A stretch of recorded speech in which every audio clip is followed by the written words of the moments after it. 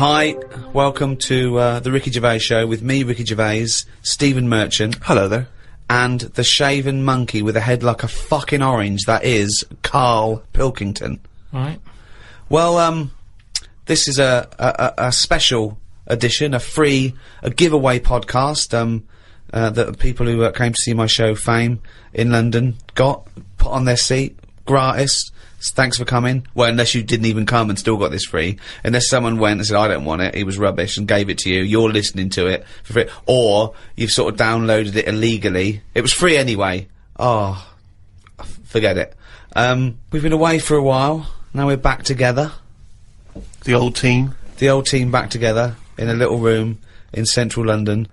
Karl, looking back on the year, what's happened? I remember last year the most memorable thing that happened was you saw a grub eating a biscuit. So, that was a highlight. I made it into his diary. Yeah. So, what's the big thing of this year? What's the big thing so far of 2007 that, if I say 2007, you'll go, oh yeah, that was the year that... You know, in 10 years' time... years to come, yeah, I'll go, remember 2007? You go, of course I do. It was the year that... I haven't really been following what's going on because of other like personal. Well, yeah. issues. What's the big? Okay, what's the Just big thing? My boiler's playing up still. Sick of it. Your what? My boiler. Your boiler? The boiler that eats the water up and stuff, which it doesn't. You know what I do in that situation? I'd instantly get a repairman out to sort it out. Done that twice. It was 80 quid for him just to say, it looks like you need a new one. Why did you get a new one then? Call out. Because then you wondered, are you meant to believe him or is he out to sort of... Well, he's the expert. Yeah, but is he? It's Well, like you're meant to get a second opinion, aren't you? Like, So that was the first time then. So what was the second time? Who came out the second time? same fella. And what did he say? Well, I What thought did you he were going call to get a me? second opinion. I know, Yeah, but and I also- called up the company and they just sent him again because it. Well, call a different company. What was No. his second opinion? 80 quid. I undercharged you. It's 150. No, because they must look in the book and sort of go, oh, you know, Harry went round there or whatever, and they must think, well, he went there last time, so he knows the situation, Yeah. and got the same fella again. Well, so he well, turned and up. got the same opinion, I assume. Same answer, yeah. Well, so okay, so it's so twice you've called someone out. They said you need a new boiler. He had the overalls on, holding a monkey wrench again. He came in a van. Yeah. He charged you. He's the professional. Why haven't you got a new boiler? Because then he went on to say that, you know, it's a dangerous setup I've got. It shouldn't be set up the way it is. It's dangerous. Something about gas leaking out of it. He said, you don't sleep close to this, do you? And it's like, well, the bedroom's there. It's not a big flat. You've seen it, Steve. Yeah. Everything's en suite, isn't it? So he went on to say, Everything's en suite. so anyway, he's just sort of said, look, you know, he doesn't want to touch it. He said, you need to get someone in who can sort this out for you, but... What, and it took him 2 visits, 160 quid to figure that out? Yeah, this is what they do, isn't it? So what's his advice? He just said, you know, there are people out there who will touch it if you pay the right money. Well, okay, so you're going to get an expert in who does this thing and sorts it out, so... Well, no, I called up my dad. Oh, yeah. Oh, He yeah. always knows someone who first can man to sort stuff out. And he said, oh, one of your cousins is a boiler man. And, yeah, they're coming round, but I've never met them. And it turns out that person, because like the whole family, you know, I'm not into sort of keeping in touch with people. Sure. I haven't spoke to my brother for like, I don't know, 12 years and sister about 15 years and that. So the idea of this cousin, who I mean, he might as well not have said he's my cousin, because I'm not going to know him anyway. I mean, that last fella, Harry, might as well have been related. So they're going to turn up, and now it turns out that because they haven't seen the rest of the family, they're going to like use this as a reunion. Oh. What, so they're all going to come round whilst coming round. whilst he fixes the boiler? Yeah. And I hate it. I hate family things anyway. So they're going to come round and just look at you? Well, yeah, apart from the one who's fixing it, he'll be fixing it, and the others will just be sat around, sort of going, so, how have you been? It's like, well, where do you start? I haven't seen... seriously, I mean, they are strangers. When they buzz, I could be letting anyone in. They buzz the door. And so you're going to entertain them all in your flat? Well, I said to my dad that I might just say that I've got to go to a meeting, let them in, and then shoot off. I love that. So now they're strangers that you're letting in your flat and you're not even being there. That's the best thing. That's the security. Now, Karl says he remember this year for his boiler being a bit of a pain. But now everyone knows over the past sort of like few years, my big pet project hasn't been my own career, it's been get Karl famous. Yeah. I want people to recognise him in the street, come up to him and say, "You bald-headed mank twat." Make his luck. Well, let me tell you now, Rick, I've been out and about, and a lot of people have said to me, they've come up to me and said, has Karl Pilkington got a head like a fucking orange? Well, and I've had to instantly confirm the answer to be yes. Well, I'm in America quite a bit, and it doesn't matter when I'm talking to David Bowie, The Simpsons, all these people on 24, all these people who have got these amazing careers and lives say, is Karl Pilkington really like that? I say yes. He's not 2 short planks, he's 3 or 4 fucking short planks. Thick but short, but thick fucking planks. lumps of thickness. But he's had a call.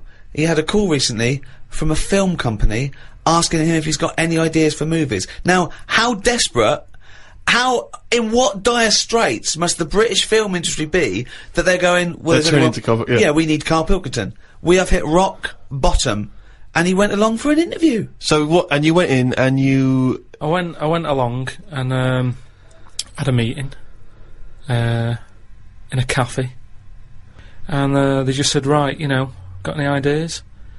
And sort of said, what are you thinking? What sort of thing are you after? Are you after action, thriller, whatever?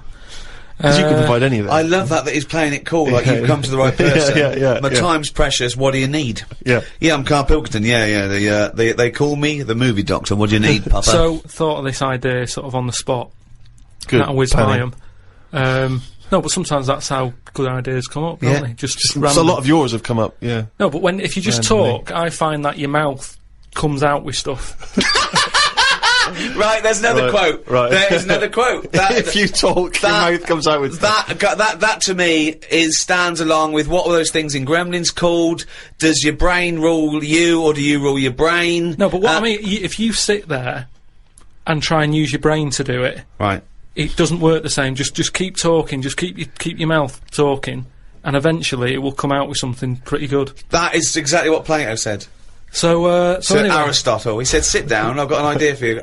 Aristotle said, Plato, how do I go? Right, just keep talking, and eventually your brain will come out with stuff. So what I thought, I just started off by saying like actors' names and that who I thought should be in it, because then that's giving more. It's building. Right. Okay, So who did you say? So I said, right, I'm seeing Clive Warren. Who the fuck's Clive Warren? Who's Clive Warren? The one who was in Closer. Clive Owen. Clive Owen. Right, alright. Did they look at you like you're a fucking idiot? Well, so they all started trying to figure out, who's this Clive Warren we've not heard about? He must be amazing. He's Clive Warren, get me Clive Warren on the phone. Get me Clive Warren. And I said Rebecca De Mornay, right? What? Where did that come She from? hasn't been in a film for 15 years, has she? Clive Warren and Rebecca De Mornay. I love this. They thought he was a genius. They thought he was an absolute nugget. Like, we've never thought of putting Clive Warren with Rebecca De Mornay. But hang on a minute, you could have any film star. This is your fantasy casting, and you choose a bloke that doesn't exist and a woman who hasn't been on TV or in a film for 10 years. Oh God! Why didn't you choose someone who existed, J-Lo or someone who's a big star? Oh God! Clive De Mornay. Oh God! Oh So God. anyway, so they were going, yeah. And what happens is, they're going out and together and that. Yeah, Clive Warren and Rebecca De Mornay. I said, it's one of them where it starts off and the people, you're seeing into their lives from like the morning. Yeah. So it's like a nice sunny day. Yeah. Radio's on. They're going about the day, they're having the breakfast, they're saying, oh, what we're doing tonight, they're planning a big do that night and stuff. And you're thinking, oh, they've got a nice life. Mm. She's like, love you and all that, yeah. He walks out the house, gets hit by a bus. Oh. So Clive Warren's dead, right? Yeah. Now, what happens is, she's devastated, Rebecca. I don't know if Clive Warren would take that part Because he ain't got much to do, has he? No, I don't. If I know Clive Warren, And I think you do. I think I do. He's going to say, "No, hold on though. There's more, isn't there? I've Have you jumped the gun there, Rick? Go on, mate. What? Carry on. So he's hit by a bus, so he's So dead. he's hit by a bus and that. The titles come up. Oh, It's got okay. you, right? She's Starring devastated. She's Clive Warren. fed up. She's devastated and that. Doctor says Clive's dead. And that, who's playing the Doctor? Jack Nicholson House. What's that fella who was in Independence Day? Will Smythe. No, the old black fella. Morgan Freeman. Yeah.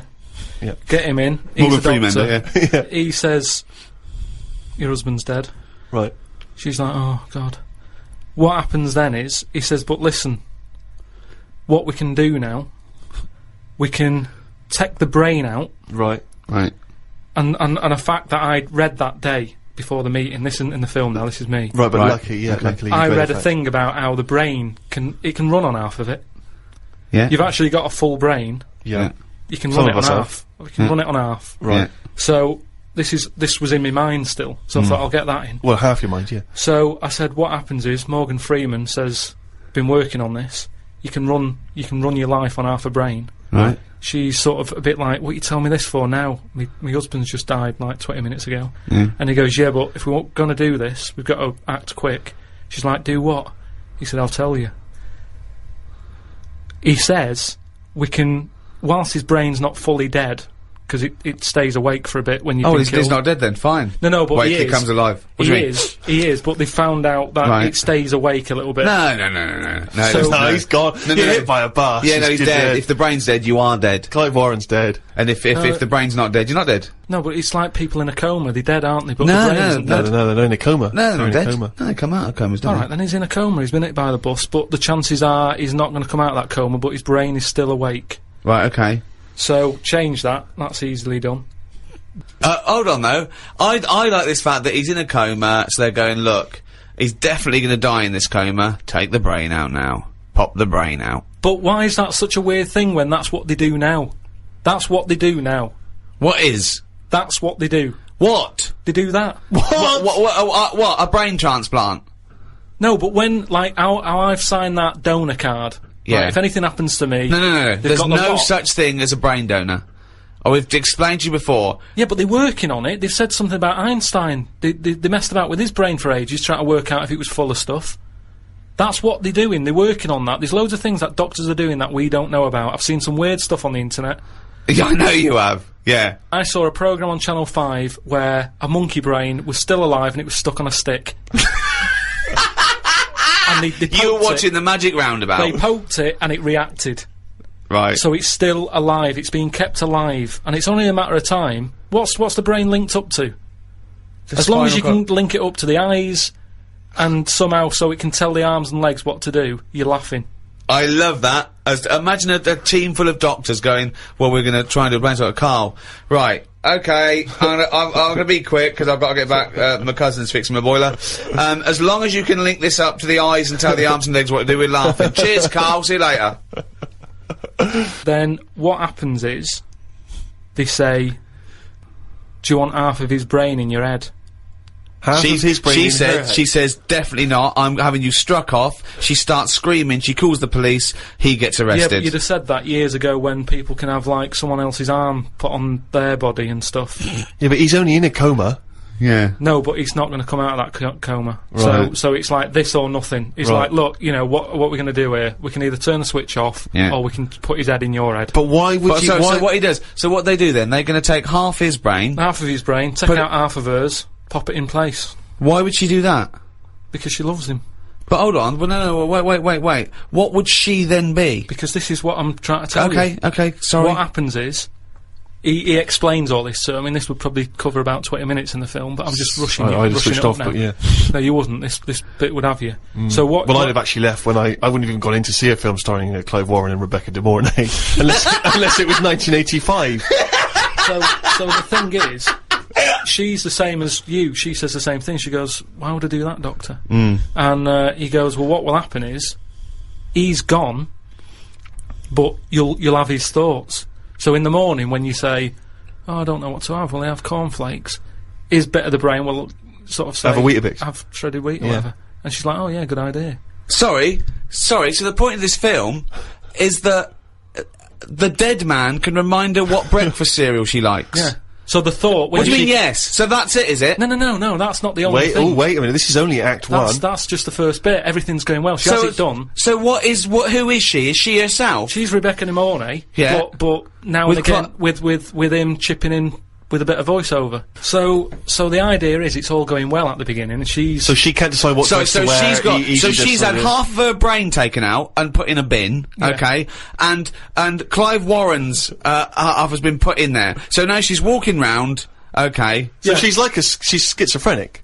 No, it's okay though, because the bit they put in of Clive Warren's brain is actually, remember, in a coma. So there's nothing happening anyway, don't worry about it. All she's got is half a brain. No, like I say, the brain is alive, so it's all going well when she leaves hospital. Yeah. And she gets a first taste of it, and it's a bit weird to get hold of, because she's sort of, I think when she signs herself out, he's sort of fighting, writing his name and stuff, so there's a few sort of technical things that she has to get used to. And does Clive's brain know that he's now inside her brain? Does that matter? Well, I would say it matters, because... Otherwise... Yes, it does matter, Carl. What's he thinking? What's the point of this? Why has she gone along with this? Because she really loves him. But what's in it for him? What does she think? Well, say if I died, and Suzanne said, go on, I'll have half of Carl's, right? She would wake up in the morning to a thought of me sort of going, oh, you never guess what I've just thought about, or whatever. I'd still be there. But she wouldn't ever do that. Isn't it? The rest of your body is sort of waste, isn't it?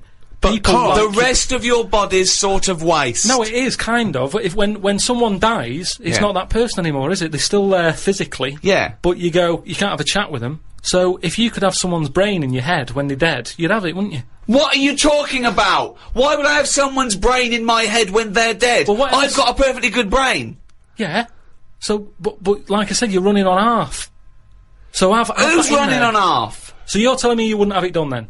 Of course I fucking wouldn't. I can also categorically state I wouldn't either. Yeah, but you're saying that now, but once you're in that position that someone who, you know, you love and that dies, if the doctor said, do you want it? No! I'd go, no! It's madness! I don't think you It's madness! Alright. Let me just ask this as a question, even if we accept this as a possibility. If Clive Warren doesn't know that he's in Rebecca's brain, their love and the conversations they used to have and what would the connection between them is going to be absent, because she's going to be talking to him and he's just going to be going, I don't know, shredded wheat. It's all thought. She doesn't have to talk. So they're not talking to one another? Well, they are, but not out loud. She's not walking down the corridor going, what do you think, Clive? And he's saying shredded wheat. It's happening. Right. But how is this dramatically shown on screen? Do we hear those voices? Now that they've got the voices. You hear the voices? You hear the voices. So tell me a typical bit of dialogue. Well, we've done the breakfast scene. Yeah, that was dynamite. Yeah. That's fucking Oscar winning. Yeah, can we do lunch? There may be, like, at the funeral, because even though the brain's still alive, they still have the funeral, and you can have, like, a funny bit where they stood around the grave, and, like, there's some relation there who he doesn't like, and she can start laughing, and the family are looking at her going, why is she laughing? Yeah. And she's sort of laughing, and he's saying something a bit rude, going, look at her head. Do you know what I mean? Yeah. Looks like stuff on the family. Yeah. Little cameo for you. Yeah. And so you have all that, and people are sort of liking the film, thinking, oh, it's quite funny, this. And then you hit them hard. The 8 people that have gone to see it. Yeah. Rebecca de Mornay and her family. Clive Warren's 3 mates. All right, Clive, I didn't know you were a film star. No, I was in a garage yesterday. Yeah, I was fixing boilers.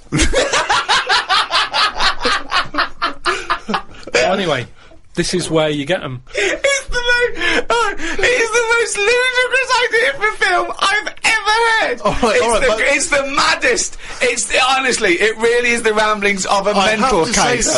I have to say though, I am hooked now. I want to know what's going to happen next in the story. Oh, Christ. Remember, I was making all this up. It's not based on a true story then. Imagine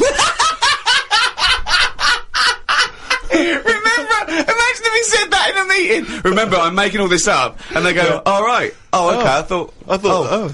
So the meeting's still going on. They haven't left at this point. No, they were sort of going, "Oh right, yeah." But what annoying? Check, please. Check, please. That's the annoying thing. It was like, I just wondered whether this is what they do just so they can have a cake every day at 4 o'clock, because it was odd. I can't imagine Spielberg sort of nipping down to Costa Coffee to discuss E.T. So I said, right, so this is where you get them. You've got everyone laughing, and that's what it's all about with a film, isn't it? It's emotions, messing with people's emotions and that. Yeah. So they like that. They were like, yeah, it is, yeah. Yeah. And there you go again. That's new outlook to filmmaking. That's me mouth coming out with stuff that even I didn't know I knew. Yeah. So then I said, right, then what happens is, she hears the voice go, Leslie, where are you? Something. Right. her name's not Leslie. No. No. So she's thinking, who's Leslie? Yeah. So in her mind, she's going, who's Leslie? He's going, oh. So he's thought, hang on, I've let something slip. I've let something slip, so she's going, answer me. Oh. He goes quiet on her. Oh! So... He was having an affair. This is the thing, so she's trying to hunt down... Leslie. Leslie. And he's got to stop her thinking it. Then what happens is, I mean, you know... Where your ex? So he's got to hunt down Leslie. So she's got to hunt down Leslie. Right. And that can fill about half an hour again. I'm not I love the sure. fact that you're doing how far you've got through the film. Yeah. You've got to fill up 2 hours, right? One more idea, we call it half hour, that's the end of the film. See you later, starring Clive Warren. So Nice to see Rebecca De Mornay again, wasn't it? Yeah. So Leslie has got to be sought out. It's a woman, is it? Another Leslie, or It's is it a another bloke? woman. Right. But what happens is, I mean, without ruining the end for everyone, what would sort of happen is... Oh yeah, because we don't want to ruin it for them, because this will be filling the multiplexes in no time. This film's definitely going to be This made. is definitely going to get made. Well, seriously, isn't any... Pick a massive Hollywood film and look at it on paper and go, that's a balmy idea. Casablanca. I haven't seen it. Okay. So what I'm saying is... That's why they called on him as a movie expert. This is a different sort of love triangle. They've all got their own brains and legs and stuff walking around interacting normally. But that's just it. It's the power of love, isn't it, in a way? Yeah. But sorry, I mean, I don't want to see... No, it's the greatest love story ever told, set in a head. But listen, let's just get to hang the on a end. sec though, Carl. Yeah, you've got to tell us the end. I don't think you can let people listening come on, what's hanging the on end? waiting for the film. Just let your mouth talk. Right, so what I said was, maybe, because I wasn't sure about this end bit, I Go thought on. they might think it's daft or whatever. You're putting so yourself down. I imagine it's dynamite. Go on. I said maybe you could have something like this, and they were there sort of going, oh yeah, what's it going to be? What's it going to be? Yeah, well, he's come up with some great stuff at the moment. What happens is, his brain is more powerful than hers. Right. How is there power? Why is there no power involved? It's got a stronger will. What I mean is, the brain, her brain was running the rest of her body. Now he's taken over. His brain's just sat there, innit, thinking stuff. Right. Brilliant. So that gets more powerful and overrules her body. Okay. Yeah. She then fancies Leslie. So it's a lesbian hold on, film. this is building up to a lesbian love. What the? Well, it's what? trendy, isn't it? That. So just have a bit of that at the end, and That is the worst idea I have ever heard for any piece of art. I mean, it's the worst. It would be the worst. It would be the worst TV show, worst book, worst everything. It's the worst idea. it's not the worst idea because as long as a film makes you think. But this doesn't make job. us think about anything. I'm thinking, who the fuck's Clive Warren? So hold on. So he overpowers her. So she is now a lesbian. What's Leslie getting out of this? Why does Leslie think, hold on, why is my Because- dead lover's wife coming on to me? Because this is what I'm saying to you. It's relationships. It's the love of two brains. Right, okay, again, can anyone a out there, can we strapline. make that into it? That's a quote. The relationships is a love of two brains. Well, it's- now, he's got something there, there, but my point is this, why is Leslie suddenly turned lesbian? Because she loves the brain. But does she know this is Clive Warren? Well, maybe now and again, Rebecca or Clive says something. Rebecca will say something now and again, like, "Oh, I like me, Minge. I like me, you know, me food done like this or whatever." And it's all about say if I like love my food cooked.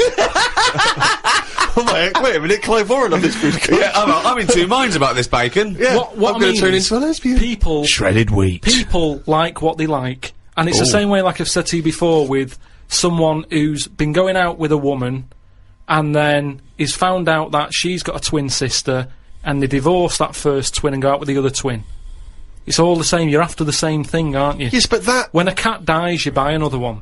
It's the same thing. You want that same. Yeah, but you love don't for necessarily switch your sexual orientation. In the case of your twin scenario, they both look the same. Yeah. Has there ever been one where, it's a twin boy and girl? Go, well, I was going out with her, but I mean, he looks a bit like her. Yeah. I loved boobs, now I like cock. something. Well, This is your problem. You don't know anything. And this theory about if your mouth talks enough, the brain will kick in soon. Rick, you may be interested to know that Karl Pilkington basically thanks to the efforts of your good self in making him into a household name, has got a book deal, and there's a book that will be coming out later in the year called Happy Slapped by a Jellyfish by Karl Pilkington. What's that about, Karl? What's the angle? Is it a novel? Well, again, I just was letting my mouth sort of think and what have you, just churning stuff out, and I was thinking about holidays that I've been on, because they always say write about what you know and stuff. So I thought, well, I've been on a few holidays. Write about them. I actually thought about it when I was on holiday. Is it like a travel book then? It's your experiences? It's just like a rough guide. And have you done it? Have you finished the... Yeah, I've just got to do some pictures and that and colour them in, and then it's done. When's that out? October? Yeah. So you say it's a travel book, and yet I've managed to get hold of a few pages, and this chapter is titled Australia. So You've never been to Australia? No, I know. But, well, it's not. it's How not, is it a travel guide? No, it's not. It's not like wish you were here type thing. It's just saying, if you're going away, think about it. Right. It's just asking people to sort of think. But why about don't they just let their mouth do the thinking? Why no, don't but just have a read of like my thoughts, and you might have the so same. You don't know anything about Australia because you've never been. No, but exactly. So I'm saying I've never been. This is why I've never been. Is this why you've never been? Well, that makes no sense at all. It makes no sense at all. It's a pointless book. It's not a pointless book. Well, let's Sorry, okay. whereas you thought it was going to be what? Right, can we read a bit of it then? So this is the chapter entitled Australia. Box jellyfish, crocodiles, snakes, blue ring octopus, red-black spiders, funnel web spiders, great white sharks. Just some of the reasons that put me off going to Australia. Every creature is bigger and angrier than anywhere else on the world. I put it down to two things. One, it could either be because spiders and snakes and the like normally hide under rocks. The Earth is one big rock. Australia's at the bottom of the big rock, and they're trying to hide under it.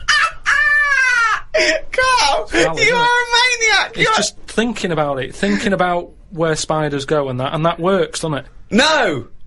Why doesn't that work like a rock? Because there's no real upside down and bottom of the Earth, is it? It's all relative to what? It's relative to what? A map that you saw. Well, it's a coincidence, isn't it? No, right, okay, read on. I've heard that a lot of people go camping in Australia, which I think's mental. If I was to fly all that way, I'd want a decent bed. Plus, I wouldn't be camping in a place where there are killer spiders wandering around. I agree. I've only been camping a few times, and each time I was glad when it was over. The last time was last year in Lyme Regis. Yeah. When did you go camping in Lyme Regis? Last year. It's alright, Lyme Regis. But it was all a bit of a nightmare, because I was going with my mate, and he said he knew someone who knew someone who had a bit of land in the garden. We had a bit of land in the garden. What's the point, though, innit? You know, what's the point of camping in someone's garden where there's a sort of like a spa down the road and like a pub? No, because you're by the sea, aren't you? It's getting away from it all, seeing the world. It's not if you're in someone's front garden. No, back. Oh, sorry. Well, there's even less to see except 3 fences. No, but it's private, isn't it? So the thing is, he said, oh, it's a great garden, the owners are away, and there's a toilet, an outside toilet that they have for, like, when they have parties and stuff. So we get there, and this lad who knew about this bit of land... Someone's back garden. Well, yeah. Said, oh, you can't use it, they haven't gone on holiday. So now you're stuck in the middle of quite a big civilised conurbation called Lyme Regis. How are you going to survive? Well, we ended up just sort of keeping on the beach. But did you pitch your tent on the beach? Put the tent on the beach. We found a bit of... See, we found somewhere where there was a load of rubbish. So we thought... nice. That's the place to go, No, yeah. lovely. No, a municipal tip. What was it? Was it chemical waste or just like, you know... No, just was Coke it cans syringes and and, stuff. lovely. But listen, though, Baby you've got to diapers, think sure. about that. rusty? What's something rusty? If there's rubbish there, it means it was a good place to camp. Why? Why? Because other people have camped there. Right. So that's how you've got to look at it. It's a way, that's like a little tip of... I would love this to be a real guide. So you could have slept first in a thing- public lavatory. Yeah, yeah. This one's nice. What? It's covered in shit. Means other people have had a shit here. Welcome to our 5-star hotel. You'll notice vomit over all the fucking walls. So that means people have had a good time here. They got right pissed up and threw their lungs up. So that's where we put down the tent. We put down the tent there. And then what was annoying is... He puts down the tent. we what's her name? It was already up. It was carried already it all the way carried it from all the way London. there. And they went, let's pack it down. Yeah. The weird thing was, as soon as we set up, some other people turned up. Oh, that's all the rubbish tip. holiday makers, they, that was probably in the guidebook. They started setting up their tents. And we're Yeah. like, oh. No, look, there's some nappies over there. Yeah. Nearer the nappies. And they offered us some sausages. All right. My mates said, "Oh, ignore them. That's like code for swingers." What? Oh! What? So there were some people cooking some sausages, Yeah. saying, "Would you like the sausages? We've made too much." And you It's said, just "No, that that's thing. code Don't for talk swinging." to strangers. It's like we want to get away from it all. Yeah. We don't want someone. You know, it starts off with sausages, doesn't it? And then before you know it, But what do these people look like? they were about 45. Who were they, that? A man and a woman. A man and woman, so what was in it for the bloke? Some people like that, don't they? No, I I mean, don't know. you say, right, I want the bald one, love.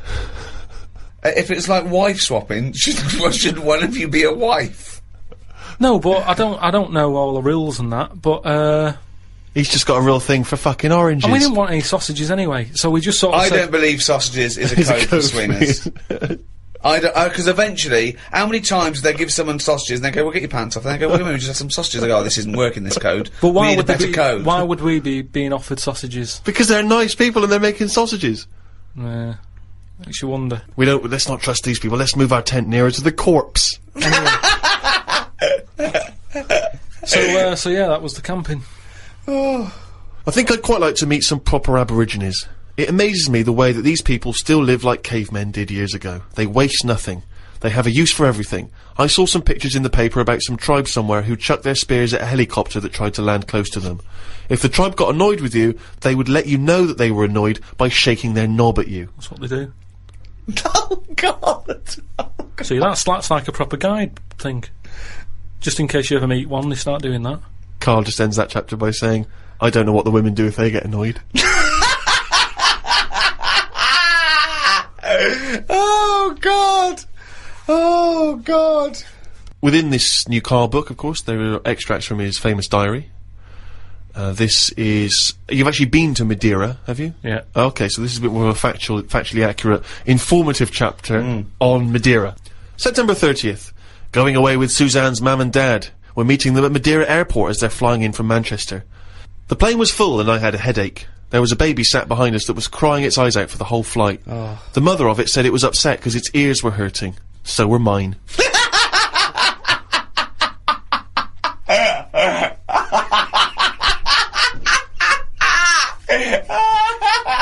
Oh God! Oh. We had to get 2 cabs to the villa because they couldn't fit 5 of us into one. It cost €85 each.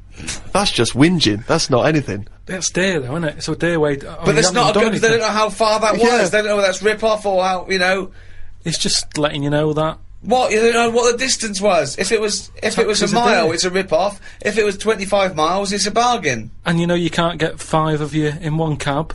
It's all little things that might help you on a journey. Yeah. Suzanne's dad said he liked the free biscuits that were in the cupboard. We went to try and find... Sorry, this isn't useful as a guidebook at all. That is absolutely I know. They go, well, as a guidebook, let's have a look. Oh, Suzanne's dad liked the free biscuits in the cupboard. And most people complaining, you know, and they're going to be like, "There's no free biscuits in this cupboard." We went to try and find a supermarket. Suzanne's man was having a go at her dad because he didn't have a shirt on. She said he looks a mess and is embarrassed to be seen with him. It's their Ruby anniversary tomorrow. That's why we went away. Oh yeah. I bought a fan to put in our room to drown out the sound of the mopeds. I've heard Wayne Rooney does the same thing with a vacuum cleaner. What? To drown out the sound of vacuum cleaners, or he puts a vacuum cleaner in his room if to you've drown out the just sound got of a the mopeds? noise, if you've just got a noise that's constant, it makes you nod off, and it drowns out every other background noise. So all you've got is like, if it's a vac, it's just, and if that's constant for like all night, you just nod People off. next door going, they've got their vacuum cleaner on again. Put on the JCB. People next door going, they've got the JCB on. Get the poke the chickens. That's how nuclear wars start. Yeah. It works. Doesn't work. We Earplugs, drown out everything. I've tried them. I didn't like it, did I? Why not? Because I could hear my heartbeat.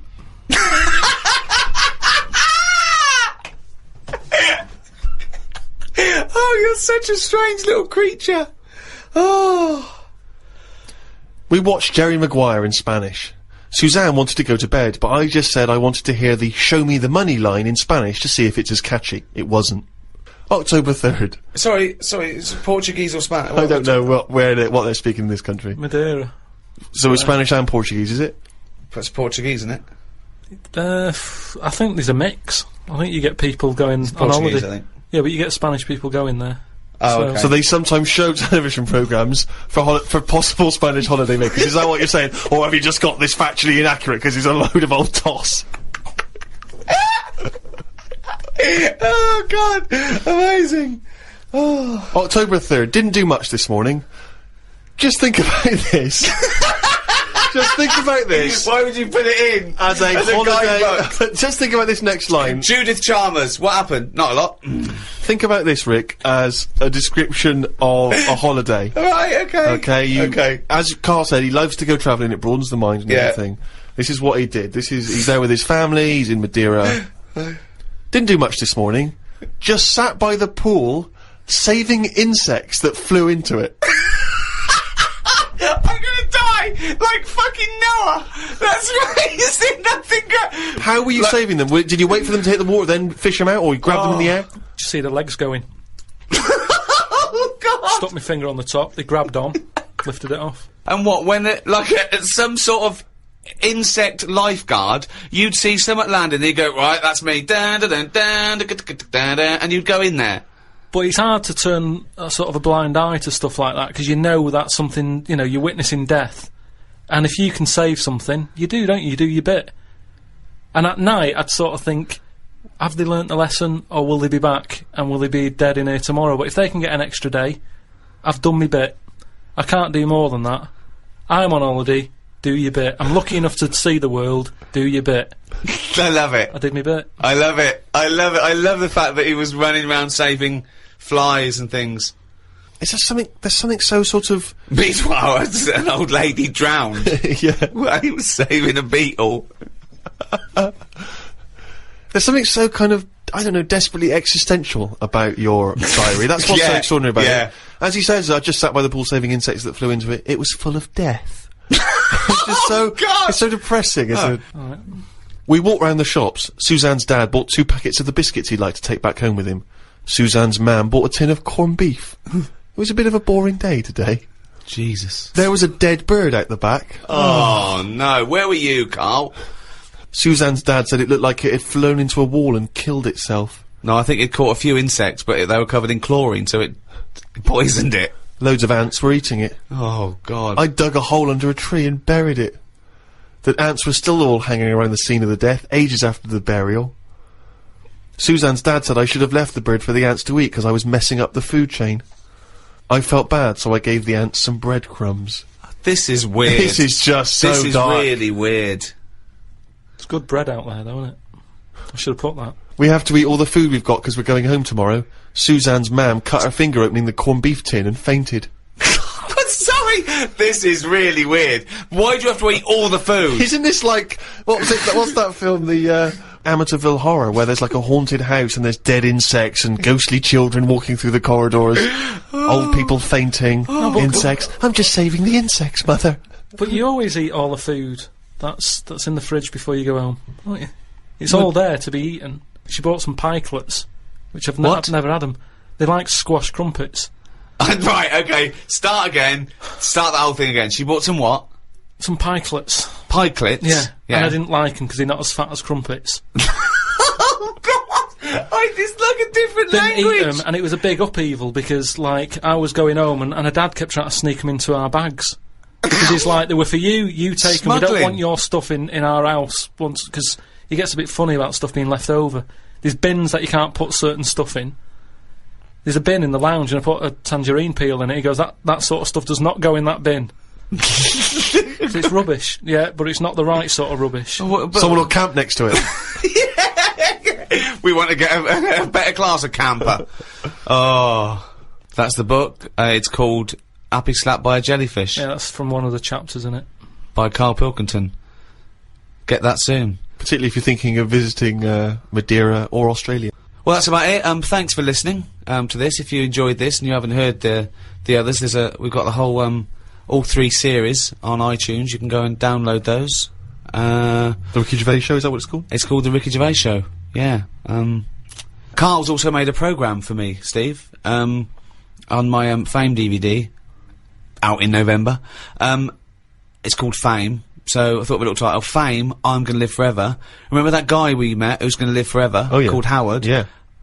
That was a meeting of minds, and it's Karl meeting Howard, and Got on with him. it's really good, isn't it? It's really good, and he really gets on with him. And we're probably going to do a new series of the podcast maybe next year. What do you think, Karl? If you're not too busy making this film with Clive Warren? We'll see how it goes. Don't plan anything. Yeah, just check out rickygervais.com. I am Ricky Gervais, with me, Stephen Merchant. Goodbye. And Karl. Right. Testing. This is a special transmission.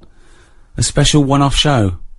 With me, Ricky Gervais, Stephen Merchant. Hello there. And the little bald mank twat that is the shaven monkey known as Karl Pilkington. Right. Now, Rick, just a quick question, because if people have just stumbled across this, perhaps on the internet or on their TV channel, they're probably going to be a little bit alarmed by what you've said there. You come straight in with little bald mank twat, and a lot of people don't know who that little bald mank twat is, so maybe you should clarify. Well, I'm Ricky Gervais. You probably know me from such shows as The Office and Extras, cameos in the odd film. My long-term partner, not in that way, Stephen Merchant. Not in that way. Stephen Merchant, yes, I was involved with some of those projects, but I've not been in a film. And we met Karl when we went back to XFM as Conquering Heroes. We were let go when XFM changed hands, and then we did The Office, and then we came back, and we were big shots. No longer did we need to run the desk or press any buttons. So we were assigned, how can I put this? Like a stupid lackey. Yes. Proper. I mean, probably the person who was lowest on the rung. I'd have thought so. Station. They said, "Oh, give it to me. No one wants to work Saturdays." The caretaker didn't work Saturdays, so they gave us Karl. And we met Karl, and I was first struck by the roundness of his head. I'll be honest. I thought, this is a bald man, a little round-headed bald freak of a man. He opened his mouth. He spoke funny. Actually, he spoke without opening his mouth. That was the second thing that struck me. He just had this slack-jawed gimpness about him. Words came out. I think they get the idea now, anyway. Was what? Do you feel that was a balanced explanation of your meeting with us, or would you like to offer any extra detail there, Karl? Well, with every meeting, there's a different story, isn't there? The way you sort of looked at me and thought, he's weird. I saw Steve. It was like a triangle. Ricky was looking at me, I was looking at you, thinking that's weird.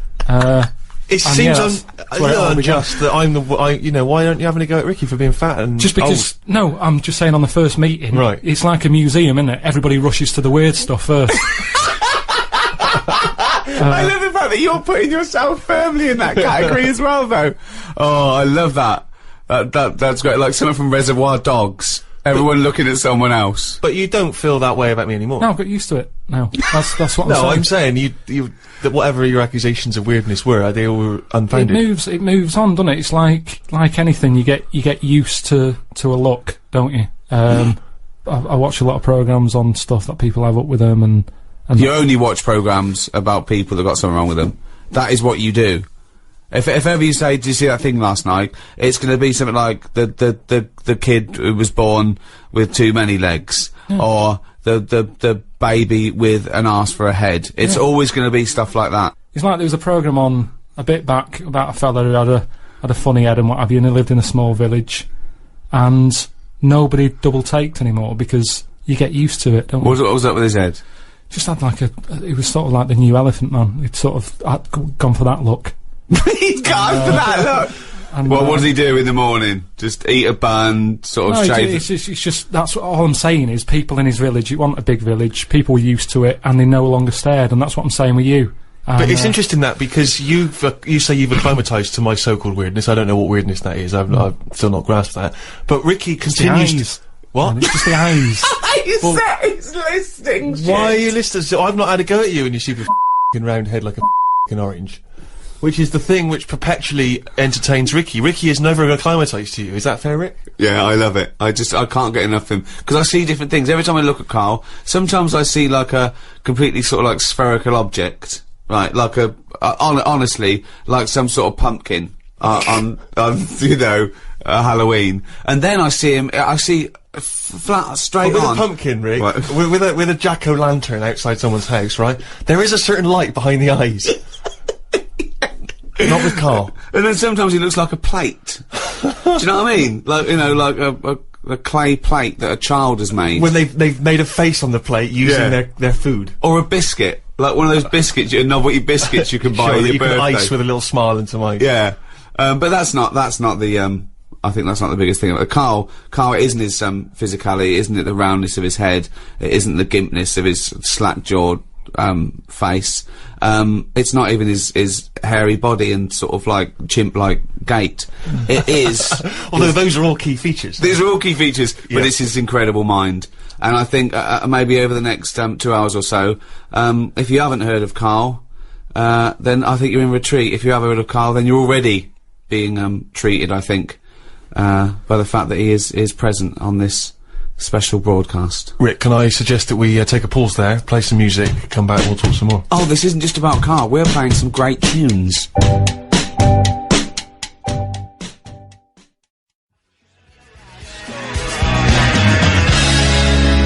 Arctic Monkeys, Fluorescent Adolescent. Talking of monkeys, we're here with Karl Pilkington.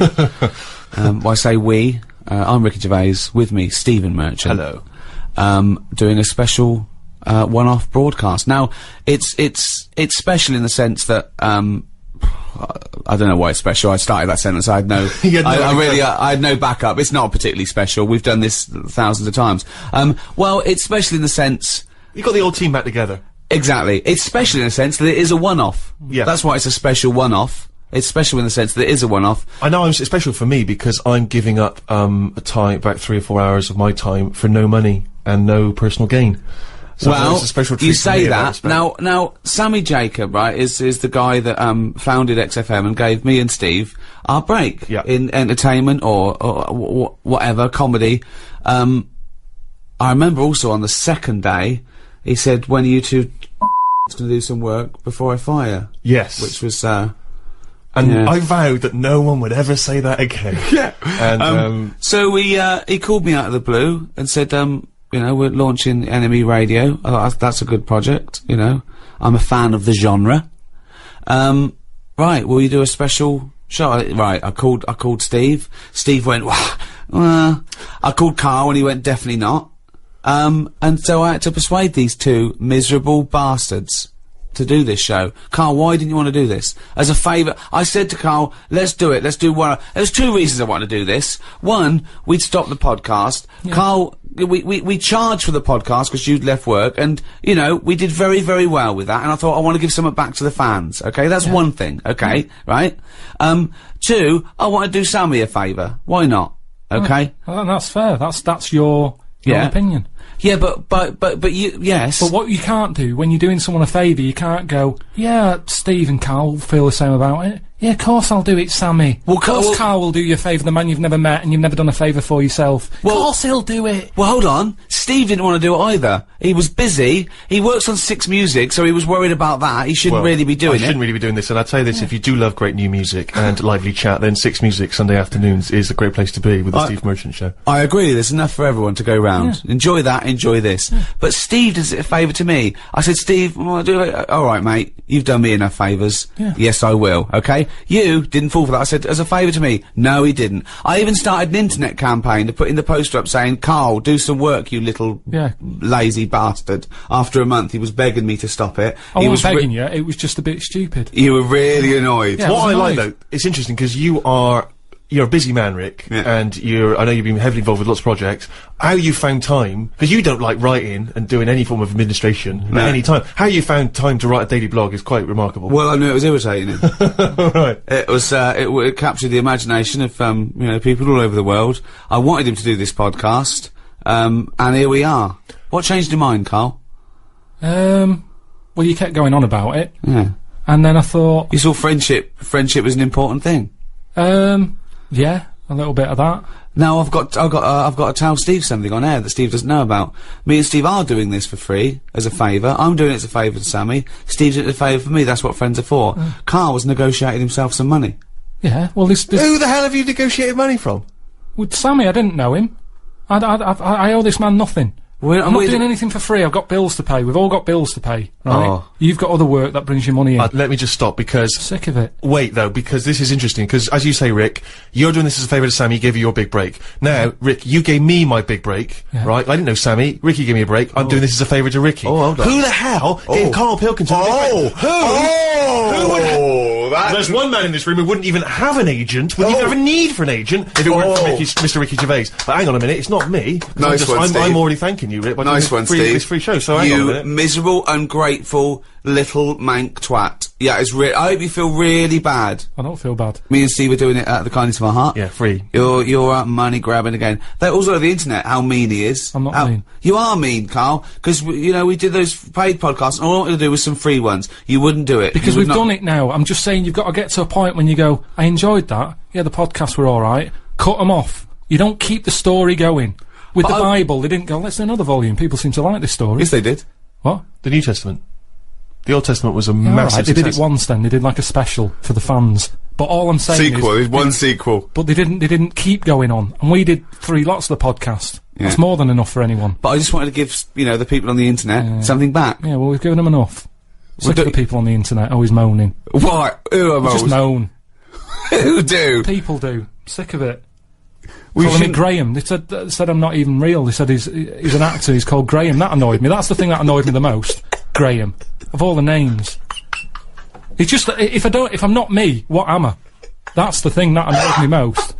You're not me, what am I? Well, it would annoy me if someone was accusing me of something, because, I mean, that's the thing. No, it annoyed you because they were stating a falsehood. Yeah, that's what annoys me. That's what did me head in. Let's, play a record and be back with Karl after this.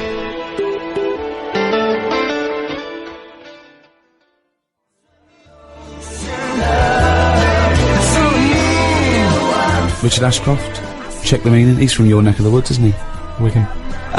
Yeah, we were just discussing, The fact how miserable and mean Karl is. He won't do anyone a favour. Do takes favours. I shifted your telly. Oh, hold on. He shifted my telly. I gave him a television. I gave him a bed. He went, I shifted your bed.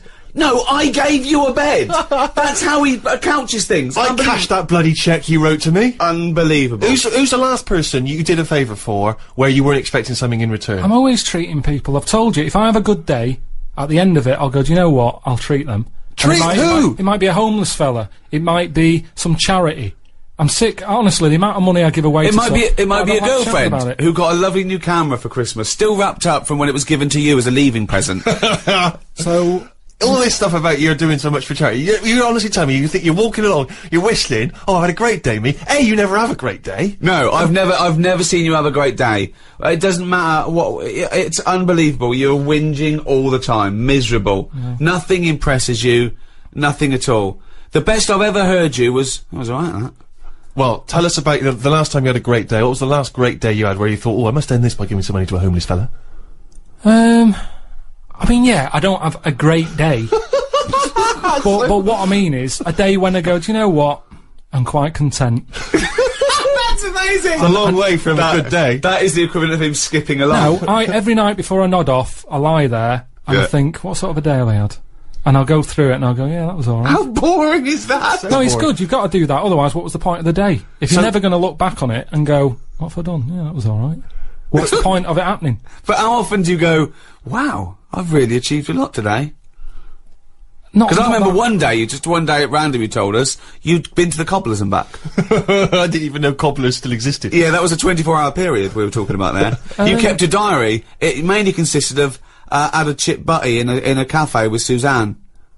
And then you talk about an old woman you saw. No, that was your day. I've made it a thing that I do now, that I like to learn something every day, and then... Go on then, what have you learnt today? Well, I haven't done anything yet. Brilliant. But what I'm saying What is... did you learn yesterday? I've learned you're not a generous man. You're a mean bastard, you don't repay. And that's coming from Steve Merchant. I'm just saying, as long as... I always think if you've learnt something, Yeah. then the day's not been wasted. What have you learnt Someone yesterday? famous What have you said learnt yesterday? that. It was something you told me about the monkey arm. Right, yeah. There's scientists have done the first brain robot interface. They've put like 100 electrodes on the part of the cortex that is for your motor system, and they put it on a monkey's brain, and through the power of thought, he learned how to use a robot arm. Wow. So just by thought, just like you do your own arm, Yep. you know, and it took him a few days, not years. In a few days, this monkey was making this robot arm pick up grapes and put it in his own mouth through the power of thought. Right? Karl went, did he have his own arms? I went, yeah. He went, well, he's lazy then. Don't you think it's a bit wasted on a chimp? One, what's it doing? All they ever do is eat or chuck shit about. So why give them a decent new robotic arm? Well, who are you going to give it to? I just mean give it to something that is going to get more use out of it. What, a giraffe? No, something more. If they could link that up to a worm, I'd go, that's good. Well, how could a worm think to use a robot arm? Listen to me. They can't think. Oh, hang on, I would like to know. I'd like to know how this tiny How do you worm... know? How do you know? What I'm saying is, a worm's never had an arm. You're a maniac! I'm Think not what gonna- you're saying! You wish a worm had an arm for a day! No, all I'm saying is, if we're gonna faff about here and get animals giving them extra arms, don't They just- weren't giving a monkey an extra arm! They were testing this theory that they could make the first computer-brain interface. The thought went from the brain through a computer and made this arm work. That's incredible. The upshots are, you can really have bionic arms. You could have amputees having perfectly working dexterous limbs. And your response to that is? I'd Give just it to say- a worm. I'd just say I'd be more. I'd sort of be fascinated about seeing it more. If they said, look at what the worms wants to do with an arm if it had one. I honestly don't know how your brain works. I think we should give it to you and see what you do with the arm. What? I tell you what. How I would a read. worm... Here How we would a go. worm... How could a worm have an arm, Karl? It would... It wouldn't have an arm. The monkey didn't have an arm. It was a robot arm that they'd set up. Right, on this- let me well, explain it like this. I wish they'd have picked something else. Maybe not a worm, but they always seem to do the tests on the wrong animals. No, they do it on the closest thing to the human being they They've done- can. I'll tell you what I read. Do you know I say I like to learn something every Yeah. day and what have you? Yeah. A few weeks ago, it was about our worm. They've given it anti-aging cream. Right. When have you ever seen an old worm? How do you know if it's any good? I could not tell you the age of a worm. I've seen loads of them. Give it a tortoise. Play a record.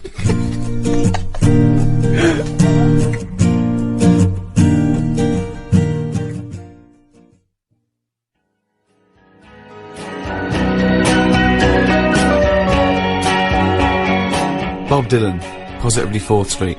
I actually, Rick, was in Vietnam a couple of weeks ago. Oh, yeah. And I don't know if this was thanks to your campaign, but I did pass somewhere. It was admittedly a European person, but as I passed, they went, "Oi, oi! Karl Pilkington's got a head like a f***ing orange." That's amazing. Which is lovely to see. And I've that's had in- it all the way around the world. That's in Vietnam. What were you doing in Vietnam? You know, just, heard there was a war. Went over to see if that was, wrapped up. They finished that a while ago. So you've been to Vietnam, you went to... Popped down to Cambodia at the same time. Cuba, yeah, Cambodia, Kenya. I was wondering, would you ever consider going to a holiday destination where you didn't have to have injections in the stomach to get in? Well, you know what? I am an adventurer by spirit. I'm a sort of Indiana Jones figure, and plus someone was paying for it. We did it. Pardon me. We did it in high class luxury. Did you? There was no slum in it. I felt a bit bad because I was worried that I wouldn't see the real Vietnam. But I did. I did see the real Vietnam from the air-conditioned 4x4 that I was being driven to my 5-star hotel. And what's it like? It's great. It's really good. I mean, obviously, you know, the war was a long time ago, so they've got back on the, you know, back on their uppers. I don't know what I mean by that, but anyway. No, it's the other way around, if you're on your uppers, isn't it? Yeah. Back on. Anyway, it's doing well. A lot of nice people, a lot of generous people. You know, obviously there's poverty. Yeah. There's a couple of things over there I think which would really intrigue you, Karl, and I think it's a great shame that you're not more adventurous as a traveller, because I think it would really open your eyes. You're having a laugh.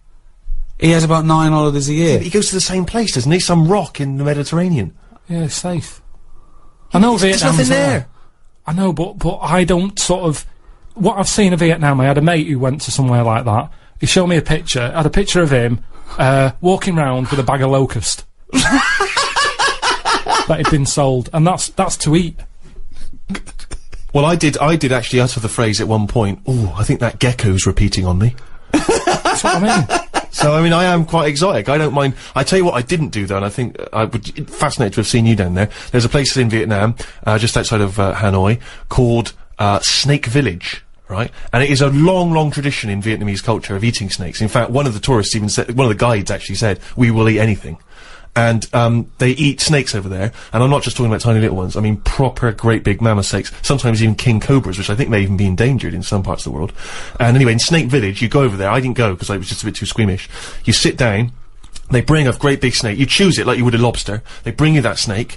They sort of give it a bit of a demonstration. Then they slit it open in front of you. That's disgusting. The blood dribbles into a cup, and then if you're the guest of honour, they take the still beating heart and they make you drink it from a glass. Yeah, you see, That's disgusting. I've never fancied that. No. I've never sort of thought, you know what? I just think it's not holiday, that. It's like endurance. Well, I don't, I'm not suggesting that you would enjoy that. I'm saying that there are many of these interesting, exotic worlds out there. Do you just stay closeted in your tiny little world and whinge about everyone else? Oh, and this and that. You've got no real empathy. I mean, I went to some extraordinary places in Vietnam. There's quite a lot of floating villages. Yeah. Villages that are actually floating on the water where the fishermen Well, he's live. had trouble with his boiler. There was a big leak in your flat, wasn't there? but that's fine, looking at stuff like that. All I'm saying is, when it comes to the point when I'm getting hungry, don't be serving me a snake's head. I'd love to see a little floating village. But why is it every restaurant you go in, they go, do you want some crispy ant? Sea urchins?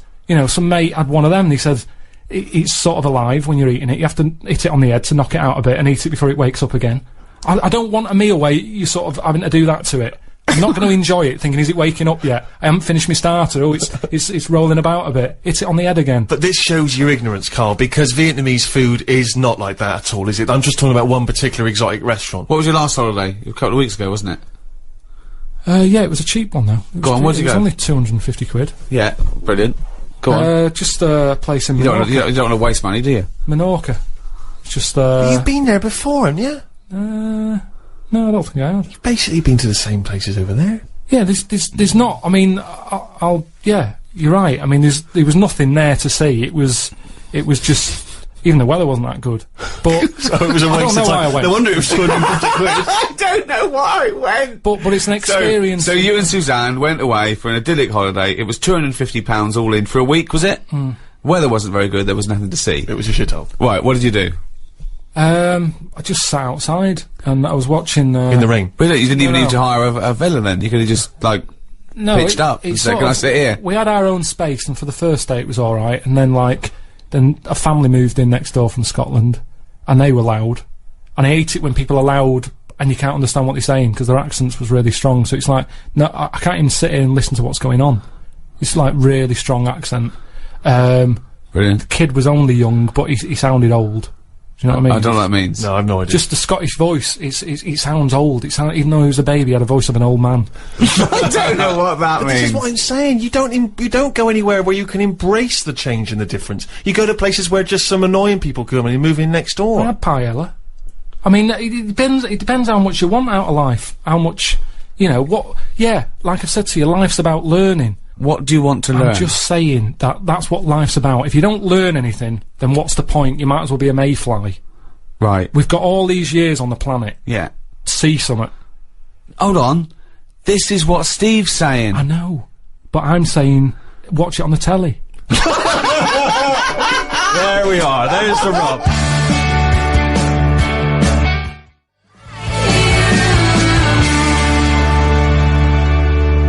Righto, Kylie.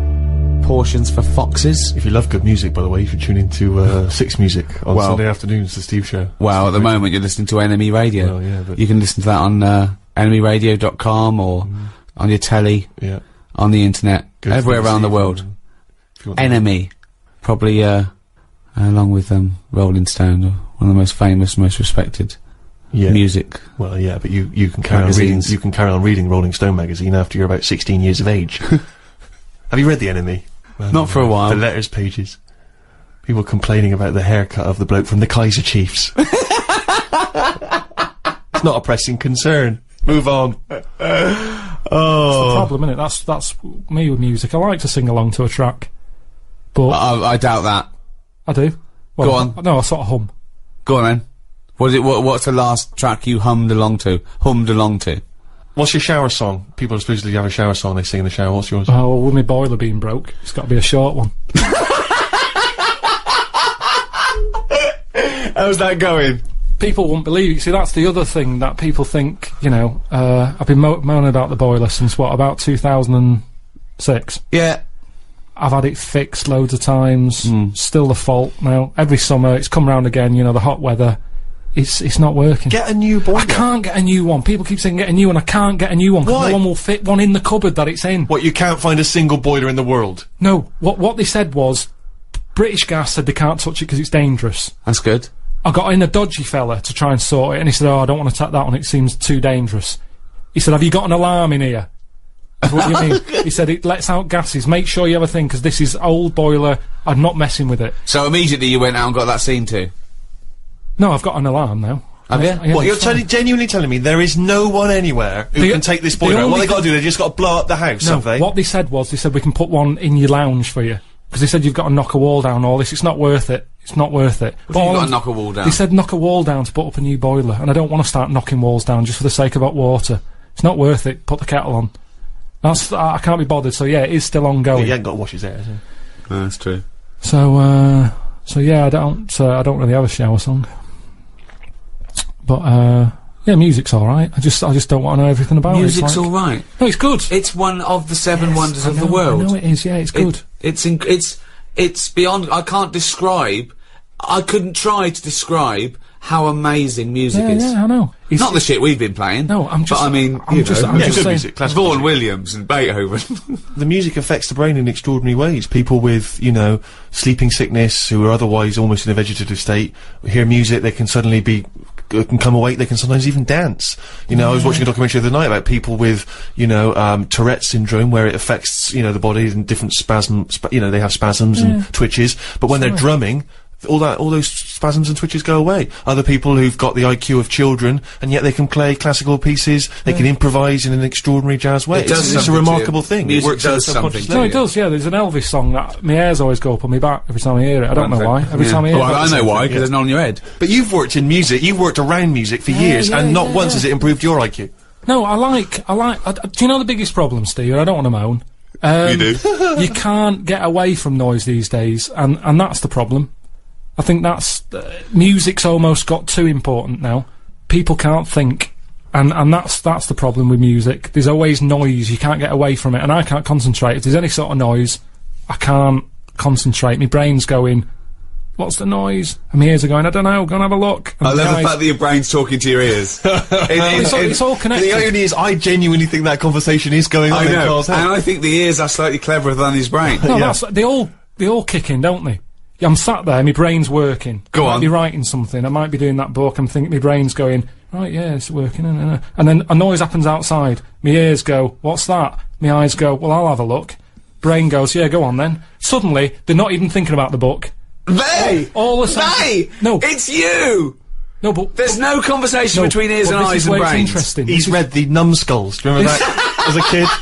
Lots of little people inside a person's brain making it work. Herman's head for American. Turning a wheel Yeah. to I've move said to you, though, how do you know which one's in charge? Because my brain was quite happy doing that book, but my ears got bored. Make a note of that, someone. If you're listening, make a note of that. My brain was quite happy working on the book, but my ears got bored. No, the way I see it is your brain is like the adult. The Your what? The adult. Oh, In I you. thought you said addled. And your adult. ears and your eyes are like the kids, and they get bored quicker. And the brain's Carl, quite happy. This doesn't work at all as a metaphor on any level. Biologically, philosophically. It does. No, it does't. It doesn't work at all. It does, because your brain does the thinking. Now, if I have earplugs in, Yeah. my brain can think better without the ears. Yes, because there's nothing to put it off. It's concentrating. That's a distraction. Yeah, so that's what I'm saying. Your ears are just receptacles. Hear him out. Yes. Hear him Go out. on. So if your ears can't do their job, it's like a well-behaved kid. It sits there. It's quite happy. It's not interested in what's going on around it. Take the earplugs out, they go mental. What's that noise? What noise? Go and have a look. Eyes, go and have a look. I don't know what you're talking about. This is the ramblings of a maniac. Can you tell your brain to tell your mouth to talk some sense? Well, which order would you say it works in? Well, it's all working at the same time, isn't it? No, but your brain's at the beginning of the... If it was a circuit, your brain's at the beginning. No, necessarily. Not with hearing something. Your ears come first, but they're passive. Your ears are merely receptacles for sound, right? They're a conduit to the brain. So hearing is only thought. Hearing isn't the airwaves hitting your eardrum. You can't block it out. No, what I'm saying is, that's a passive thing. Your fingers, when it touches something, it's your brain that develops that information. Your fingers aren't going, oh, I recognise that, it's a piece of cheese. It just touches it, and your brain recognises it. It's all done in the brain. No, not convinced? I'm just... That information is still being worked on by the brain. All I can do is tell you the way I work, and I know if I'm sat in a quiet place... No, Karl. ...with nothing around me... you can't tell me the way your brain works. My ears get bored. That makes no sense at all. I'm telling you, if I'm in a quiet place, my brain is happier. It can focus on what it's doing. The ears almost go, there's now to here, call it a day. The eyes... No, they don't! The eyes are going, well, there's now to see outside. Just chill out. Whereas if there's a noise outside, if it's a noisy street, everything's kicking in. My brain's getting annoyed. My ears are going, what's that racket? My eyes are thinking, oh, what was that scream? What's happened? What's your nose doing? Why is your eyes thinking, what's the scream? What? Why are your eyes getting concerned with noise? He wants to see what the ears have heard.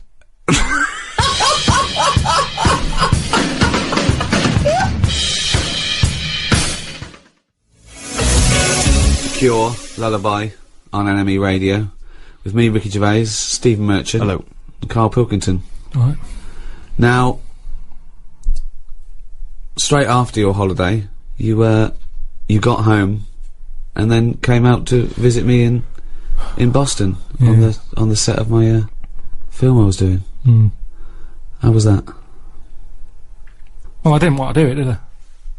He called up and said, do you want to come out? And do a favour for me. Ricky said, can you do a favour for me? You thought no. Well, no, I didn't just go no. I sort of said, what is it? And he said, oh, well, you can just have a part. And he's like, what's the point, though? I'm not an actor, I can't act. What's the point? It's a long way to go. So anyway, he said, alright, don't bother. Then a week later, calls back, and he says, bring Suzanne with you, if you want. Oh, holiday. So I thought, yeah, I could treat Suzanne to that. I thought a little part for him. They'd probably pay 2 flights. Yeah. You know, she's coming out. I thought, share it with friends. I was a generous guy. Yeah, so I thought, oh, she'll love that. That'll get me in a good book. So I said, listen, we're going to Boston. She goes, right. Anyway, Ricky books the tickets and that. She can't get time off because we'd just been in Menorca. So they said, hang on, you've just had a week off. You can't go anywhere. So I had to go on my own, right? Which, you know, fair enough. I'd said I'd go by that point. It'd all been booked. The costume that I needed for the film bit had been made. I couldn't get out of it. I was in too deep. Anyway, go there. Boston isn't worth seeing. Oh. I mean, you're talking about travelling the world and, you know, opening your eyes and seeing new things. There's nothing to see in Boston. It's Dunkin' Donuts and Starbucks. There's nothing else, is there? I'm not being unfair there. I mean, it looks nice. There's nice buildings. You mean there's not a museum of the weird? There's, they had something to do with tea bags, didn't they? That I told No, it's the Boston hotel. Tea Party. It wasn't nothing to do with tea bags. It was the Boston Tea Party. That one of the founding events of America. I know, It wasn't something to do with tea bags. So other than that, it wasn't chimps. There was no chimps involved in the Boston Tea Party. For me, I went out for a walk on 2 of the days when I wasn't having to work. And yeah, only worked for 1 day. Well, got 3 days free, 4 days in a hotel, all paid for. 1 day's work. I mean, it really is ungrateful. So anyway, Steve, I dressed up as a caveman in some old animal stuff, which you thought, well, this was for the film, was it? This wasn't just your natural. Yeah. So could I just say, it was not real fur. I insisted there was no real fur. Well, you say that. Yeah. I get back, right, I'm run down because I didn't sleep when I was out there. I'm not very good. If Suzanne's not in the bed, there's something, it's like I feel, What, she's got to be there to tell you to sleep? Close your eyes now, Karl. It just... Now, and our ears, stop listening. Listen to my words. Stop, sleep now, ears. So anyway, I wasn't sleeping, so I was there for 4 days or whatever. I must have had about 3 hours. One real day's work filming, and he was shattered. Really. He was absolutely shattered. He was weak, he was ill for a week afterwards. I did like 35 days, you know. Yeah. So, yeah, but you were sleeping. If you don't sleep, it's basic sort of biology, that. If you don't sleep, you get run down. Sloths never get a flu. Because it's good, isn't it? That's when your body's replenishing. Stop. Can we just go over that way? Replenishing. What is it then? I'm gonna burst! Sloths never get flu, because that's when your body's replenishing. So the thing is, I'm bound to get ill. So you know what it's like. You're always, like, got a cold and that. Oh, he's dissing you. Everything's what's it got to do with I'm just saying, because you're a bit of a sickly child, so you don't Oh, jeez. I'm only to go at the looks and then only because I'm trying to get him on my side. So anyway, so I'm shattered. I get back, so I think it's a bit weird that this isn't shaking off. And there was some news report about how there's some serious illnesses in planes because stuff goes out the engine and into the. Oh yeah, it's people from all over the world with all different things. Yeah, breathing the so same I'm thinking, air, yeah. oh, what have I got? You know, it's my luck, innit? So I go to the doctors. The doctor said, well, you've done a whole day's work, you're not used to that, your body's shut down. So he said, You better have a holiday. Yeah, you need, this is when your body needs replenishing. And I am a doctor, and I know replenishment is one of the best, Replenishization. So- replenishization is one of the best things for sloths. So I said to him, I said, look, I'm not one to moan. I hardly go to see him. And he went, oh, you. I hardly see him. I hardly see this fella. So I said, look, I can't shake this cold off. I woke up the other night shaking. And he said, oh, virus. Right? So, Which isn't scary at all, because everything, you know. well, there's some dodgy virus, isn't Well, there? yeah, but there's some. That's what I'm saying. So, Yeah, of course, it's a virus. Yeah. What else would it? What else would it be? I don't know. Not a doctor. So I said, oh, when's it going to go? And he said, oh, might be 2 weeks, this one. Seems like a bad one. Quite clammy, he said. So I said, yeah, I feel a bit clammy, yeah. And he said, yeah, you will do. So anyway, so I felt happy about that, and I'm more confident with the doctor, because, you know, you've got your vest off and all that, so you think, why not just let him do a bit of a body check?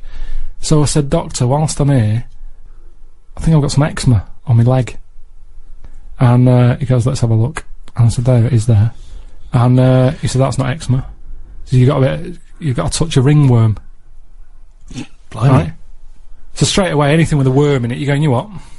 Yeah. It makes it sound worse, doesn't it? I was thinking like tapeworm and stuff. Yeah.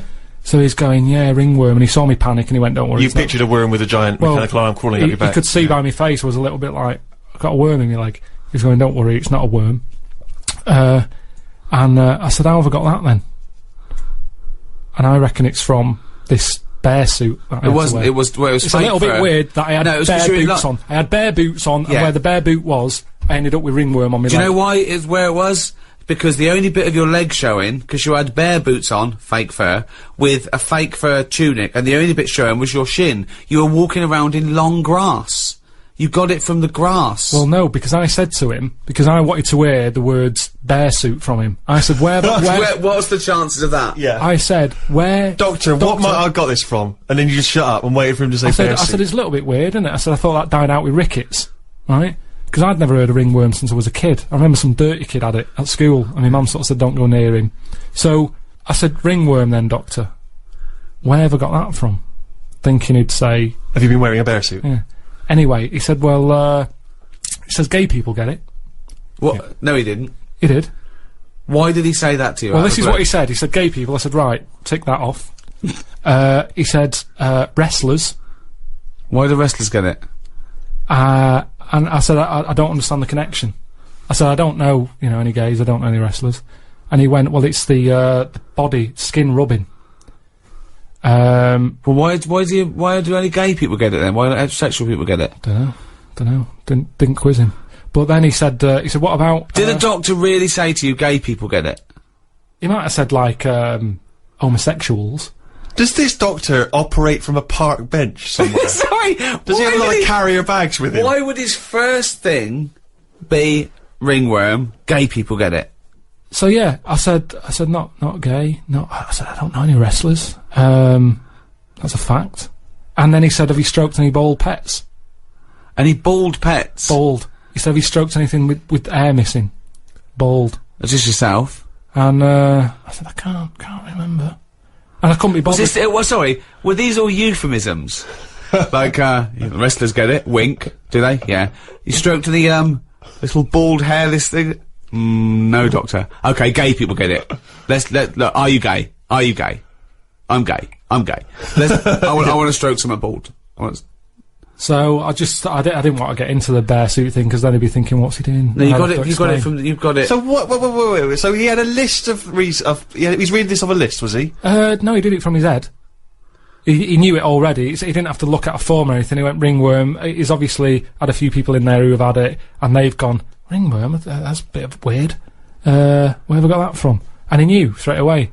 So he's had 3 people in there with ringworm. Popular. One of them was a wrestler. One of them had a shaved dog. And one of them was a homosexualist. Is this the same doctor who told me that my nerves were too short for my body? Yeah. Different fella. So yeah, ringworm I got from my time in Boston. Well, that was a heck of a story. I'm beginning to wonder if the reason Suzanne didn't go with you on that trip was not to do with work obligations. Your iPod, you've downloaded it, maybe? It's a test transmission. Yeah. Oh, it is a test transmission. Testing. Yeah. If you're hearing this, then it's working. Who are you?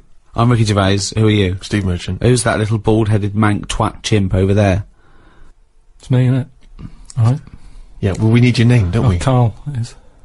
Telling you, I was talking to you earlier about going to Vietnam, and I'm not good. I mean, although I like to travel, as you know, I like to go to exotic places. This is going to come as a surprise to you, Rick, but I do look very English when I'm abroad. Obviously I'm 6'7". I'm quite pasty and white, and I find it very hard to blend in with, say, Vietnamese people. Sure. But this time I thought I'd embrace this, and I've brought you something as to show you. It's not really going to be very helpful on the Enemy Radio, but I decided to wear a hat. I thought I'd buy a hat and wear a hat. And I thought that I bought this last minute as I was just, before I got on the plane, I was doing some shopping. I thought, I need to, because you can... You think it'd be something like from a Graham Greene novel. Right, exactly. They'd go, they call him the Englishman. Exactly. He's the wisest and... Yeah, exactly. Yeah, exactly. So I thought, because you can kind of reinvent yourself when you're abroad in some way, can't you, Yeah. And, so this is the hat I got. Christ. Maybe you should look away for a second, I'll put it on and then you can, Now, bear in mind, it is a bit battered because it's been in bags and stuff. Sure. Steve, what are you thinking? Right. No, it is a bit battered and damaged, I admit. Okay, how can I, it looks like a cross between something Miss Marple would wear. That's nonsense! No, it does. It looks a bit like that. And there's a beer with a bloke drinking, what's that called? Moretti beer? I think you're thinking of the, Hofmeister bear. No, I'm not. It looks like Miss Marple's hat. It doesn't look like Miss Marple's hat. It's kind of moddy, isn't it? It's not. It's a tweed thing that comes down that an old lady would wear. Not tweed. It was a librarian lady would wear in the 1930s. It's not tweed. I have never seen it. That you didn't really buy that, did you, to wear? I did. No, you didn't. Yes, I did. Right. Can I take a picture of this and I'll put it on my website? Right, I am now taping this on a camcorder. I will put this up on rickygervais.com. I disagree. I think this genuinely looks good. I think it makes me look a bit like, say, Tom Waits or Farmer Barlow. The point is this, right? I'm wearing the hat, I'm looking good, okay? But people, obviously, they can sense that I'm a moneyed tourist. They can see how good I look, and they know I got a little bit of money in my pocket, can afford to buy hats, and everything. So, obviously, I'm always a target for people, trying to get money from me, stuff like that, which is always a hassle, isn't it? And I find it very difficult tipping when I'm abroad. I don't really understand what the rules are with tipping. And that's a big anxiety for me. And also, I have problems with the conversion, because obviously when you go abroad. So, the Vietnamese dong. Come on, there's nothing funny about that. That's just what it's called, right? For $63 US, you can get 1 million dong. Right? That's a lot of dong. So, I'm packing, like... A huge dong. I got, like, 2 million dong, like, in me money belt under my shirt. Right? Yeah, so look at this image, right? You were wearing that hat and a bum bag. Yes, but no, I don't have a bum bag. I have a money belt that I wear underneath the t-shirt. Right. So as not to see, so people don't think I've got any money on me. And if I get mugged, I can just go, I haven't got any money on me. Because they would never think to look underneath the shirt and see the money belt, right? Well, that's still out of reach, innit? Over there.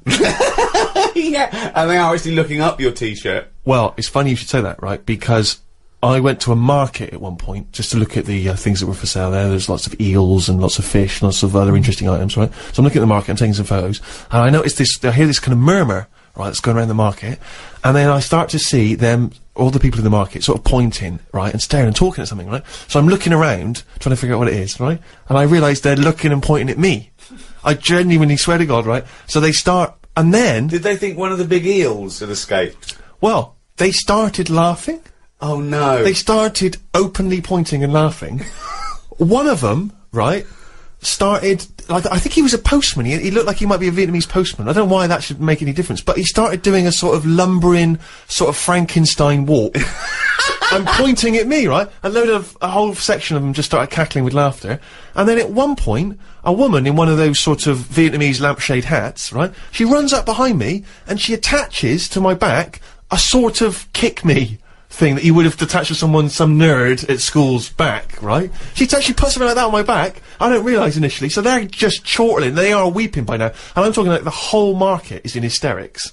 And old ladies are coming up to me and just, you know, comparing their heights and then giggling, and then I'm sort of trying to get this thing off my back so I look like a dog, you know, chasing its tail. I just realised that this entire marketplace was just openly laughing at me. And what angered me, Rick, was that I've spent a lot of time in this country, in the UK, right, building up a career, right, so that people don't laugh at me, right? They respect me, they see me as a man of great accomplishments and achievements. I go to another country where with that hat. Exactly. Walking around with those glasses with a little money belt on, maybe sandals. Sandals with socks because I got a foot infection. And it turns out that they're just laughing at me. Just openly mocking and laughing at me, right? So I just genuinely, I got upset and I got You threw down your cagoule, left your clogs behind, and got on the first plane back. I hopped in a rickshaw straight back to the hotel where they do not laugh at me openly. But anyway, just to return to the dong issue, right, this is what worried me, was that, obviously you got a tip, so we had a driver for a few days, right, and you got to leave him a tip. And I never feel a bit awkward, when do you give him the tip and everything, how does it work? And so I didn't know how much it should be, and I was thinking, well, you know, it's a poor country, I've had a driver a couple of days, you know, I haven't paid for the driver, so I give him like $20.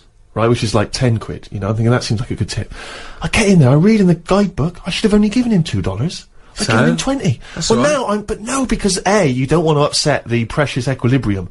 You don't want to upset the financial equilibrium because he might have gone berserk. Yeah. I mean, that's $20 is a lot to him. He might have left his family, you know, bought a different, you know, corrugated iron shack somewhere else. Turned up with a hat like yours and said, exactly, we're mates now, aren't we? We're mates now, let's go back to England. Let's pick up some ladies. So I was a bit worried, so I was thinking of asking for the money, you know, for some change, but I didn't think that was appropriate.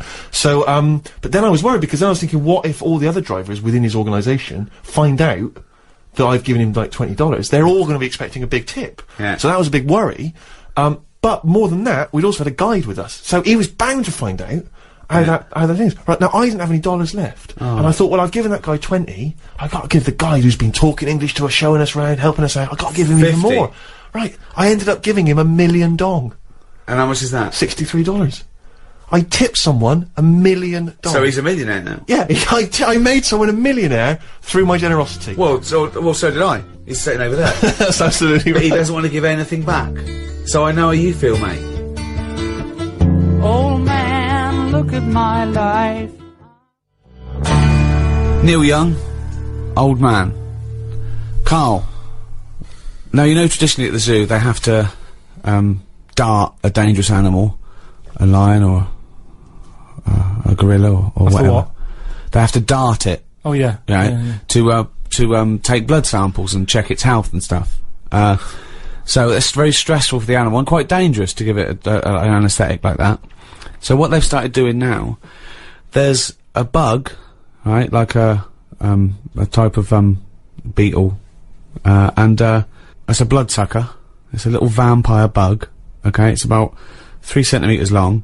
What they do is, they tie a piece of string around it, they let it go into the cage on the chimp, it sucks the chimp's blood without the chimp even knowing, they pull it back, and they take the blood sample from it. They've taught it to do that? Well, they're not taught it to do anything. That's its nature. You put it near a warm-blooded mammal, it will suck its blood. So they've just tied a string to it so they can get it back. And how often does it have to do that a day? Well, I don't know. Why are these the important questions? Just because Isn't that incredible that they've got this amazing symbiotic relationship with a bug? Because that's is it the same one? Say if there's 8 chimps. Oh, jeez, Carl, listen to me. No, let him. I want to. I'm just saying, if there's 8 chimps in there, Yeah, 1 beetle. yeah. By about number 5, that's going to be sick of eating. Well, then they probably have different beetles, and they let it. And Carl, I don't know why this is the. I'll tell you why it annoys me, because it annoys him. the other concern is that beetle. It might be enjoying, getting the blood and what have you. What happens if one of them's got AIDS? What, one of the chimps? That's where it came from. So say if there's Well, then they know, and they say, "Oh, this chimp's got AIDS. Let's." And what about the beetle? What, you're saying you're worried that the beetle will contract AIDS? Well, I don't know if that's how it works, but all I'm saying is, you get a dirty chimp in there. It's got a touch of that, and the beetle gets it. And all I'm saying is, it seems a bit unfair. What are you worried about the beetle working hard? It's eating what it likes. This is the same as getting in foreigners to make cheap trainers. To me, they let the beetle do what it wants. I mean, how long do they live? I read the other day about some elephant beetle. They get about 4 months. Right. What do you think of this? Right, this elephant beetle in the paper the other day. Yeah. About the size of a gerbil. Right. Massive. Odd-looking thing. Mm. The bigger, the uglier it is. Why are you looking at me? No. In a way, that is the way it works, isn't it? I think size is a big deal, isn't it? In a way, because this is interesting. Well, we better being smaller, aren't we? Well, it depends. What do you mean? Well, no. If you're afloat in the Atlantic Ocean and it's 4 degrees centigrade, it'd be better to be fat. I didn't really mean like that. I just meant in terms of, like, Steve. I've mentioned he's taller than us. Yeah. He's always ill. Well, that's nothing to do with his height. I just think bigger people, it's like that Zhang Lung or whatever, the world's tallest man. He's always sneezing and that. He's always got something up with him because he's not meant to be that big. Small fellas, you never see a midget in a doctor's waiting room.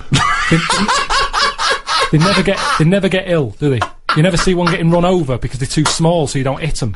So I think size, if you're too big... You never see a midget in a doctor's waiting room! Well, maybe they're there.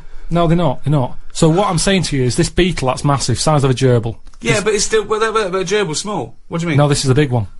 This beetle is massive. It lives 4 months. Lives 4 months, been found in a banana crate. Right? Right. It's over here. They're upset for it, because it's been in this banana crate for... It could be, like, 3 months. And the whole purpose of the elephant beetle is to have it away. That's all it wants in its life. It's only got 4 months, and it loves having it away with another beetle. And it hasn't had it. So they found it in this crate, and it looked distraught. They said it was showing all signs of, like, desperately wanting to have it away. It was well, when you can wank yourself to death with 6 legs, you leave anything alone for 3 months in a dark crate. Just eating a load of bananas. Yeah, eating bananas and whacking away. Well, anyway, 6 times at exactly the same moment. Its feet go, apparently. I bet it does. What do you mean its feet go? That's a sign. When they got it out, they were they got the experts in. They said, "What is this? We've got a beetle here the size of a gerbil." They said, "We'll come round." They had a look. I said, "Well, how big's the gerbil?" That's just scientists HQ. There's a hotline you can phone. Come round. Right, you'll need a gerbil-sized box to bring that round in. Come round. Ring operator. Can I have people in charge of giant gerbil beetles? I'll put you through. Hello, gerbil beetle people. I think I've got one. Come round. Anyway, its feet were going. What do you mean its feet were going? Do you mean it was dancing like Lionel Blair, or it had bunions? I haven't seen one, but there's a surprise. I just read that that they were saying, yeah, we know what's the problem here. Look at its legs go, and they go up and down a lot, and it means that it wants like a partner. It's dying for it, and they were saying they only live 4 months, and it looks about 3.5 months old. This one. How can they tell that? The problem is they haven't got any of these beetles here. Right. So they've had to, instead of flying it back out. Yeah. They've gone over there to try and find one to bring it back because of the stress and that it's had, and it's older. Couldn't you put a gerbil in a beetle outfit? Hang on a minute. I don't mean a little wig holding a guitar. But I don't know the full story in that. I just know that they found this beetle. It just sounds unlikely that people would be this concerned about one beetle, and it's only got half a month left. It's got 2 weeks left. It's got to have some sex. We have got to give this beetle some sex because, god damn it, it's a beetle. What was found on a boat with some bananas? I don't it deserves know why, sex before it dies. I don't know why he cares more than a blood-sucking beetle than a chimpanzee. I just can't believe people are flying out to Japan or where they come from. Why do you care so much about beetles all of a sudden? Only because they were mentioned, and I just thought, whilst we're on the beetle tip, let's discuss them. What do you mean his legs were going as well? That's what they do. That shows signs of, like, it needs a woman. It's never had one before, which is weird. That's what I was going to say. It knew even though it didn't.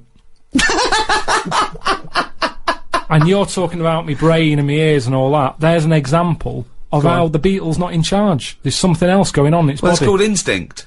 Yeah. But that's true in a beetle, but it shouldn't be true in a human being. But it is though, isn't it? Otherwise, how did the first baby survive? How are we here now? Because you look at babies and they're spoilt rotten. I'm sick of it, the way they don't do anything for ages. They wouldn't survive. A kangaroo comes out, it's hopping around in about 2 hours. Babies, they sit there for months. So there's a very good reason for that, I've told you that. It needs its mother. If that was in a banana crate, it would have given up after about a week. What I'm saying is... a couple of days. It would have died in a couple of days, probably. Yeah. Whereas this beetle, he didn't know the outcome. He didn't know if he's ever going to see this partner. Yet, even though he's been in this crate with bananas for 3.5 months, it still wants to have it away. Now, if I was that, I'd be like, I'm not in the mood anyway. Why do you equate yourself with the beetle? This is what I don't understand. No, I'm not. I'm just saying how that's where nature's good, and I think the beetles are better than us in a way. We have got our brain, we've got our creativity, we've got our cognition, we've got all those things. That's our forte. That's where we kick in. Thought, introspection, art. I agree. Well, I could not live in a crate full of bananas for 2 hours. I admit that.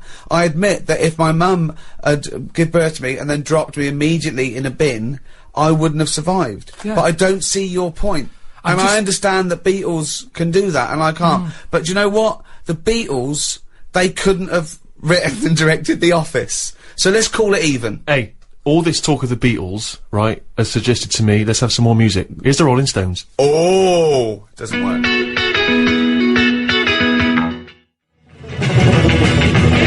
Well, that's about it. This is a test transmission for the Enemy Radio. I've enjoyed it. I think Steve's had a blast. He's got his hat on. Yeah, I'm as happy as Larry, mate. Just pleased that I've done it all for free.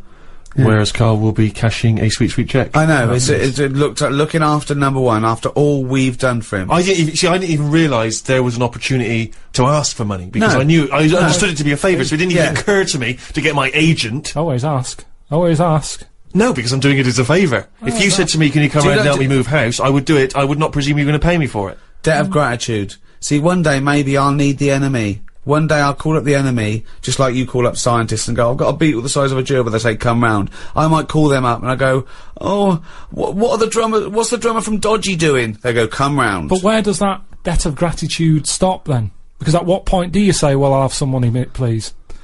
When I get a bill from British Gas, what will I do then? Will I just say redirect this to Enemy?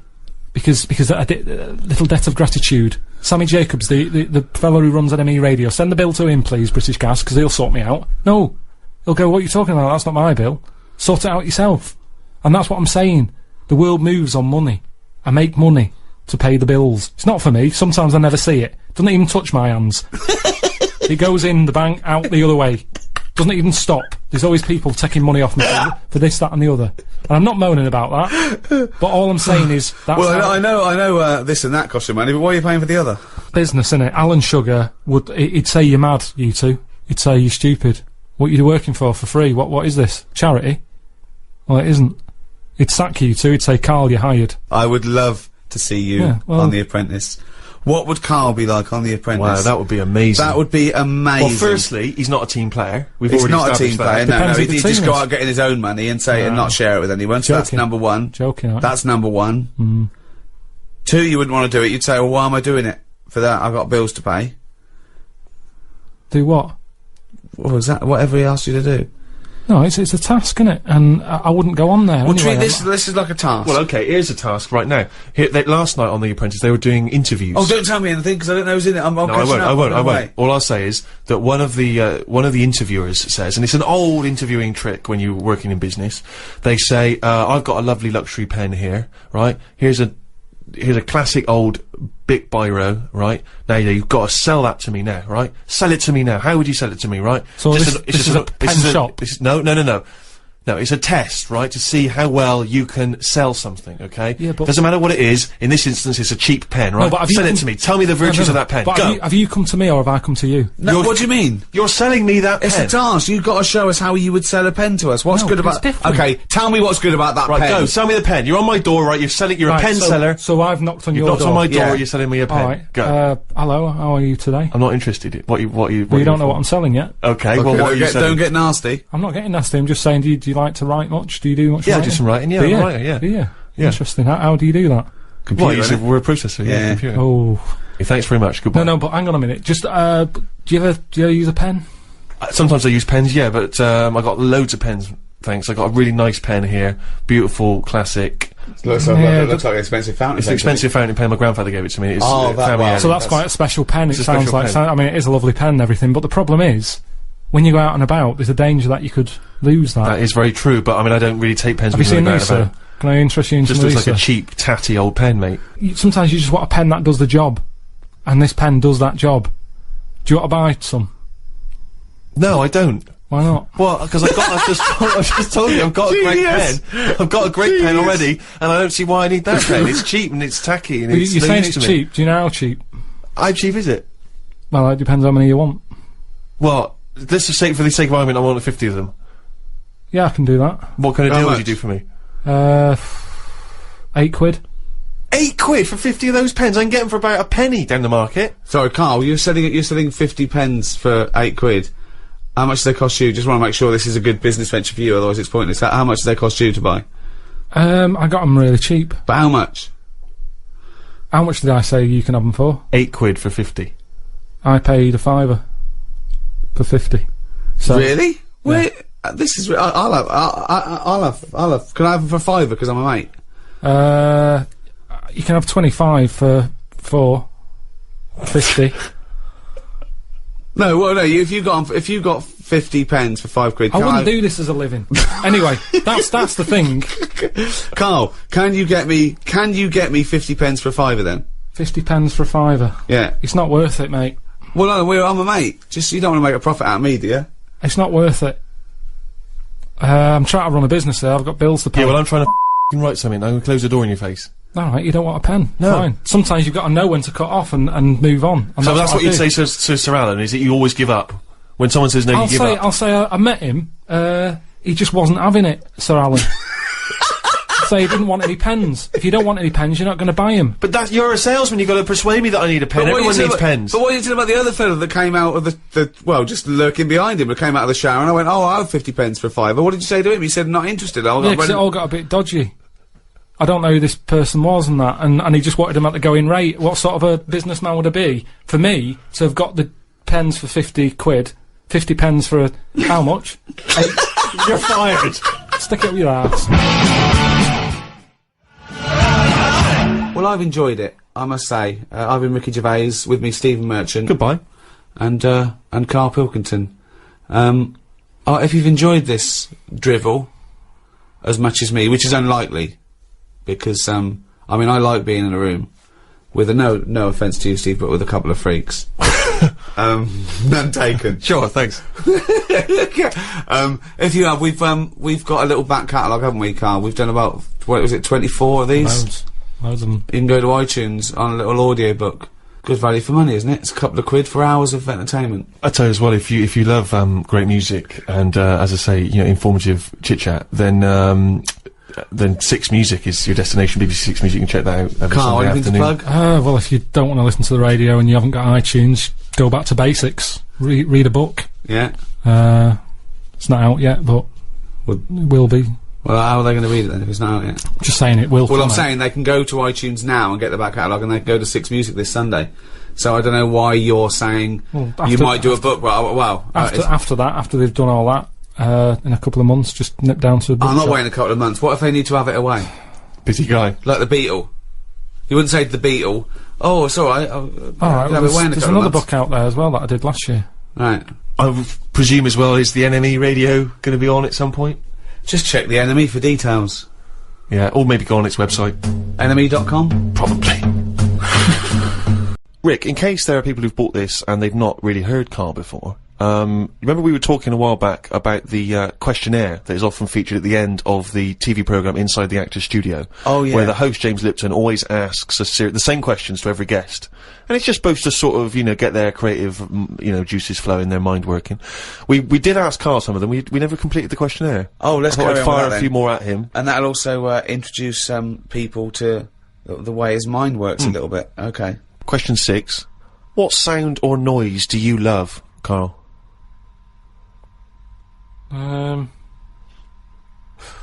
There isn't really one that I love. Nice noises, Yeah. like the ones you get, like I like going in the park, right? And you go, oh, that's nice, isn't it? And you get like bird noises and stuff. Give me your fucking wallet! But then like, Things like nice noises like that, and but You fucking, you cunt! Why did you fucking sleep with her? It's lovely in the park, isn't it? But with those bird noises comes a bit of stress, right? Because I was in there the other day, and like I say, little bird noises and that, and a little robin was there, and I thought, that's odd, that's out early, right? Because it's like sort of summertime and that. Sure. And then I thought, oh, that's nice, and I was watching it, and then it got like a little worm, right? And I was like, hey, put it down, right? Sorry, whoa! What do you mean? Because Why I were you didn't- interfering? Why were you interfering In nature. with a robin taking a worm? Just because it was a nice sunny day and that, and I thought, you see, worms normally come out when it's raining, don't they? And you go, well, I bet they're happy to die, in a way, because it's chucking it down, it's miserable. They come to the top of the soil then, don't they? Yeah. When it's miserable. But it was a sunny day. That's they don't drown, I assume. No, it's not that, is it? It's just that they hear the water or something falling on the ground and they go, what's going on? And they come up to see what's happening. What? No, wait. But why do they come up when they think it's raining? Because they're hearing, like, knocking on their land, and they're going, who's that? And they come up. Sorry, wait a minute. But why do you think they come up when it's raining? Because they're hearing the noise of the Yes, rain. but they know what it is. What am I doing? Why am I talking like him? Of course they don't know what it is. Look. Can worms hear stuff? Yeah. Well, they got... You don't know anything, Karl! But I assume they can sense vibrations and so Yes, on, but they can't yes. hear in the way we hear. No, They of don't course have they ears, can't. do they? Of course they can't. Well, whatever, right? So all I'm saying is that But came what was up- this thing about these worms? They hear the tapping and go, oh, what's that? Right, tell us, okay, so start, you're a worm, okay? It starts raining. Tell me your thought process. Well, you just kind of, you're down there, you can't see anything, it's dark anyway. Yeah. So, And you you haven't hear got about eyes. this, don't you? You hear about blind people have got really good ears. And it's No. the same with a worm. No, they do, it's an extra sense. They No, say. it's not. That's nonsense. That's nonsense. They start getting used to relying on them more, but it doesn't, so you don't turn into, bionic woman because you lose your eyes. No, but you do, because you use them more. If you use something a lot, you get better at it. So their ears are good. So all I'm saying is, so this rain's coming down. I don't know who to believe here, Rick. The rain's coming down on the land, the worm goes, what's going on? The worm goes, what's going on? He wiggles up to the top. So what does he do? So it goes up and it sort of sees it's raining, and then it goes back down again, doesn't it? But that's what I'm saying about the What do you mean? What is this world where he goes, oh, it's just rain again? Oh, so that's the 400th time I've been caught out this year. It's rain. I'll remember next time. I won't come up. What do you think a worm is capable of in terms of cognitive thought? What do you mean? Well, a worm can basically tell certain chemicals and certain light patterns. That's all it is, really. Yeah, and It's not thinking. It's not choosing its favourite food. But you it's- don't know that. It's the same way you're saying to me, I don't know what a worm's thinking. You don't know what it's thinking. I know it's not thinking. You don't know that, though, is what I'm saying. You don't know what things are thinking. Everything thinks, doesn't No, it? it doesn't. No, it doesn't. No, the thinking. There's something in this room that's not. All right, what about this one, then? What about flowers? Do you think they've got A mind. a feeling?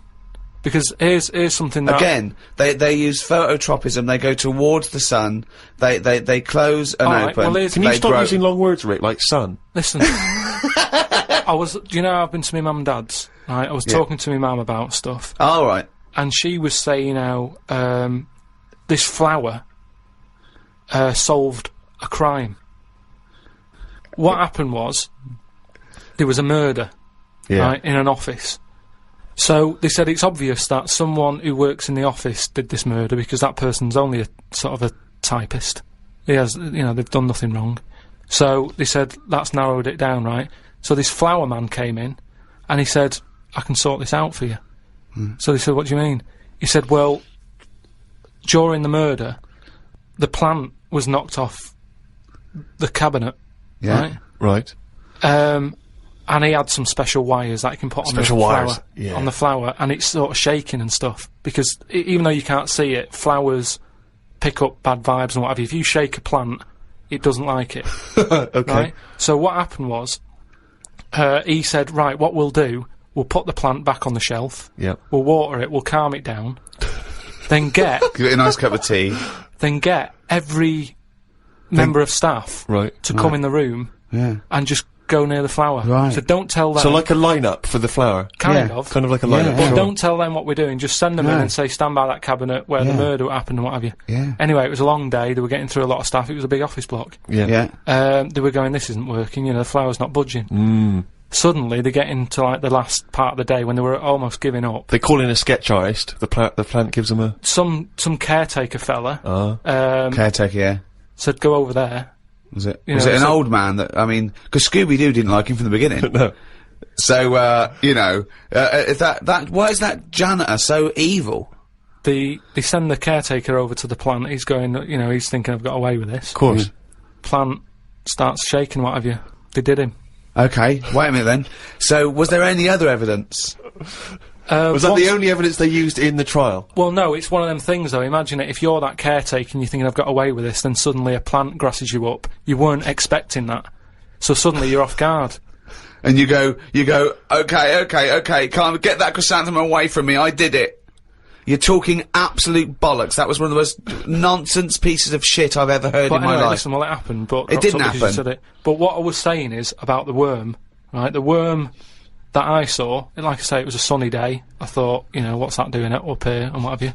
So, anyway, this robin that I saw that was eating the worm, it had hold of it, and I thought, it's a sunny day and that, give the worm a break, sort of thing. So I went, oh, like that, and it sort of dropped it in shock. But then, when it realised I wasn't that near it, it picked it up again and swallowed it. And I just thought, oh... Do you know what I mean? I don't know what you mean, no.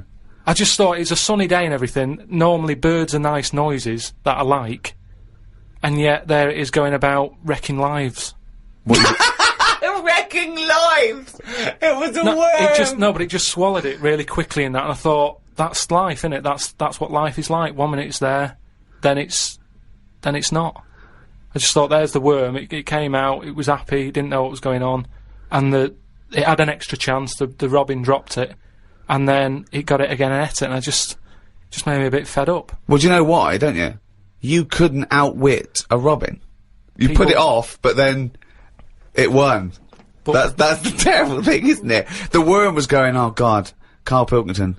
So that's who's been sent to save me, is it, God? You've sent Karl Pilkington, oh, I'm dead. That's it, okay, eat me. But all I'm saying is our bird noises are normally quite relaxing, but not for the worm. Unbelievable. That was one question. Question 7. What sound or noise do you hate? As me, or as a worm? I don't know what you mean. What do you mean? Why would we be asking a worm? I've never heard an actor say that to James Lipton. When he says, what noise do you hate? What, as me or a worm? No, but all I'm saying is, because of my last question, that's what I was saying. A bird noise is relaxing to me. Right. Well, it's not anymore, because I think of all the deaths and stuff that go around that. So now you hate the sound of birds? I'm just saying it's changed my view on it. It's like anything, isn't it? Every noise can mean a disaster somewhere. Can it? Why? Think of some other noises you like. Okay, what's a lovely noise? No, hang on. Why would the sound of laughter, people laughing, why would that suddenly cause? Why would that also signify disaster? Asylums. Yeah, that's depressing, isn't it? They're always laughing in asylums. But it's a scary laugh, isn't it? What? It's like, oh. If you wake up in the night by the sound of, like, a baby laughing. Baby laughing! No, if I had a baby, right, and Suzanne was out, she worked nights or something. Yeah! And I'd nodded off, I'd put the baby to sleep. Yeah. And then it's 3 a.m. and I'm woken up by the sound of a baby laughing, that would terrify me. How is this that?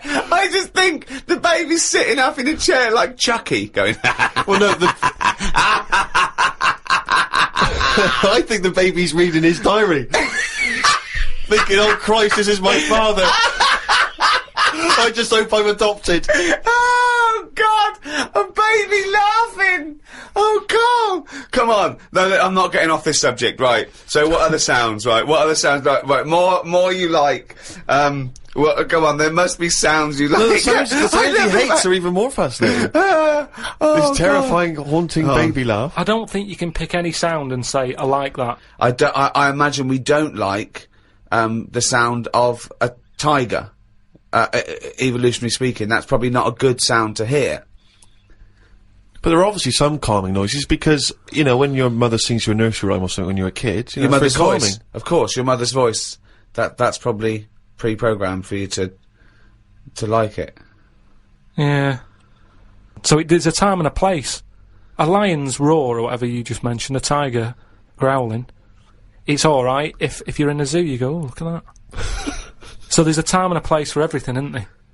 Yeah. I don't know what that point is. I don't know how that relates. Because, I mean, I live in London. If I woke up and heard the sea, I'd be worried. I'd go, what's going on? You're like the worm who hears the rain. Question 8. What profession other than your own would you like to attempt? This is you as you, not as you as a worm. But have I had the training? Oh, for Oh. No, well, I've said before, haven't I, about maybe having a go at an operation. I don't know why it leaps from where it leaps from no ambition, where if he could have a job, it would his best job he's ever had is a paper round, and if he could have a job, he'd like go to the cobbler once a week and then walk a dog. To I'd like to have a go at thoracic surgery. No, I'm just saying. I bet it's like we do this, and you know, some people like listening to it and what have you, and you go fair enough. But I never feel like I'm doing anything of any worth. No, you're absolutely right there. But if you're going into like an hospital, which are places that are pretty miserable anyway, as an office space.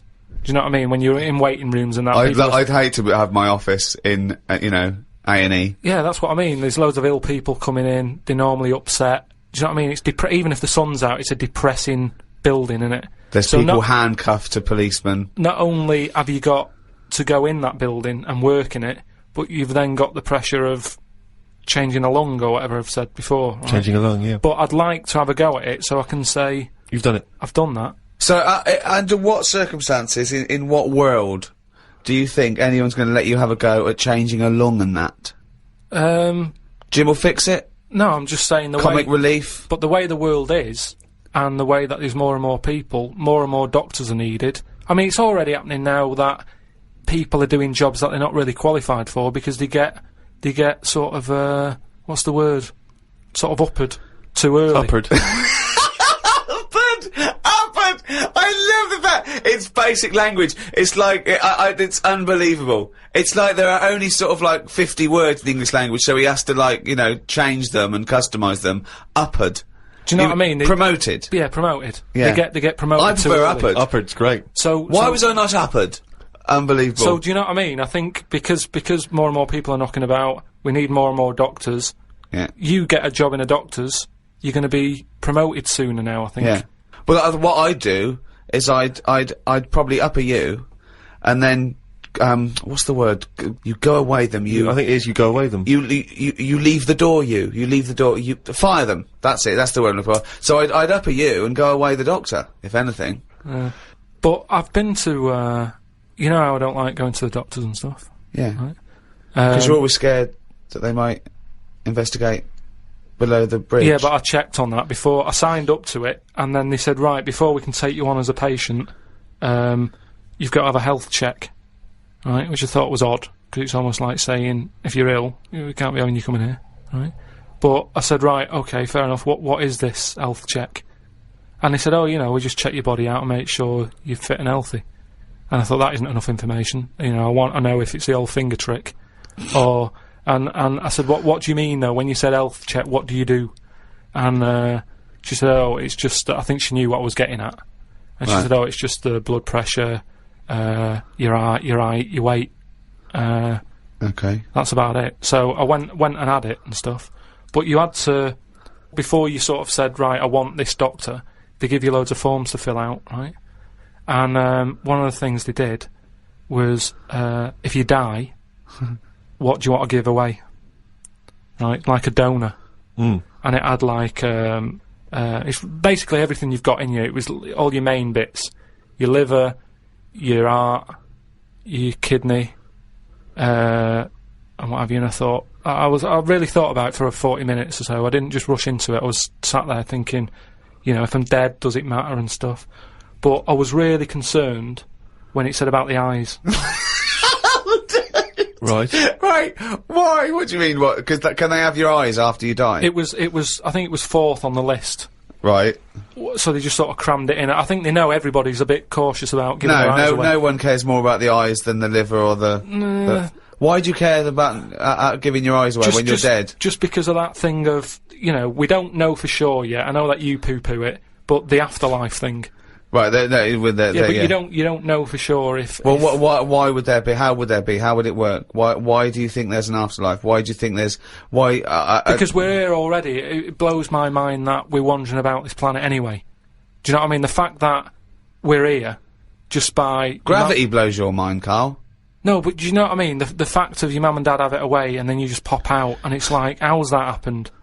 And then it's what happens is the father inserts his. No, but what I mean is, not just that bit. How I've said before about my heart just sort of pumping away on its own. No one's keeping an eye on it. It's not plugged into anything, and yet I want to move my hand like that, and it does it. Yeah, that blows me away. Right? Yeah, I mean, you're still worried about whether you control your brain or the brain controls you. So what I'm saying is, how do you know what goes on after life? Because, do you know what I mean? So why in an afterlife would you want your eyes more than your liver and your kidneys and your lungs and your heart? Because ghosts don't eat, do they? So you don't need all your liver and your kidneys and stuff, because they're only there to sort your food out. But your eyes, if you're a ghost, I don't want to be a blind ghost. Because you're around forever then, aren't you? Once you're a ghost, that's it. So the idea of being blind when you're alive, you go, well, alright, then maybe in the afterlife I might be treated to a pair of eyes. But the fact of wandering about, dead for years, bumping into stuff...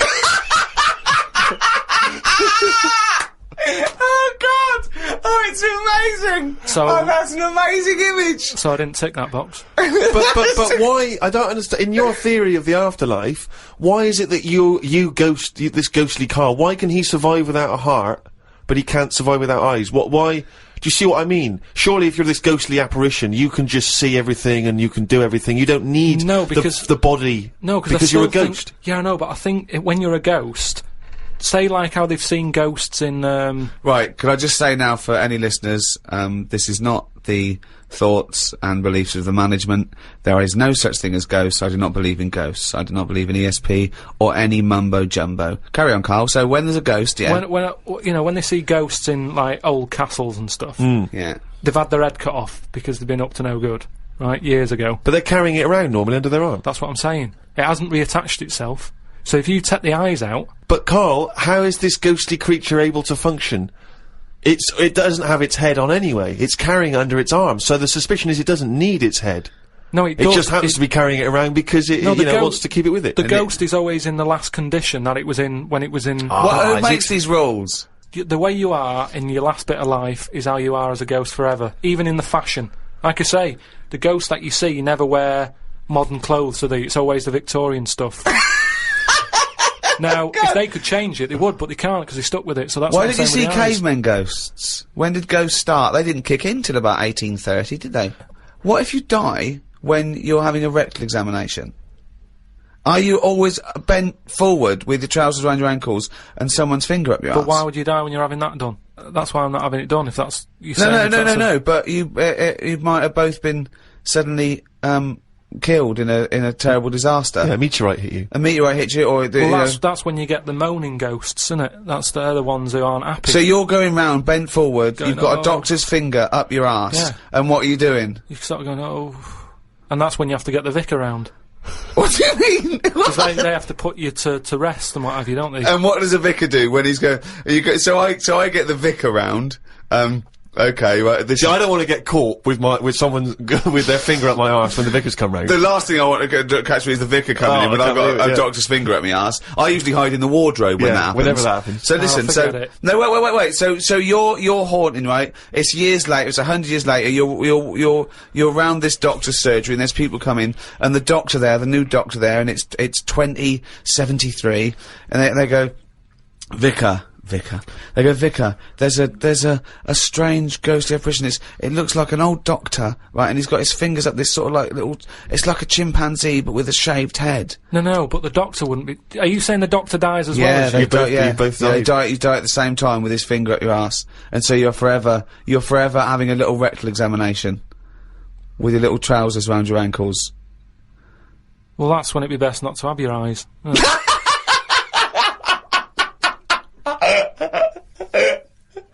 Here's What a load of bollocks this is extraordinary. No, but listen to this. Listen to this. This is a good one. Oh, this will convince us. This one. Yeah, this way. Okay. Answer this. This will be proof. Go on. I watched a programme the other week about dead people. Of course you did. Right? And it was people who had been found in their house. You know, they haven't got any family. Yeah.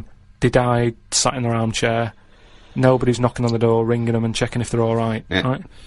So they die and they rot away in the chair. No.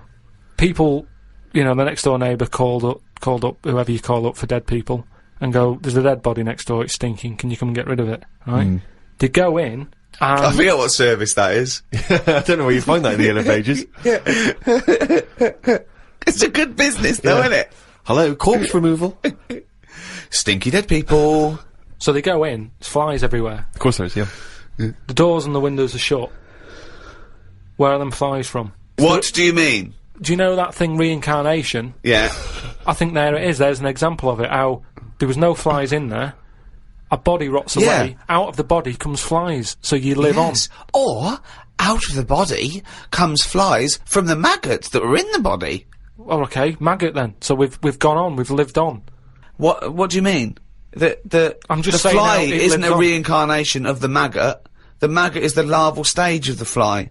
No, but forget all the maggot fly. Right. Think about going from man to a fly. What are you talking about? I'm saying the windows and the doors on this house was shut tight. Yeah, no, your no question flies is- had got in. They hadn't got in. They had got in. They hadn't. They'd already there. We're surrounded by them. We've probably got fly eggs on us now. Well, all I'm saying is, it's weird that them flies were in there when they weren't in there. I don't think this fella would have had loads of fly eggs on him. But I just think it's a bit odd. Why? What do you mean? I just think there was loads of them. You didn't see it. But it only takes one fly to lay loads of eggs. Yeah, but... So you think it's wiser to ignore Ricky's answer and go with your ghostly supernatural reincarnation one? You think that's the wise, sensible way to go? I just think it's a bit odd how every time someone's got fly eggs on them. So everybody- that, to you, is, less of a chance of happening than when you die, some of you turns into flies. Fly parts. Well, that happened when my dad chucked a turkey away in a bin. And it was only in there for about a day. I went to go and put, like, a crisp packet in the bin at the end of the garden and what have you. Picked the lid off, full of flies. Yeah. Now, the bin lid. Yeah. It's like a constant fight with his own brain. was fairly sealed and what have you. Yeah. Again, it's the turkey living on. No, it's not. We're it's all the the fact that same. while it was out on the table... It hadn't been out on the table. We didn't eat it in the end because it had feathers on it. My mum said, I'm not doing that. Yeah, but what do you mean it had feathers on it? My dad got it off a mate and said, yeah, I've got this for Christmas, but it was still virtually alive. And my mum said, oh, just get one from the supermarket. So we put it in the bin. Yeah. So all I'm saying is... I'm telling you, the eggs were already on it, mate. It's just an idea about it. It's a theory. Everyone's allowed one. But it's bollocks. Back to the Inside the Actors studio questions. Question 9. What profession, Karl, would you not like to do?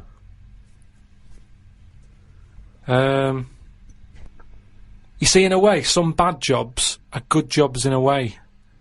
Because, one, it means that when you have holiday, you really appreciate it. Sure. Do you know what I mean? Whereas, you see, I always thought, like, when I had a job where I used to have to do, like, 4 hours a night when I worked through the night, I only had 4 hours to do from 2 in the morning till 6, right? But it meant that when I was on holiday, I never really appreciated it, because between 2 and 6, I'd be asleep anyway. So, unless I got up at 2 in the morning and went, I'm relaxing now, instead of working, you don't get the full... I don't know what you're talking about. I don't know what you're talking about. The rules that you live by, about what you can enjoy and what you can't. What's good with a holiday, right? If you work in a factory from 8 in the morning till 8 at night, packing socks into a rubber bag, right? Between 8 and... What time did I say my shift was? 8 and 8. It's a 12-hour sock packing job. It is murder. I also like socks into a rubber bag. Yeah. I love to get my socks in a rubber bag. And also, he forgot the timings immediately. He said the sentence, then it went out of his head. It's like, so if you're packing from 8, what time did I say it was? What are they packing? So, alright, so you're a sock stuffer, you do a 12-hour shift. Yeah. Okay, go on then. So, you go, oh, come on, Rita, no more socks for me. I don't want to see another sock for a week. Have you got the rubber bag? Don't bring the rubber bag, that's the last thing I want to see. So what I mean is, when you're on the beach, right, by the sea, between 8 and 8, you're thinking, oh, this time yesterday I was packing socks in a rubber bag. And you can really enjoy it. You can keep going... Oh, an hour later you can go, oh, I was packing socks yesterday. Yeah. And you can I'm keep glad you're saying enjoying it, love. Will you stop going on about the fucking socks? We're on holiday. I don't think this marriage is going to last. Oh, look, Rita, I know, you were packing fucking socks yesterday. Let's not fucking talk about it for a week, you boring bastard. Oh, Rita, what? This time I know, you were packing fucking socks in a rubber cunting bag. No, I was having lunch at this time, you fucking slut. Oh, Christ almighty. So what I was saying is, when I was working from 2 in the morning till 6, to really enjoy being off from there, if I was on holiday... You'd have to get up in the middle of the night. To go, oh, this time yesterday I was playing... Surely the joy is not having to get up in the middle of the night. Then when you get up and thought, God, thank God I didn't have to get up in the middle of the night like I usually do. I slept through like a normal person. Surely that's the joy. I think the joy is going... Oh, I'm normally doing this at this time. But that's ridiculous, because if you worked, right, till 6 AM, you presumably went to bed and slept in till sort of 3 in the afternoon or something, yeah? So you'd be up at 10 AM going, wow, usually I'm asleep, so you get it then. So you're talking shit again. And the final question from the Inside the Actors studio questionnaire. If heaven exists, what would you like to hear God say when you arrive at the pearly gates? Is that how it works? Oh. No, what do you mean? What's the question? Well, I don't know. You hear so many other things that you have to go through other gates. I can't imagine him being on the door, is what I'm saying. If he owns a place, what's he doing there? He could put anyone on it. It's St. Peter, isn't it, who's normally minding the gates, famously? Right, so it's him asking me. Okay, well, let's say it's St. Peter. No, you go through the gate, Peter goes, oh, you're expected, he's got an appointment, we're going through the God, you go through the God, you go through a few doors, go up the top floor, right, past the executive washroom, into his big office, okay, that overlooks the universe. And God says, why have you got a doctor with his finger up your arse? And you go, well, you should know, you caused it. So what? So you've gone in to see God, it's an audience with God, you've died, you've gone to heaven, and what would you like God to say to you at that point? He might offer you great wisdom, he might ask you a question, he might tell you something. What would you like him to say? And is this just one visit? This is like, because it's my first day. Yeah, it's your first day, with him. You get a chat with him, yeah. But after that, I don't. Well, you might bump into him at the odd, the Christmas party, the AGM. But I'm not going to be myself, am I? I'm going to be in shock a little bit, because it's like, I mean, I'm not comfortable on the first day of holiday. because you're in different surroundings, the hotel, you've got to get used to where everything is. Yeah. So he's not going to get the best out of me. Well, to be no, honest. but you have eternal bliss. Yeah, don't you, in heaven? he's It's got a happy. long time to get to know you, and he knows everything anyway, so don't worry about it. So why does he see me then? What would you want God to say to you? So you walk in there, you're happy with it because you understand now you're dead and it's a whole new world and everything's all right. You feel great. Like, what am I saying? Well, anyway, I'm going along with this drivel. Yes. What would you like God to say to you? All right.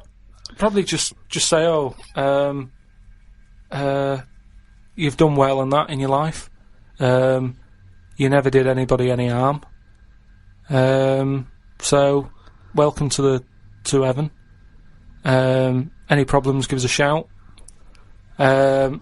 You know, here's a little layout of like a little map. It's kind of like I love this. This is a great answer. And my favourite one is you never did anyone any harm. That's great. That's a brilliant thing for God to say. yeah. So hang on, he's giving you a little map. So he's got a little map of the Little area. map, It's and big. he'll sort of say, this is where you go for this is where you go for that. I'd probably ask him about the ghost situation. I'd say, am I now a ghost then? Or is this just like another planet that I've come onto? Right. I don't know if he'd answer that. I don't know if he'd be sort of a bit, a little bit... Bit cagey. Yeah, a little bit like, well, I don't want to panic you and stuff. I'd say, right, is it right that I can see past family and that? Because to be honest, I'd probably prefer to stay away. He doesn't even want to. No, but because the thing is, if you've that's done amazing. I've done all that in this life, so it's about moving on to another life and meeting different people, isn't it? Yeah. Otherwise, what's the point? It's just Yeah. like the same all over again, but everywhere's white.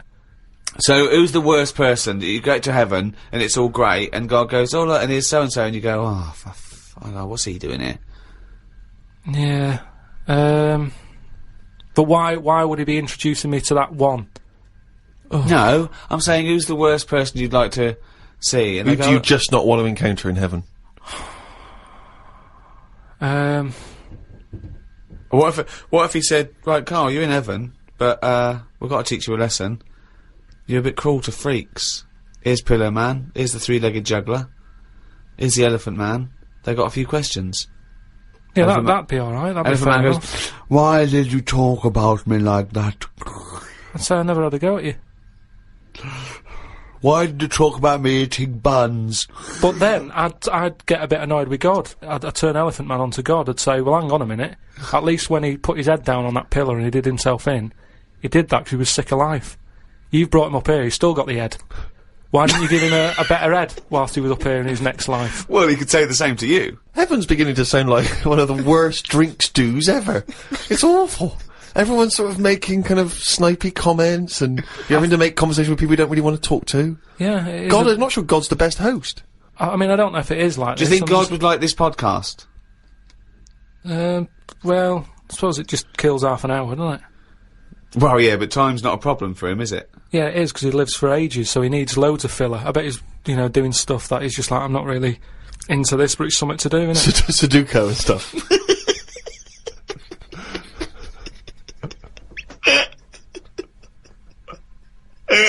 I love the idea God's bored. Yeah. There's a lot to keep him going. Oh, God. Playing solitaire on the computer. I know, yeah. But I think there'll be just as many problems up there as there is here, because at least people are leaving here, whereas up there, that's the thing that I'd be worried about the most, actually, that it's really crowded. Because it's years and years of dead people, isn't it? London does me head in. Up there, it's going to be well busier than that.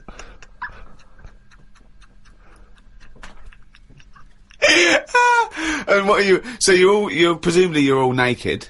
Why has that happened? Well, because he didn't want Adam and Eve to put clothes on, did he? He was annoyed at the snake and everything, and Eve. So you're all back to nature. You're all naked. So you're all walking around naked, right? Yeah. But So you're up there. You're up there just naked, talking to Graham Norton and stuff like that. I'd have to get used to that. If I go up there and he goes, right, you're welcome to heaven and that, and I go, all right, I've made it to heaven. He goes, yeah. Right, put your clothes in the bin bag. No, you're going. up there. You're already naked. Right, You I'd just- go, well, I'd say this is a bit odd. Why? You wouldn't worry about it, though, would you? Yeah, it's just odd, isn't it? It's something different, and something different, you know. Well, no, you've been ease, are naked you? before. You've been naked before. Yeah, but I don't roam about with people around me. They're not naked. people. You'd have to get used to that. They're heavenly creatures. No, but I'd say, look, can you just leave me for like 4 days just to get used to this idea? 4 days, okay. 4 days, just to get used to wandering about, and I'd be in my house, and I'd sort What of look house? out. The house that I'm living in. Well, you don't live in a house in heaven. You just wander Why not? around on clouds, don't you? All naked and just... Oh, it's getting worse. I don't think it's that good. It's not fair though, because all them lot have been up there ages with like a chance to get a bit of sun on the body and that, so they'll look alright. I'll be wandering about with like underpant marks and stuff. Underpant marks! Rick, I know this is something you always get excited about. It's Karl's diary. Can we have a jingle? I don't believe it! He's got it written down! Thank you very much. Woke up to the news about an elephant in India that had sore feet, so the locals have made it a big pair of slippers. Tried to look online for a picture, but I couldn't find anything. Sure they've made it 2 pairs of slippers. Well, I'm only going by the facts in the diary, Rick, and I would have thought that they were absolutely bona fide and fact-checked and completely Yeah. accurate. I'd be very Yeah. surprised if there's any mistakes in here. I'm sure they've done this for an elephant before. I thought elephants have bad memories. No, Well, no, but fair enough. I thought elephants have bad memories. If they have, I'm guessing it's going to keep forgetting where it's left them. I mean, just to get if it's a myth, the myth completely wrong. Yeah. Elephants never forget. That's the saying. Not they always forget, so you can buy them slippers every year. Karl says, I haven't had a pair of slippers for years. He thinks they're dying out. No, I love slippers. I love a pair of slippers, I love mate. a pair of slippers, mate. Just wear socks.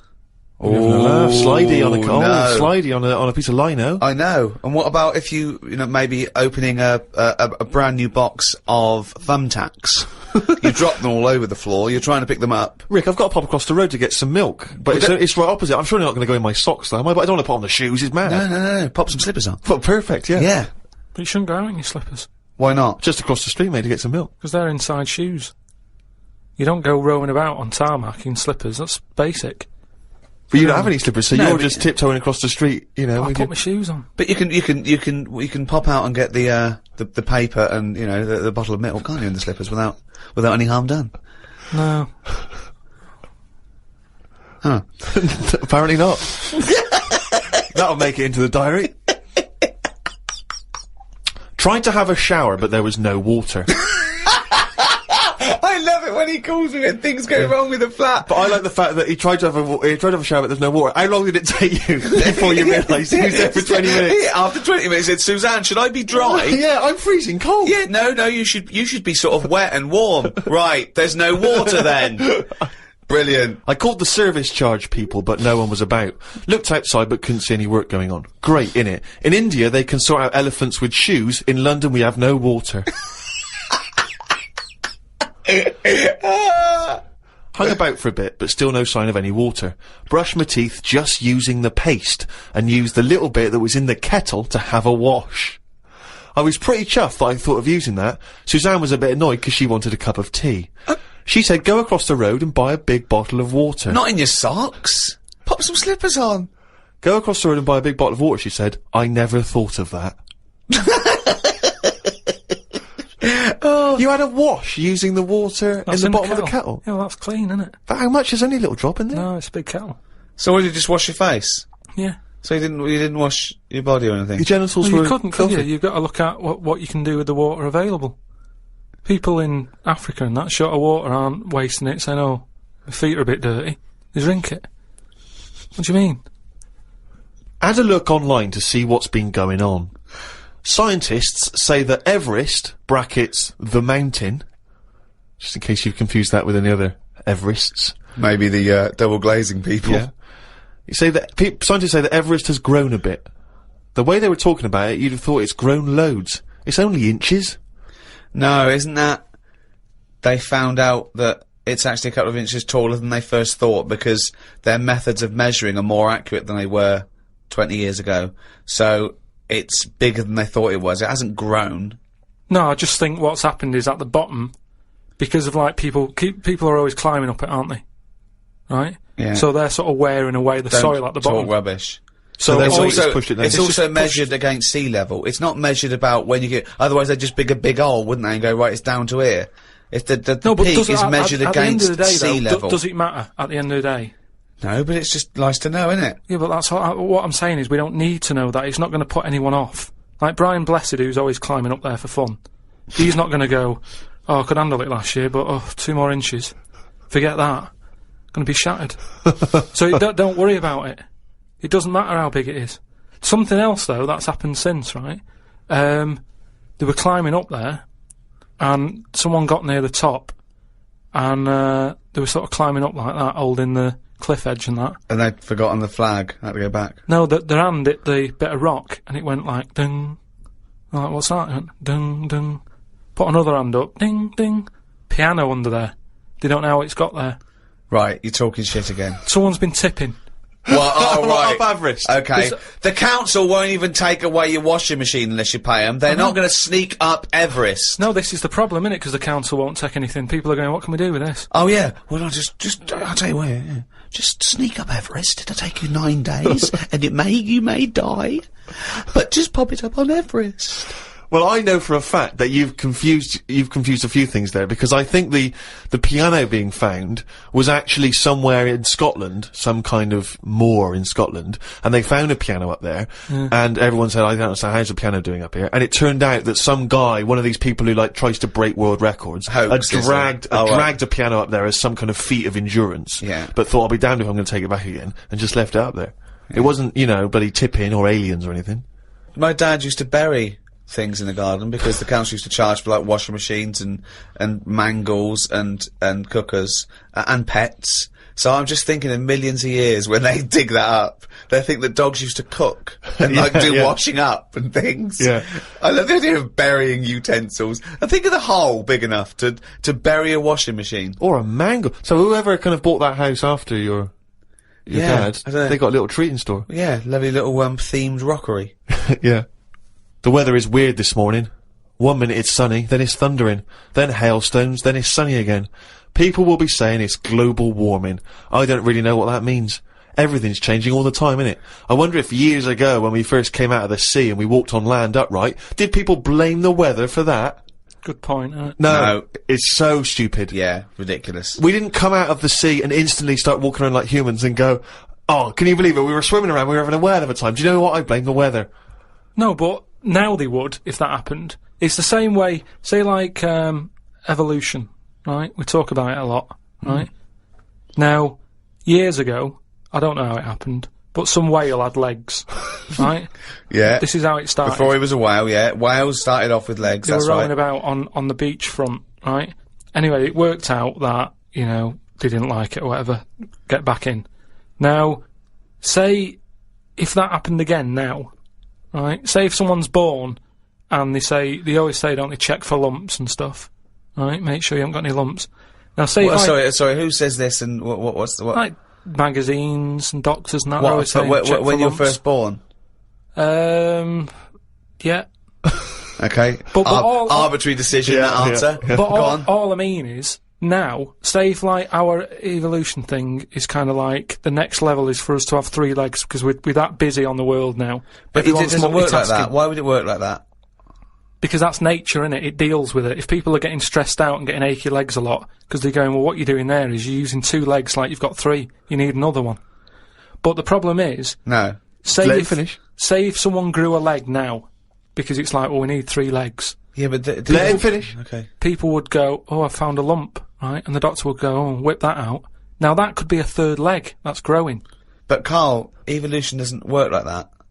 It does work suddenly like that. something isn't born with a perfectly formed 3rd leg that can be passed on. I know, it's a lump. It starts off like a lump, and if you left it alone, it would eventually, over a bit of time... no, over many, many millions of years. Yeah, but it'd grow as another leg, but we're not letting that happen anymore. It also wouldn't happen. Limbs don't work like that either. They do if you keep putting extra pressure on 2 legs. Karl, you're... Honestly, what you imagine the process of evolution and natural selection to be is... it's beyond me. It's incredible. No, but it depends whatever your surroundings are, that's what you change to, isn't it? Like the Well, you don't change to it. You're either selected or you're not. So, what happens is there's a genetic throw-up. So something's born, a llama's born with a slightly longer neck. And if that gets, the leaves that are slightly higher up and it survives, it lives longer, it passes on its genetic material. Soon, if that works, now over millions and millions of years, that they're the dominant species, a new species is thrown up with a slightly longer neck, and so on and so on, and it's gradual. It's just a slight advantage. Sometimes it happens quicker than that. There's been animals that have had eyes and then they go, they don't need them, they go in the space of a fortnight. What are you talking about? There's a lizard somewhere where it's roaming about in the dark and it used to have eyes, and they used to be like, why have we got eyes and that? What's the point in having these? Because we're keeping them open. And they were getting more tired. Because at the end of the day, if your eyes are open, do you know what I mean? Blind people can stay up longer than someone with eyes. Keep going. I want to follow this through to its natural conclusion. Keep going. There is nothing to do. Right. The first signs of you getting tired, you go, oh, my eyes, I can hardly keep them open. Yeah. So a blind person doesn't get that, because they can roam about with them shut like that. So they never sleep, do they, blind people? Well, they sleep, but they don't need as much, because their eyes aren't stinging. All guessing, all guesswork, and all nonsense. I mean, all nonsense. But hang on, fair enough. Okay, even if we accept that to be true of blind people, what was happening with the lizards? The lizards were going, I can't believe this is mad. We don't need our eyes. We're down underground. What's the point? Jeff, Bill, let's just no longer use eyes. Well, they were just like, in a way, it's better if we keep our eyes shut to keep the soil out and stuff. And then over time, they were like, oh, my eyes are stuck. Like the time when... For a fortnight, you said? No. It's over hundreds of millions of years. And the other thing is, it's not the case that there's no will to evolution. What happened was that a blind one had no disadvantage, so he was selected better than one with eyes that maybe would find it irritating or getting in the way. Just like a snake, it's not a disadvantage for a snake to lose its legs, because it's selected, and then it's an advantage because they can get into places that where legs would get in the way. Like I've said before, right? You see like a little fella, like a midget or a dwarf or something. Right. Who's to say that isn't the way we should be? Do you mean, how do we know that... Well, everybody looks at them and goes, oh, look, there's a little fella. But really, it doesn't matter. If we were all like that, the world would be a better place, because it's bigger, so there's more to see. Whereas for us, we're getting bigger all the time. The world isn't growing, so there's less to see for us. So for a midget, the world is brilliant. So I'd say it'd be good if we do go backwards as opposed to forwards. Instead of us getting bigger all the time... do you want a cup of tea? No, I'm not sure off, mate. I'll leave you to it. Do you know what I mean, though? We haven't got any... We've only got instant coffee as well. No, yeah, I might pop out for something. But what I mean is, they always say, I'll make it. the body's... No, thanks, mate. But tell me when he's finished. I'm just saying the body's getting bigger. And instead of going forward... No sugar for me, thanks. Do you want milk, though? Yeah, milk. Forget it.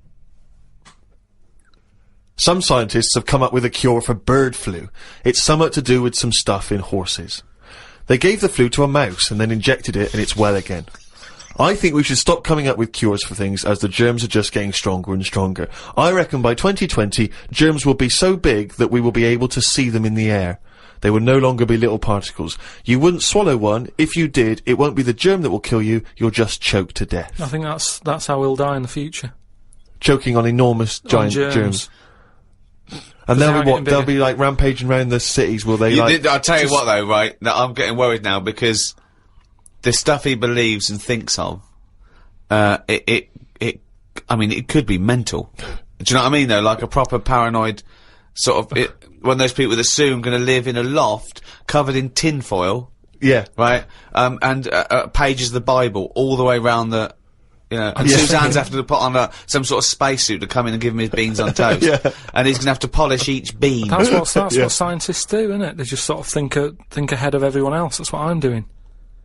And the weird thing is, right, Steve, sometime last week, there was a science piece which was close to what I'd already said. Yeah. That they've got some germs that like eating sugar, right? They stick them in a lunchbox with a chocolate bar. Within an hour, it was gone. right? And they say now these germs love chocolate and Did stuff. this scientist leave it near this fat scientist that works in the same laboratory? And he went, it's unbelievable. Ted, he went, what? Right, I put the chocolate bar in here with the germ. I came, it's gone. That's amazing. Wow, that's brilliant, that. Do it again. What? Do it again. Leave another one, see if it happens again. So in the future, you're running around and germs are... Eating chocolate. That's not science, that's Pac-Man. Went to bed and chatted about food to Suzanne. I said it would be best if our bodies could be run on something like coal. That way you wouldn't get fat people because you wouldn't be eating for enjoyment. You'd just be eating to give you energy. Suzanne said, why do you always take the nice things out of life? Because sometimes to think about the future, it's not going to be all good, is it? Look at the way we have to do things now that we sort of go, oh, I'm sick of this. But they do it for your own good. But you try and change the laws of the universe. Based on arbitrary whims. No, but we're Yeah. always eating stuff. That's one of the things we do now, isn't it? As soon as we find a new creature like that frog that's been hidden away for like millions of years, you get someone who go, I wonder if we can eat that. Do you know what I mean? It's everything that's walking on the world, they sort of see what powers it's got. What powers it's got? No, like if it can jump far, you know, is it poisonous? Can you get anything out of it to save people? And Yeah. then can we eat it? They're the three things that they do with a new frog. Any creature... So what are they? Can it jump fast? Yeah. Has Is got it any poisonous? poison in it that you can use to get rid of illnesses? Yeah. Can you eat it? That's the more and first three more- questions anyone asks, do It they? seems to be the way, because you look at menus and that, how they're getting bigger and bigger now, and that's only because we're finding more and more species of stuff. Is it? Yeah.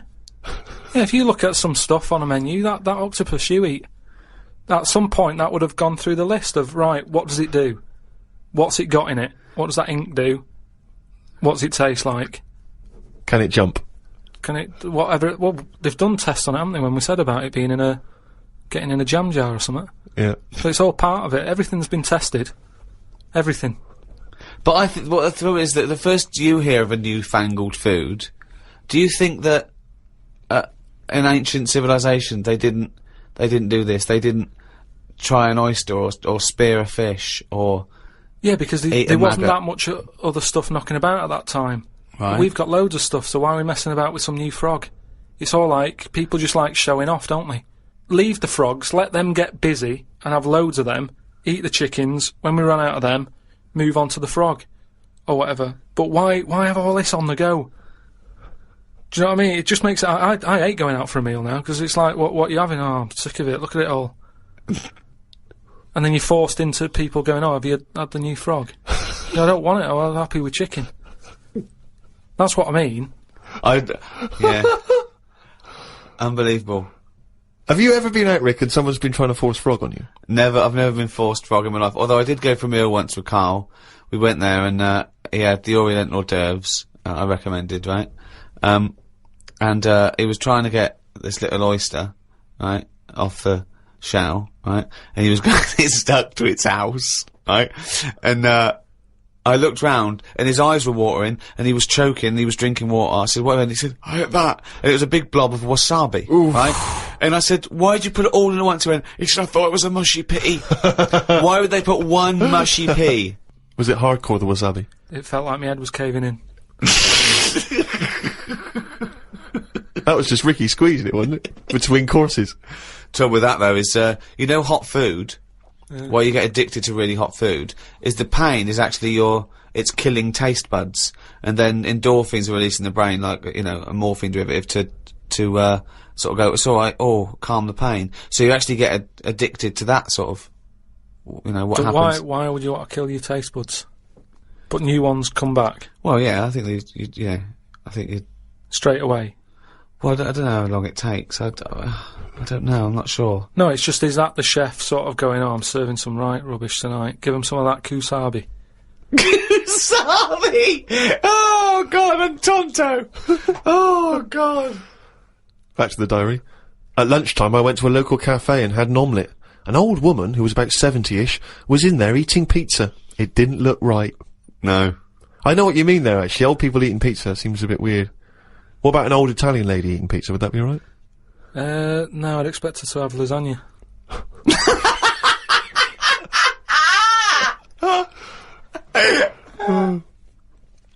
Told Suzanne that I had read that we will have spoken to aliens by the year 2025. Ricky once told me that if a lion could speak English, it still couldn't have a good chat with us because its life is different to ours. If that's true, we've got no chance with an alien. I'd be worried it could read my mind. I had that problem once years ago when I worked in a studio making cassettes. Some mind-reading woman was having some cassettes made. She waited while I did them. She had a small dog. I knew she was trying to read my mind, so I just thought about the dog. I thought that would confuse her, because she wouldn't understand why I was thinking about her dog. There's so many elements in this. There's a woman who can read. She used to... Read that again. Read that again. Okay, we're gonna have an instant replay now. Any psychologist listening, or psychiatrists, or just, well, anyone, listen to this, what Karl's put in his diary. Okay, Steve, away you go. I'd be worried that an alien could read my mind. I had that problem once years ago, when I worked in a studio making cassettes. Some mind-reading woman was having some cassettes made. She waited while I did them. She had a small dog. I knew she was trying to read my mind, so I just thought about the dog. I thought that would confuse her, because she wouldn't understand why I was thinking about her dog. That's amazing. So, firstly, how did you know she was a mind-reading woman? Everybody who came in having cassettes done, you'd find out about what the job is, so, you know, if it's a band or whatever, it might be a police station needing blank cassettes to interview people. Yeah. And she had them to sort of use during a thing where they do mind reading and stuff, so you get a recording of it. Yep. And she was just there and she was staring at me like that, just looking over.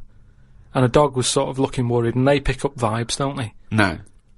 They do. And why was it looking What do you worried? mean pick up vibes? Depends what you mean by pick up vibes. Dogs pick up loads of vibes and stuff. I read the other day how they can tell if someone's got cancer and well, that. they can. It's one there's a thing. science behind that. They can smell different at a cellular level. Yeah, you so know, it's the same 'cause it's sort of like thing. 70 times. But no, they can't go. The dog wouldn't even know you're an idiot. The dog. The dog was sort of looking weird and stuff. It and then knew. She knew. She was looking at me. But were they looking? I'm not being funny. Were they looking at the roundness of your head? Do you They think? were just looking at me, and I was sort of panicking a bit. And the more that I was thinking she's reading my mind, I was thinking she knows that I know that she's reading my mind. So I just stopped thinking about her reading my mind.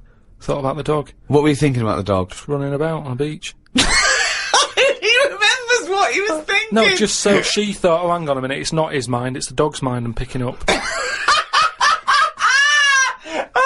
So you thought she'd go, oh no, I'm getting it all tangled up. I've got a cross line here. But why were you worried that she was reading your mind? Because you weren't thinking of anything unsavory. Don't, oh, please. No, I'm just trying to get in his mind. It doesn't work, Karl. No one can read your mind. No, but wait, what I mean is, even if, let's assume that you thought she could read your mind, why did you think that there was anything wrong with finding out what you were thinking? Because she'd have known that you knew that she could read minds. So if she read your mind and all you were thinking was she can read my mind, she'd think, what? Of course, if she really really could read your mind, she's going, there's Karl there trying to make me, think that it's the dog. I know he's thinking of the dog. No, but when you sort of, try and think of normal things, you think of mental things, don't you? So I was like... Whoa, hold on, let's let that go on. No, I just mean, like, you're going, oh, God, I best not watch what I'm thinking then. What were you thinking? Tell me some of the mental things. No, there was things loads of things that was in there. Like, there was an old woman who used to annoy me in there, who used to give me socks all the time. And... Socks? Socks. She used to always make loads of socks, and she'd be bringing them in. And no matter what I did, no matter how much I sort of said, look, I'm sick of your socks, she kept bringing them in all the time. And they had, like, pictures on and that. I didn't want socks with pictures on. So I might have been sort of stood there going, oh, there she is with the socks, I'm sick of her. Now, if she can sense that, she'll go over to her and go, watch him, stop bringing him socks, or whatever. No one can read minds. No one can contact the dead. Say like me, right, if I sometimes come in the room and that, and I'm fed up, you go, oh, Karl's fed up. I haven't even said anything. So it's just that, that's because you look like a miserable bastard. Yeah, and we know what that means. We're human and we understand facial movements. It's a bit like moves. that. It's a bit like that. It's a level down from that. No. She should be able to read your mind if you're locked in a safe and she doesn't know who you are and she doesn't know whether there's someone in there. No, that's what the double-blind test is. That would never work, would it? Because that means she'd never get arrest. That's like You're making up the rules. You're making up the rules. Oh no, the thing is, that's what these people do. Go, oh no, I have to hold your hand. Oh, you have to write it down. Well, why? Why do you? It's the same as these mediums that contact the dead. They go, oh, I'm getting someone. Just ask him who he is. Just give us his full name and address. It's ridiculous. I don't know the fact that these dead people give him cryptic clues. Ask him about the toaster. What's your name? What's your name? Can't say my name. Might be an uncle. Just give me your fucking name. Back to Karl's diary, Friday the 31st. I read that some fella had been having an affair. His wife found out, so when he was asleep, she superglued his knob to his stomach, one of his bollocks to his leg, and glued his arse cheeks together, then chucked him out. If Suzanne did that, I would definitely not get back with her. Saying that, I would have woke up if someone was putting superglue on me arse. I'm quite a light sleeper. Is that what she did, is it? Yeah, that's why I'm a bit cautious about wearing earbuds every night. The, plunge things. Earbuds, right? So that's not called, right? Plunge things. He's like, he makes up words. They taught a chimp to talk, and the chimp had a better grasp of language after about a few years than Karl. Unbelievable. Yeah, that's why I won't wear buds and plunge things. I phoned him up the other day.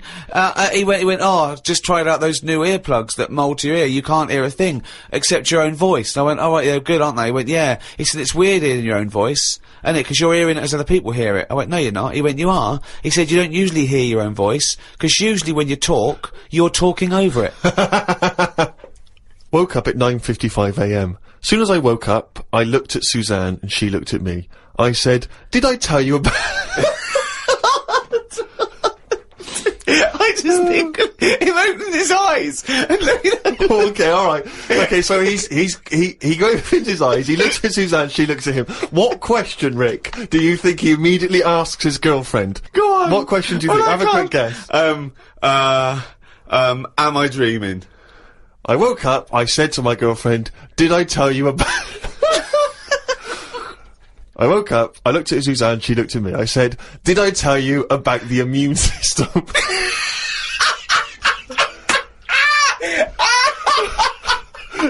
I tell you about the immune system? Suzanne started laughing. I said, it's amazing. She said, not now. Oh God! I was thinking that! Springing into action, he zips up, his eyes are like... Did I tell you about the immune system? Oh, shut up, Karl. Put the kettle on. Oh, God! Oh, fucking hell! Was talking to Suzanne about how it's odd that Sundays are meant to be the day of rest. I thought God was meant to be born on a Sunday. Or was it the 7th day that he finished making the world? Imagine how good the world could have been if he'd given it an extra day. Sometimes it's best to give yourself a deadline, though, so you don't faff about. I looked at Suzanne. She was leaning back on the bench with her eyes shut with the sun on her face. I never got an answer to my question. Pretending to be asleep. I met up with my mate Laurie. He said he was in a pub at the weekend and saw a bloke whose hands were on the wrong arms. No! No! What do you mean? Well, he had his left hand on his right arm and the right hand on the left arm. I don't think this would be a problem if he's been like that from an early age. When I was in Ripley's, in LA, I saw a bloke whose head was on back to front. That's more annoying, innit, than your hands. Innit? Now then, would you walk, how would you walk? Would you be walking backwards, Karl, so that you could walk, so you're basically walking forwards? I reckon I'd walk sideways so nobody would sort of tell the difference. It just looked like... Oh, God! He solved it again! He's thought it through. Oh. Got home and read my magazine. There was a story about a baby that was born that looked like a frog. What magazine's this? That made the news, that was in a proper newspaper in the end. The story used the description to describe it. There was a picture. I think it was a fairly decent description. It didn't really have a neck or top half of its head. It would look alright if it always wore a scarf and a hat. The world would be a more interesting place if there were loads of different types of humans like there are creatures. Then some people would be good at certain jobs. Spider people, ant people, builders. Cockroach people, dustbin men. Good idea, isn't it? I mean, Cockroach men, spider men, what are you talking about? I haven't had a normal conversation with you for a year. No. It's getting worse, I think. I think it's because you've left and you've got too much time on your hands and you live in your head for sort of like maybe 8 hours a day, and then you offload when someone calls you, or when you call me, or Suzanne gets the brunt of it. But I mean, I mean, I don't know. I really would like to. And a nicest, I still think he's brilliant, right? But I would like to get a little psychiatrist in, just to. Would you mind seeing a No, but psychiatrist? it's just, there's nothing wrong. These are all ideas, aren't they? You look at some insects, right? Yeah. They don't have machinery. Yet they're getting by, aren't they? They have their lives like we do. They get up, they wander about, they collect food, they tidy up, they fix stuff, they make their own house. We can't do any of that. So what I'm saying is, why aren't we using them? Why are these cockroaches with all these powers and stuff going about? It's all these powers. But how could we use them? How could we harness them? I just told you, dustbin men. Or whatever that. But no, What do you you mean? said that if they were also men, if they were cockroach men, we could use them. You've left a big bit out, but when that 1-inch cockroach becomes a 6-foot bloke wearing a jacket. It's just that we always use insects for like a bit of fun. You see flea circuses and all that, which is all very well, but I don't think it's getting the most out of them. Cockroaches can live without a head. I know. Could they still sort out the rubbish if they've got no heads? They could, couldn't they? Except if they were, because you know you want to use them as builders and dustmen, they couldn't whistle at pretty girls, could No, but they wouldn't be doing that job. They're just doing the bins. they? Okay. It's ants that are doing the building. Okay, I'm sorry. And are they getting up early? Are they They disturbing don't you? sleep, do they? But then they get you up even earlier. You hate it when the builders get you up at 7, then go to breakfast. Yeah, but it wouldn't go on as long, would it? Because the ants would be working hard. So it'd probably be one day of madness, but then it'd be finished. As opposed to builders just stood about whistling, doing nothing, going on for months. And is this ant 6 foot? No. About 3. 3 foot. So how many of them are there? About 30 of them. And what do they look like? Are they just a giant ant with a... Add that on. Just get on with it. I mean, it'd be weird for a bit, but with anything, you get used to seeing But things, don't Carl, you? again, this isn't an idea, it isn't a theory. You can't put this into practice 'cause it doesn't exist. I know, I'm just saying. It's that like, well, I mean, you wishing for ant builders is the same as you wishing that you didn't have to do any building and your house was just perfect, or you could just wish for it. What's the difference? Why go through this elaborate? But what I'm saying Weird, is isn't that it? your wish is you're not taking shortcuts. You see, it's the same people who goes, oh, I wish I could go back in time and put £1,000 on the Grand National. What you mean is you wish you had £1 million. Yeah, So yeah. don't worry about the time travel bit and put in you wish you were rich. Yeah. It's like, so you wish you didn't have to have builders round. That's what you're wishing for. So this elaborate thing of getting a 3-foot ant with a hard hat. Today I got an innovations catalogue. I thought I'd keep it because I like the stuff they sell in it. Brackets, one big slipper. What's that? One big slipper. just if you don't go out much. But you don't like slippers. No, but I think they're a good idea because they're just there to keep your feet warm. But why one big? Why not two smaller ones? So you can walk around. Yeah, one big slipper's just making it painful It's and more awkward. sort of roomy, isn't it? Why do you think comfy. that's a good invention? One big slipper. How is that better than two smaller slippers? Because the problem is with slippers, right? You've already said how you nip across the road in them, right? So you muck them up and you have to buy some more. There's no way you'll be nipping to the shops in that one big one. That will always stay where it should be, by the sofa next to the telly. And you go, right, I'm in for the night now, where's my slipper? But couldn't I just put my feet inside a cushion cover or something? What? If you want, but it's only cheap, why not get one? You're right. They're only cheap. Why not get one? But then, Carl, why not get one big glove? If you're not going out, right, just get one big glove. You don't have to do anything, just one big glove. Pop your hands in one big glove. I'm not going out with gloves, you have to go out and touch stuff. Just one big glove. Why? Well, yeah, why bother putting trousers on? You've got to put legs in both. Why not just wear a skirt? Yeah. Well, pop a skirt on, yeah. Just put on a lady's skirt or lady's dress. It's one piece, isn't it then? Yeah. Just pop around in One a big lady's- monocle, don't wear glasses, wear one big monocle. Yeah. I mean, it's stupid having two gloves, two gloves, two slippers is mental. Anyway, I had a good sleep last night. So much so that I woke up before my legs did. I don't know what that means! This has happened before when I was younger. We used to have a phone in the bathroom so that if anyone called and we were on the toilet, you'd still be able to be available. My bedroom was next to the bathroom and the phone rang one morning. My mum and dad were at work and my brother and sister were out somewhere and the phone woke me up. So I jumped out of bed to answer it, but the bottom half of my body was still asleep and I fell to the floor. It's horrible. Has that ever happened to you? Well, hang on. I had to crawl for a bit and reached for the phone. It was a fella selling some bread to my dad for the shop. By the end of the call, my legs were working again. It's a weird sensation. What shop? My mum and dad used to have a butty shop. So Did they? But the thing is, just on the floor, top half, I had to sort of crawl, carrying my weight, and my legs were just like they weren't there. It's really, really weird. You mean you woke up with 2 dead legs, 2 pins and needles legs? Are you feel sure no. you weren't wearing just one big slipper?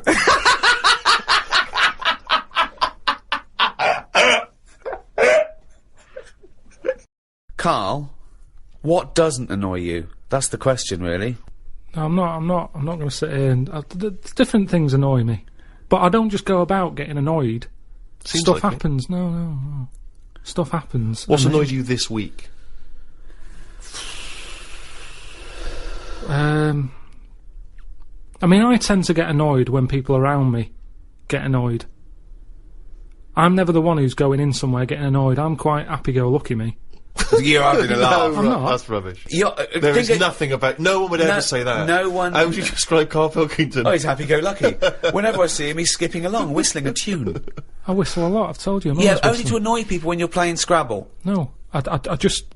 At the end of the day, I think the problem is, most of the day, I'm on my own. Right. Right? I'm doing DIY at home. I'm quite happy. No one's there annoying me. I Right. go for my lunch later than everyone else, so I don't have to see people. He's like Quasimodo. Isn't he? It's like Why? coming down when everyone else is not there. When no one's around. Yeah. Suzanne! No, but then that's the problem. Suzanne then comes home. She's been sort of with people, so she comes in with loads of energy, and I'm going, just slow down. Stop going on. Then she's breaking stuff, and that's probably the last What do thing. you mean she's breaking She's stuff? heavy-handed with all the stuff I've been fixing. She broke the shutters. What else did she break? the Well, you other could have day? done a good job. I did do a The good job. shutters? Where do you live? In the Old West? What do you mean the shutters? Some shutters on a window. She heavy-handed with them. I don't want them to see me. What a mum. So what else has she broken? She's always breaking stuff. The light switch outside. Heavy-handed.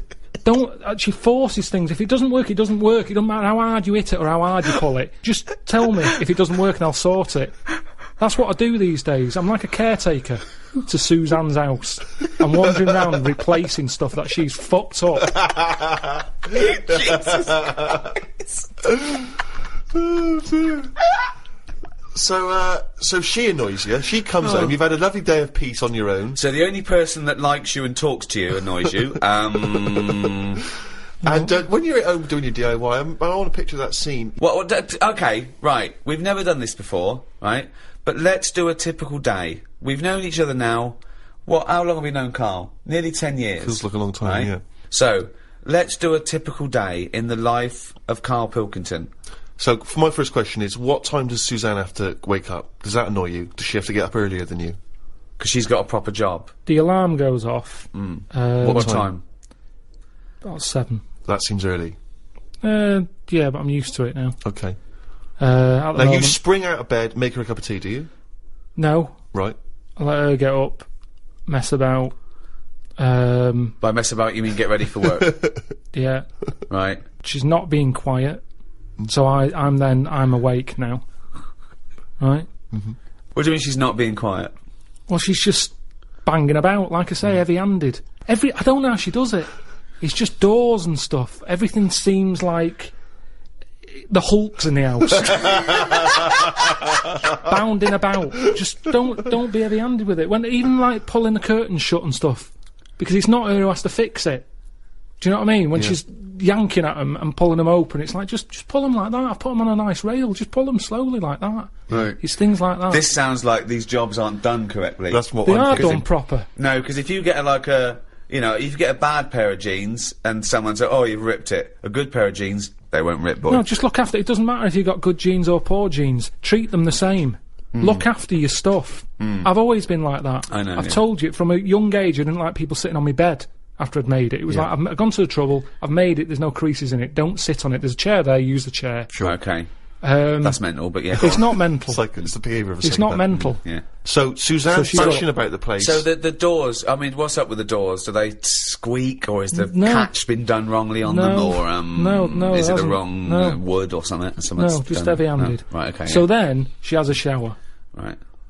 If I have a shower, I like to go second, because I've got the Mr. Muscle spray that she doesn't do properly. Right. do you breakfast together? Just sit on the bed, have some... Oh, have you made the bed yet? Yeah, it's made. Well, don't sit on the bed if it's made. No, mad. I've Sit on calmed the down chair. now. I've calmed down. That's what I've said to her. As I'm getting older, Yeah. I'm easing a bit. Yeah, you're like Doris Day. So sit on the bed, look Why out are you the having window. breakfast not sat on the bed? That Yeah, makes sense to doesn't me. make sense Either to me. have breakfast in bed, Just 'cause classic, the or have it radio- at the kitchen The table. radio's in there, and it's just kind of. So you get up, make breakfast, and go back and sit on the bed because the radio's What's in there. going on with the crumbs, Rick? I don't know what the crumbs are doing, The but I don't crumbs know why all they've over- got two radios. Crumbs. Hang on, you don't know what I'm having. I'm having cornflakes. No crumbs with cornflakes. No, but then. So you haven't. Two of you are sat there. Are you sat on opposite sides of the bed looking at each other, or are you both sat on the sides of the bed sat- looking at the wall, listening to the radio, eating a bowl of cornflakes? Yeah. well, Romantic. you sort of cross-legged on the bed, or your legs are down on the Just floor. down on the floor. Right. Fully clothed now. You've had the showers. I might have a t-shirt on and my undies. Okay. I haven't put my socks on yet. I don't like socks. I'd put them on last. Why don't you like socks? They just cut off your freedom. I don't know how socks can cut off anything. It's alright if your feet are cold, they're nice to put on, but I don't know, my socks are never that well fitting, so I don't really enjoy But wearing why don't you them. get socks that fit Yeah, you? get the I right never buy size. socks, do They I? should Let be the other same people- size as your shoes. Yeah, little I let rule. other people buy them for me, and they're never quite right. But hold on though, this is a rule you've imposed on yourself. I'm only telling you because you've asked. I didn't come in here moaning about it. I'm Socks just saying, cut off your freedom. Never heard that before. Okay. Mandela said it. Well, yeah, never heard socks compared to the Berlin Wall. Yeah, I think William Wallace said it as well. Right. Yeah, imagine that in Braveheart. Just takes his socks off and goes, Yeah. freedom! Yeah. Anyway, then I'll say, right, on your way to work, take the bin bag out. Right. She'll do that, and then I get on with whatever I've got to do that day. Little kiss on the cheek, on the But why forehead. do you say Pat on the head. who pats who on the head? I'll just sort of rub the back of her head. There you go, see you later. Then what? You're there, you got your pants on, you got your t-shirt on, Well, you've you had listen your to the cornflakes. news, you listen to what's being said on the radio, we'll have a little discussion about it. Sometimes she's in the mood for it, sometimes she'll go, don't worry about it. Right, what would she say that to then? What would you worry about if you heard on the news? I heard something about worms getting teeth, Right. and she was kind of going, you know, you're not meant to worry about this news story, there's wars going on, stuff, you never listen to them.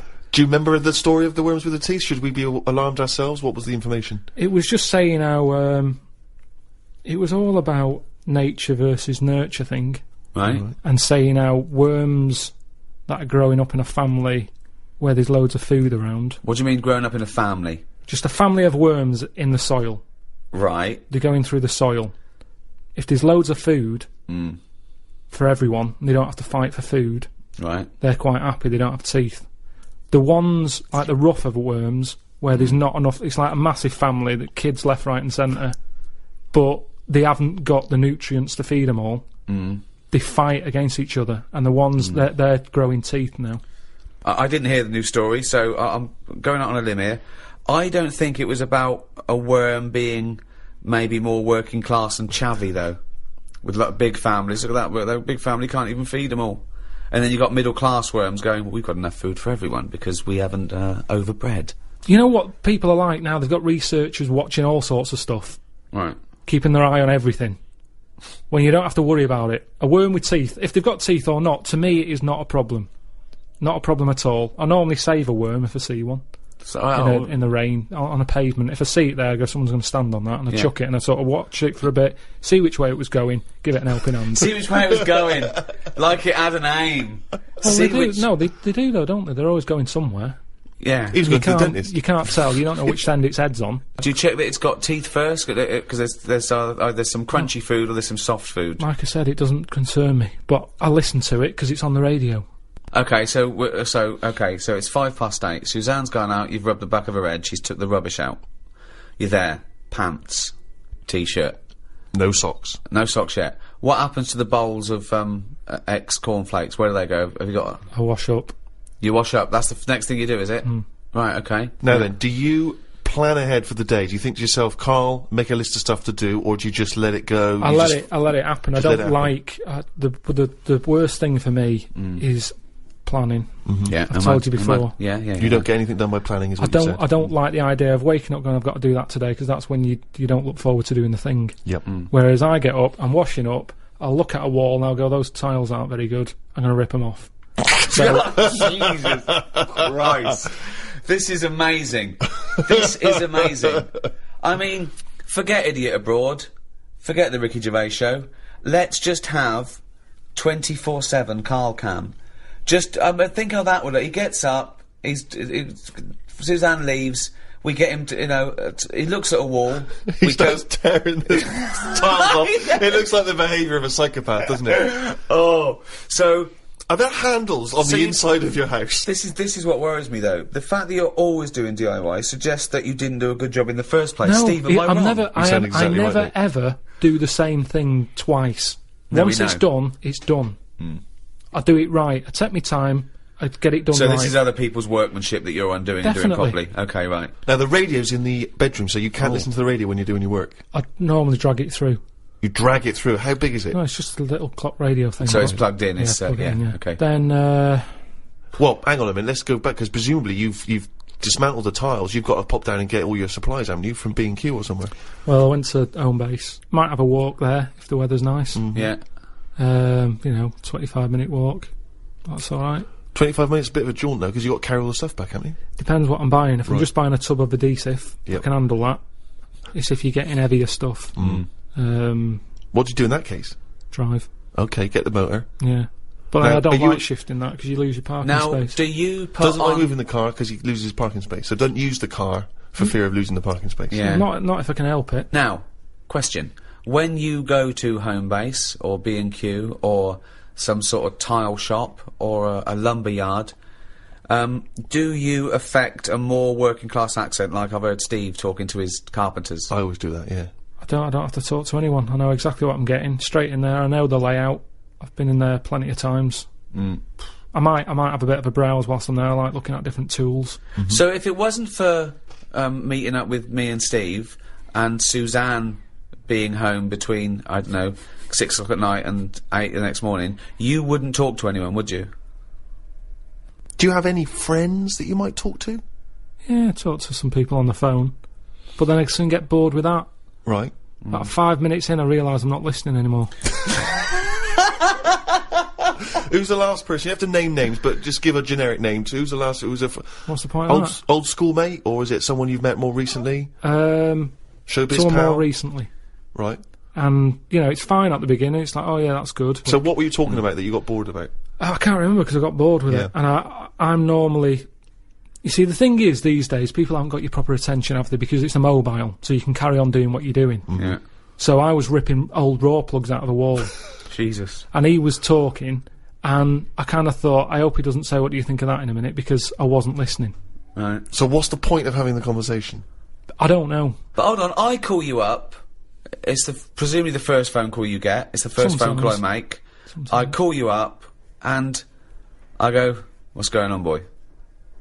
Right? Yeah, but most of the time I don't tell you, because you'll go, right, what you doing DIY? Pay someone to do it. And we have to have all that, every day, the same chat. If I'm not doing DIY, I wouldn't be doing anything. And then I get grumpy. Suzanne comes home, she goes, what have you done today? And I go, nothing. And I get fed up then, because I don't feel like I'm worth anything. I work harder for your career than you do. I'm always doing stuff to try and get you to do stuff. I'm always trying to get you shows and things, and I'm always trying to get you to get out there and do something towards it. I don't want to do it. I've done it now. Yeah. I've done it. Yeah. We did the programme, it goes out on the telly. Job done. If people want to watch it, they watch it. There's no point me cropping up on Loose Women, asking people to tune into my programme. They either want to watch it or they don't. If they're watching Loose Women, I don't want them watching my programme. There's a lot of crap on the telly, and that's why, in a way, people go, oh, it's amazing, isn't it, that you're on the telly? No, not really. Because there's loads of garbage on there. Anyone can get on it. Yeah. Well, that's It's not special anymore. It used to be special in the 80s when there was like 3 channels, 4 channels. Now it's a doddle. But that's why you should make special TV. I like the fact that in anything you do, 90% in any framework, in any genre you work in, is crap. That's why it's nice to be in that 10%. That's why it's nice to do something that's special. You know, the great thing about Idiot Abroad is people haven't seen anything like it before. I'm so proud of it. It's great. So the fact that you're in a genre where something is 90% crap, that makes you look better. You should relish that. No, because I don't think people who are watching Loose Women like it. They want some sort of flump telly, don't they? That's they don't have to.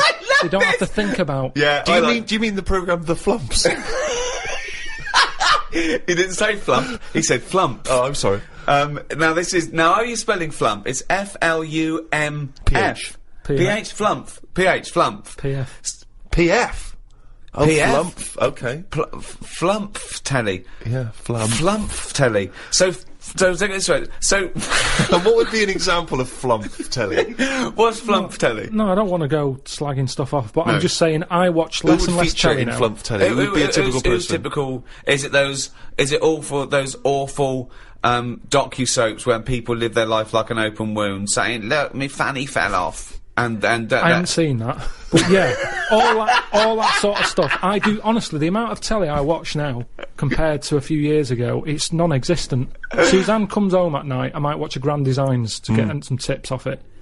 Other than that, So that's work. You count that as work, don't you? Research, at well, least. at least you learn something. Does Suzanne like Grand Designs? She likes to see the end result, to see what it looks like, but she gets bored at the beginning when it's just a load of bricks. Right. She's got enough of that at home. So, Yeah. And then we'll just sit and have a game of crib. Or You'd have been happy in the Blitz, wouldn't you? You'd have been happy down in one of those subway stations. Oh, Suzanne, what? Chimney's gone. Oh no, what was that? Doodlebug. I better go up there. Oh, leave it. Well, it's fine. Oh, that's bloody heavy-handed. Them Germans. They're bloody heavy-handed. Well, let's go back a bit here. So you've gone down B&Q, you got your supplies, you've done a bit of tiling. Good job, please. You're halfway through. Spot a lunch around 3ish. yeah. What do? Do you pop out for lunch in a cab? Depends. Sometimes Suzanne, as I pat her on the head, she sometimes says, "There's some ham in the fridge." I'll go, right. I love it. Like there's a little choreograph. If I better pat on the head. I don't know what's gonna eat today. Oh, Carl thinks like Pavlovian conditioning. Yeah. Last time I patted on her head, she told me about some food in the fridge. Bye, love. Take the rubbish out. I'm in the fridge. Cheers. Brilliant. Yeah. Okay. So I'll eat that. Now, the radio's on the whole time. Is there? Because I want to picture this. You're not working in silence. Radio's on the whole time. That little squeaky radio that's sort of halfway in the doorway of the bedroom and the lounge or whatever. You've got the radio. And what station you listen to? You listen to music? You listen to Sometimes I speech? listen to sort of speech stuff. Right. Sometimes I listen to music. What would be speech? Like a kind of one of those phone-in programs, or Phone-ins do me head in a bit. Right. I like, reports on stuff. Right. Just little Radio things. 5 maybe? Yeah, 5 Live. That's Yeah. all right. So you like to be informed as you go? Yeah, just so it gives me something to talk about, because if you're not with anyone all day, your brain's not doing anything, is it? Whereas me listening to them, it's like having someone in the room telling you stuff without you having to chat back. I prefer Perfect. that. I'm a bigger listener than I'm a talker. Yeah. Whereas Perfect. these days, a lot of people are talking, but they're not listening. Perfect. So, Although you're not listening to actual humans like your friends when they call you up. because they're just mithering. And do you make sure that you get everything done and dusted before Suzanne comes home, so she comes home to a spotless place? Yeah. And so she comes in, do you instantly show her the work you've done, or do you just let her notice it for herself? Sometimes I just leave it and see how long it takes for her to go, "Oh, you've done that." Okay. And if she doesn't notice it, are you annoyed or are you excited to tell her? Sometimes I forget.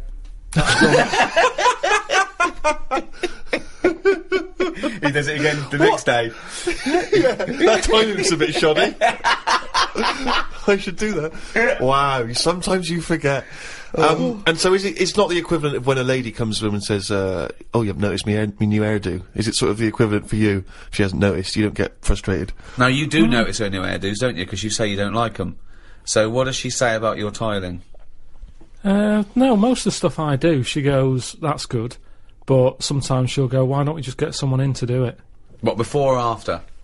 Well, it depends what it is. If it's something that's big and has been bothering her, but it's not bothering me, I'm saying I'll sort it out. Well, what's an sometimes. example of something that's big that bothers her and not you? I had some wires hanging out the wall that I needed to patch up the plaster. Now these wires, were they exposed wires, for Yeah. example, that you could have touched them and got an electric shock? Or Yeah. well, that is a big thing, isn't it? That Yeah, is. but we haven't got kids running about the house. Who's coming in messing with wires on the walls? Just don't touch it. I know they're there. You know they're there. Right. We don't need to put up a sign. We don't need to cone it off. We know they're hanging out. I'll sort it. Don't worry about it. She's going to get someone in. Well, no, I won't get someone in. Because, you see, the thing is, she got someone in once when the oven blew up. Right? I said, leave it, I'll sort it, I'll look at it. No, you don't know what you're doing. Get someone in. No, let me have a look. No, get someone in. She calls someone up. They come round. The old £80 call-out charge business, straight away. They pull it out. They go, oh, it was the fuse and the plug. Now, I could have sorted that out, but she didn't give me a chance. So now it's good now, because I've got that on the old back burner. So every time she says, let's call someone out, I'll go, oven. There's a little reminder. So I'm glad in a way that she did. But so now she just leaves it. She doesn't interfere. No, Carl, I've got terrible pains. Oven. Have you sorted that problem? Not yet. No, so the wire's still hanging out of the wall. Yeah, but I know what to do. It's just that I want to do the other jobs first. Yeah, but she's concerned about that one, and it's also very dangerous. It's not that dangerous. Steve.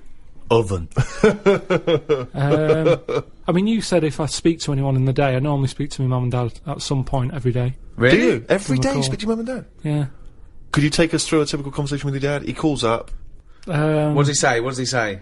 He said, I've just been out, got your mum some medicine. Well, every time he calls, he's No, been I'm out. just telling you the last call out. Oh, I see. Sorry. Right. What's the weather like? What's up with your mum? Oh, she's just got a cough. It's cold, isn't it? Winter, cold. Yeah. Expectorant? Did you get? Was it a tickly cough or a chesty cough? I think it's chesty. Because They've got like a coal fire, and it's when I go there, I'm always coughing and that. It's like smoking 20 a day, having one of them in the house. So she's always coughing. So yeah, been out. And she smokes 20 a day. Been out. Got some Benylin. Does she smoke, your mum? No, she used to. Yeah. Jacked it in when I was born. Oh, really? Yeah. Good. It'd already done the damage. Yeah, she smoked more through the pregnancy. Yeah. She looked at it and went, oh, I'm not smoking again. Yeah, or drinking. Look at that fucking head. So yeah, he said, oh, the weather's bad. Is it bad there? I went, yeah. He said, I've just been out, got some medicine. What are you doing? I said, I'm ripping tiles off the wall. He said, oh, that's good. He said, your mum wants me to do the tiling in the kitchen. Yeah. So why don't you do it? He said, oh, it's too much of a big job. Yeah. So just do a wall at a time. He said, yeah, I might do. Right. He said, I'm getting fucking bored.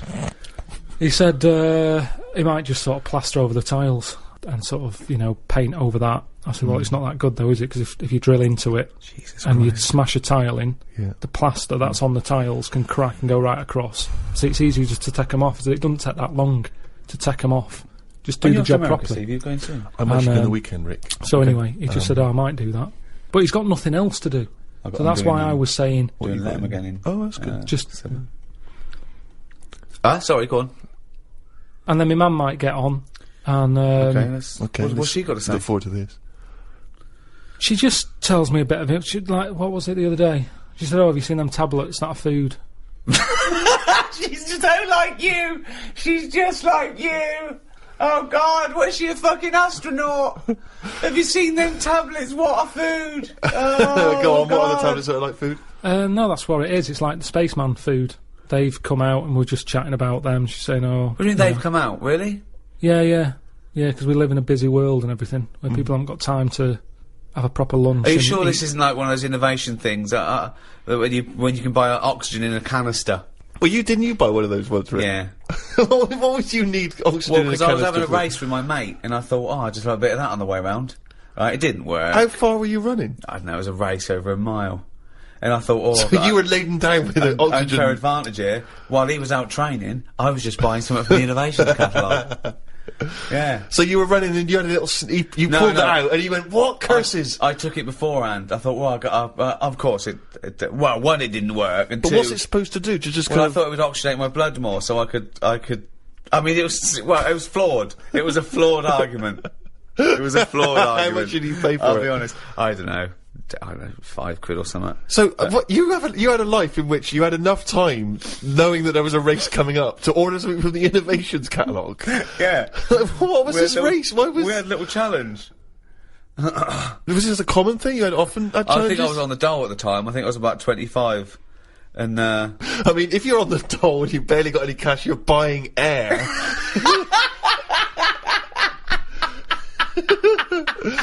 Oh, jeez. yeah. I look back now. It was a folly. Yeah. Oh, dear. That's what how he occupies his free days, Carl. Come on. 20 odd years ago. I don't. Now I actually work out. Now. Whoa. I'd like to race him now. Woo. Woo. How is Usain Bolt? Yeah, he's good. He's good. He's gone a long way. So your mum calls up. What did she say? She said there's a new pill out that's a meal. Yeah. We chat about that for a bit, and then she always says, "Watch the road" at the end of the call. Really? Yeah, she's always said that. Watch the road. She doesn't mean the film The Road with Viggo Mortensen. No, she's just paranoid that I'm going to get run over. Right. So every time, I've never been run over. No. Well, that's because she always tells you to watch the road. Yeah, maybe that's the case. And do you watch the road? Yeah, I think I do. She means just stare out the window and watch the road. Yeah! She's fascinated by it. Yeah, exactly, watch the road. There's cars going There's past. moving things. There's big bits of metal with wheels. So, you did walk into a field of nettles once, though. Let's not forget that.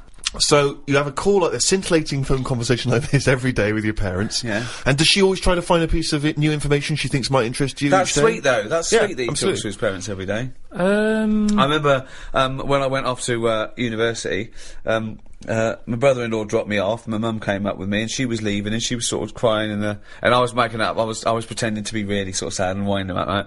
And then I thought, oh, I better call her up. She said, "Call me." Right, so I think I waited till the following Sunday. It'd been about a week, right? And I called her up, and I couldn't just call her up. I suppose I had to be ironic because I was probably embarrassed about calling my mum. Like I wanted to speak to her too. So I just called her up, and she went, "Hello." I went, "Mum."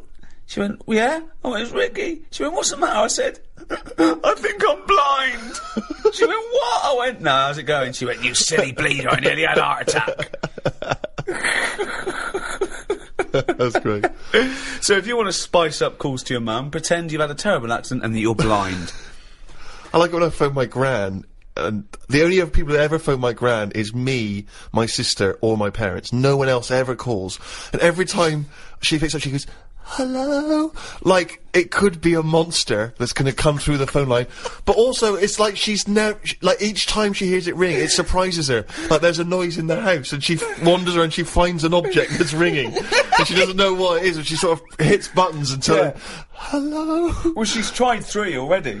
But what annoys me is I'll say, "Hello, Gran," and she'll go, "Who's that?" "Oh, come on." "You must recognise me by now. I'm the only person who calls except about 3 other people." I'm not the girl. Yeah, exactly. And my granddad, she's had this for years. It's not just that she gets up. She'll she'll go through all of the family's name until she gets to Oh, mine me. not used to do that. Mine not used to do So that. she knows yeah. it's me, but she'll go, "Hello, Ron, Elaine, Alex, Steve." Yeah, exactly, yeah. But it's the same with each member of the whichever one of us she's talking Always to. last. It's the always last. Yeah. Oh, dear. So you've spoken to your mum and dad, you've changed the tiles, you've had lunch, the telly's not on. Suzanne comes in. You've made her dinner. No. Right. What happens there? Now, what happens there? What time does she get in? You've done all this by about 4 or 5, have you? Well, I'm tidying up. I normally keep my eye on the clock. Like the to road. give myself like 40-odd minutes to clean up. Right. Kitchen's all clean, ready for us to make the tea. Ready for her to make the tea, even though I know you've been tiling, but that was a job you gave yourself. You didn't have to do it. No, but I don't do cooking. She knows that. This isn't even a discussion. Right. She knows. Like today, I've got to get some thin chips, so I'll do that. You mean fries? Yeah. Okay. What, it's frozen in the bag or whatever? Yeah, I've got to get some of them. And what are you having? What are you having tonight? Scampi. So, that's shop bought scampi, just, what do you do? Just, I don't know, she Deep just fry brings it. I don't know. I think it's just chuck it in the oven. yeah. So she'll do all that. I'll eat it. And sorry, let me just rewind for a second. I'll eat it. He's listing it in his day's work. I'll eat it. I say, "I've eaten that." She goes, "Thank you." I go, "Oven." Do you ask her her day's been? I'm just interested when she comes in. You Definitely know, not. she's had a busy Definitely day. not. She's listen. Don't jump to conclusions, Rick. All right. Okay, so she comes in. Okay, let's act it out. Yeah. Okay, you've just cleaned up, right? The last bit there. You look back. Them tiles look good. You look at the clock. Oh, what time is it? She usually comes through the door. But, don't know. It can change. She calls and warns me. Right. Let's So- go through. Take me through, okay? The end of the day. Right. Vacuuming up, cleaning up all the mess. Phone's going. Who's that? Suzanne. Alright. Yeah, coming home. Alright then. See you in a bit. she'll go, I'll put the kettle on, or at least fill it ready, because she normally calls again. And, What do you mean? She calls again? What? She calls again when she's out the tube. Let's do it. Let's hear it. What's going on? All right, you out the tube? Yeah. Do you want a cup of tea? Yeah. All right. See you in a minute. Flick the kettle on. Get the tea bags out. Make a cup of tea. Milk?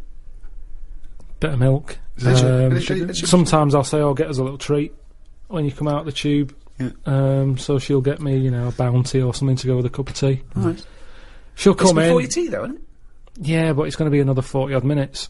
So you have a bounty before you have a meal? Not every day, just sometimes. If I've got a sugar low, I've got a touch of diabetes. No, you haven't. I have. I feel like a bit shaky. Oh, so you just made that up. So you have got no evidence whether you got diabetes. Well, I haven't got or not. evidence of it, but I think I have. So there's no evidence, but let's believe in it anyway. Right, well, I have a bounty that normally sorts it out. To me, that's a sign of diabetes. Otherwise, what's wrong with me? So, You're just a greedy fucker. no, I'm telling you, I sometimes need it. I get a proper urge for a Mars bar. I go, I've got to have What one do you now. have a bounty for then? No, just to mix it up because I get sick of Mars bars. Do you? Well, when you say get me a bounty, have you got an urge for a bounty then or a Mars bar? Well, it's just that they're both quite equal in sugar content. Yeah, but Bounties, there's a lot of that. do you coconut. specify then when you say get me a treat? She says, well, what? Sometimes you have a Mars bar, sometimes you have a bounty. No, that's enough for me. I got when she comes in, it's a talking topic, innit? What have you got me? Topic. She sometimes gets you a topic. It's something to chat about, isn't it? Right. Okay. Get your bounty. To chat about. So, has there ever been a time? Sorry, I just got to get this straight, Steve. Sorry, Rick, I just wanted to say, could you imagine you and I having a conversation about what chocolate bar you ever brought me? What'd you get me, Rick? Got your bounty. Is that all Thanks, right? mate. That's as long as that conversation can possibly Yeah, go. that You're is talking it. about it as a talking point. Yeah, so what happens? So what's the last time there was a discussion about what she bought you? Did she ever bring you a bounty and you go, I was really hoping for a Mars bar? I think the last time she got a bounty, I sort of said, they do a 3-pack now. Do you know how they just have 2 bars? They do a 3 one. Right, what did she say? She said, did he? She said, I want out of this relationship. No, but that's how a chat starts, and they'll go, yeah, that's why there's fatter people now. Everything's in bigger amounts, innit? It used to just be 1, like a Milky Way. Now you can get a 3-pack, and then they're saying, there's fat people. Because that's the thing. She's sort of been talking to people all day. I've been tiling, listening to the radio, hearing reports of obesity. So this is a chance for me to tell her what I've learned, in a way. Right. So I'll empty what I bet I've she learned. loves coming through that door. Well, she comes through, take her coat off, I'll go, she'll go, what, are we having scampi still, or have you gone off the idea? And then I'll go, we should get them tablets my mum's been talking about. She goes, what tablets? I go, the food. So see how it's all coming together? Yeah. So it's like that, and that's What does she say to the idea of now living on tablets instead of having some scampi and chips when she comes home after a hard day's work? What does she She say just to sort of that? goes, right. She says, oh, right. Yeah. So this important information which you're imparting that you've garnered during the day, her response to that is, oh, right. Yeah. So- and then I'll get her attention at some point. I'll say there's worms with teeth. I'll get her attention at some point. I'll say I'm going to bring out the good big guns now. Imagine- Right, she's ignoring me. Okay, wait for this. Suzanne, I see you're ignoring me. Yeah. Worms with teeth. Oh God, amazing. Oh, God. So what does she say to worms have teeth? I can't remember. She just sort of said, have you got the facts right? I said, yeah. That's kind of it. And she'll either go, all right, or she'll. I mean, it's pretty rare that it's anything more than that. So it's not a conversation, really. No. Because the response twice now has been, oh, right. Right. So she's looking forward to some scampi and chips. She hands over your bounty. You go, they do 3. Yeah, whatever. Right. What happens next? Take us through. I'll sort of say, anything to report? Anything gone on today? Mm-hmm. And she knows it's. I sort of phase off again. It's like a phone call. She'll go, so and so's leaving or whatever, and I don't know these people, and I'm not that interested. And she senses that. Yeah. Yep. So she'll go, have you paid the insurance? I go, no, I forgot. She'll go, I told you to do that. I said, yeah, but I've been doing the tiling. She's going, yeah, but you weren't meant to do the tiling. I asked you to sort the insurance out on the washer because the washer keeps breaking. And she won't let me fix it, even though I know what it was. It was a heating element. I said, I know how to fix that. But she was going, no, I don't want you messing with it, because if you flood the kitchen out, it's, makes a mess. So anyway, so I've got to sort that out. I still haven't done it. I should have done that today. Then have a game of crib. Oh God! Oh it's like being in an old people's home. I know, but I'll tell you what. Put the telly on, because there's some flump on there that might give you an insight. No, not until like I've said to you before. Unless she knows what she's putting it on for, it doesn't go on. Right. None of this flicking it on. So when she says, "Let's put the telly on," you go, "Okay, Suzanne, what are we going to watch?" Yeah. Yeah. Yeah. What? And what? she goes, "Well, I don't know. Should we have a look what's on?" I say, look what's on first. But have you got a Radio Times or a TV? Yeah, I've got a magazine that comes with a paper at the weekend. Okay. Look through that. If there's anything on your fancy, we'll look at it. If not, we don't need it on. Put the radio on. Right. And then she has a look and she'll go, The Apprentice is on. I'll go, okay, you can have it on. Right. If she goes, oh, I can't remember a time when I've said, no, you're not having that on. You're quite patriarchal, aren't you, wouldn't you say? What do you mean? Well, the man of the house rules the roost. Yeah, you pretty much lay the rules down, don't you? No, because she still does what she wants. Even though I'm saying you're clumping about again, making a racket, she does it more. But it works, doesn't it? Yeah, sounds like it. And so you've had a lovely game of crib with Suzanne, because you know the magic's still there. And what time do you hit the sack? Don't know, about 11. Do you go to bed at the same time? Yeah. So that's it. Yeah, that's the day. Really. Well, hang on, we haven't finished yet. So, any conversation before bed? Depends if the radio's on. I might say, look, here's that story about the worm. Yeah. And then she'll go, yeah, but look, it hasn't got teeth. It said this, that and the other. And I'll go, oh, yeah, forgot. Good night. That's the end of that. Another day closer to death. Well, that was a free podcast. I suppose we'd call that a day in the life of Karl Pilkington. That's a little thank you to all the fans who bought the audiobooks. It's not much of a gift, is it? Wow, it's something, isn't it? I mean, I know Karl did it begrudgingly, but thank you for downloading the audiobooks all these years. Karl's very grateful, really. It means he can go and buy as much grouting as he'll ever need. And thank you to people who've bought the book, An Idiot Abroad, and watched the programme. If you still can't get enough Karl, the DVD An Idiot Abroad is out. That's a lovely Christmas gift for all the family. Order that now at amazon.co.uk or Com or HMV or your retailer or Play. of choice. Your retailer of choice. Or go out and buy it. Get off your arse and buy it. Go out for a walk and buy An Idiot Abroad on DVD and the book. And what a lovely Christmas gift the Ricky Gervais show would make as well on DVD. Animated ramblings from the round-headed moron. Some people don't even realise that The Idiot Abroad is Karl Pilkington from the Ricky Gervais show. If you're on Twitter and Facebook and MySpace, or if you've got just friends you actually talk to via the mouth, then tell them if they enjoyed An Idiot Abroad to get the Ricky Gervais show on audiobook or DVD. And while you're at it, buy my new stand-up on DVD, Science. I don't know, Rick. That seems a shameless plug. Yeah. Well, what was all the other shit then? Yeah, that was just talking to the fans. That's because you get a third of all the other stuff. All right, let's not reduce it to money. Karl's on it. On what? On the Science DVD. I've done a special programme where I interview him for Science, which is amazing. But my favourite bit is probably when he meets Warwick Davis. I stitched him right up. He thought he was going to have a talk about science. We hid Warwick, right? Well, that's not hard, is it? We had to keep him in a different room, and then Karl sat down, thought he was talking about science, and I went, got a little fella, and Warwick walks out, and your little face, and Warwick confronted him over some of the words he's used. Midget. Yes, I remember the famous midget hippopotamus story. Yeah. I'm sure you used the word midget there far too many times. Yeah. So there's a few things to buy at Christmas. Go out and buy one of our DVDs or books. This was free. Now pay for something. On Radio 2, I'm Ricky Gervais, with me Steve Merchant. Good morning. And our producer Karl Pilkington, but more about Karl later. We want to introduce the world to Karl, don't we? It's extraordinary to think that there's people that have not experienced Karl. A whole new audience is going to discover I think of me and Stephen as like Anthony Hopkins in The Elephant Man. Yeah. Just taking Karl round the country, the world. Maybe just letting, maybe some doctors and surgeons might want to, after today, We just drop a sheet, he's there nude, and they can just ask him questions, examine him, see what makes him tick. You know, that's Karl's favourite film, by the way, The Elephant Man. He said he loves it. He said, one, he said, the title tells you exactly what you're gonna get. Yeah. He loved that, right? He said, two, it's sad. And, I was saying, why is it sad? He said, well, there's that bit where, they take him, to show all the surgeons, and, the Elephant Man is all naked and that. And, the bloke goes, the genitals are normal. And Karl went, think of that, the one thing you would want like an elephant, and he gets the head. That's why he thought it was sad. That's the kind of mind process of Karl which we'll introduce to you later. In the meantime... Well, yeah, you know, if you're expecting Jonathan Ross, then, you're gutted. Yeah. You probably know me from such works as The Office, Extras, Alias. Yeah. Karl, you don't know about. Stephen is more familiar.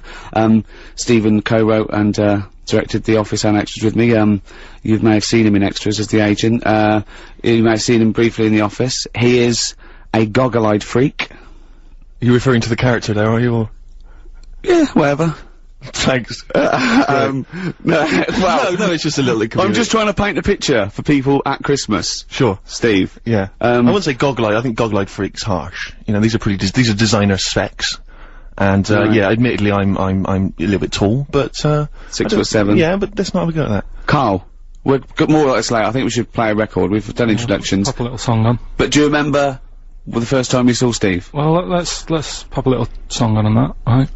Chat about it in a bit. Alright. Bruce Springsteen. Bit of Bruce Springsteen. Santa Claus is coming to town. Merry Christmas, everyone. Yeah, Merry Christmas indeed. I'm Ricky Gervais, with me Steve Merchant. Hello. And, Karl Pilkington. If you have tuned in to, hear Jonathan, it's the last time I mention him. We haven't got him today. You've got, us for the next, couple of Saturdays. I feel like a stepfather. Sure. Do you know what I mean? I want to say to the listener, listen, you know, I never replace Daddy. Yeah. But I am here, and I do my best for you, and I love you. Yeah. On the other hand, I want to go, listen, I'm doing Mummy now, live with it. Yeah.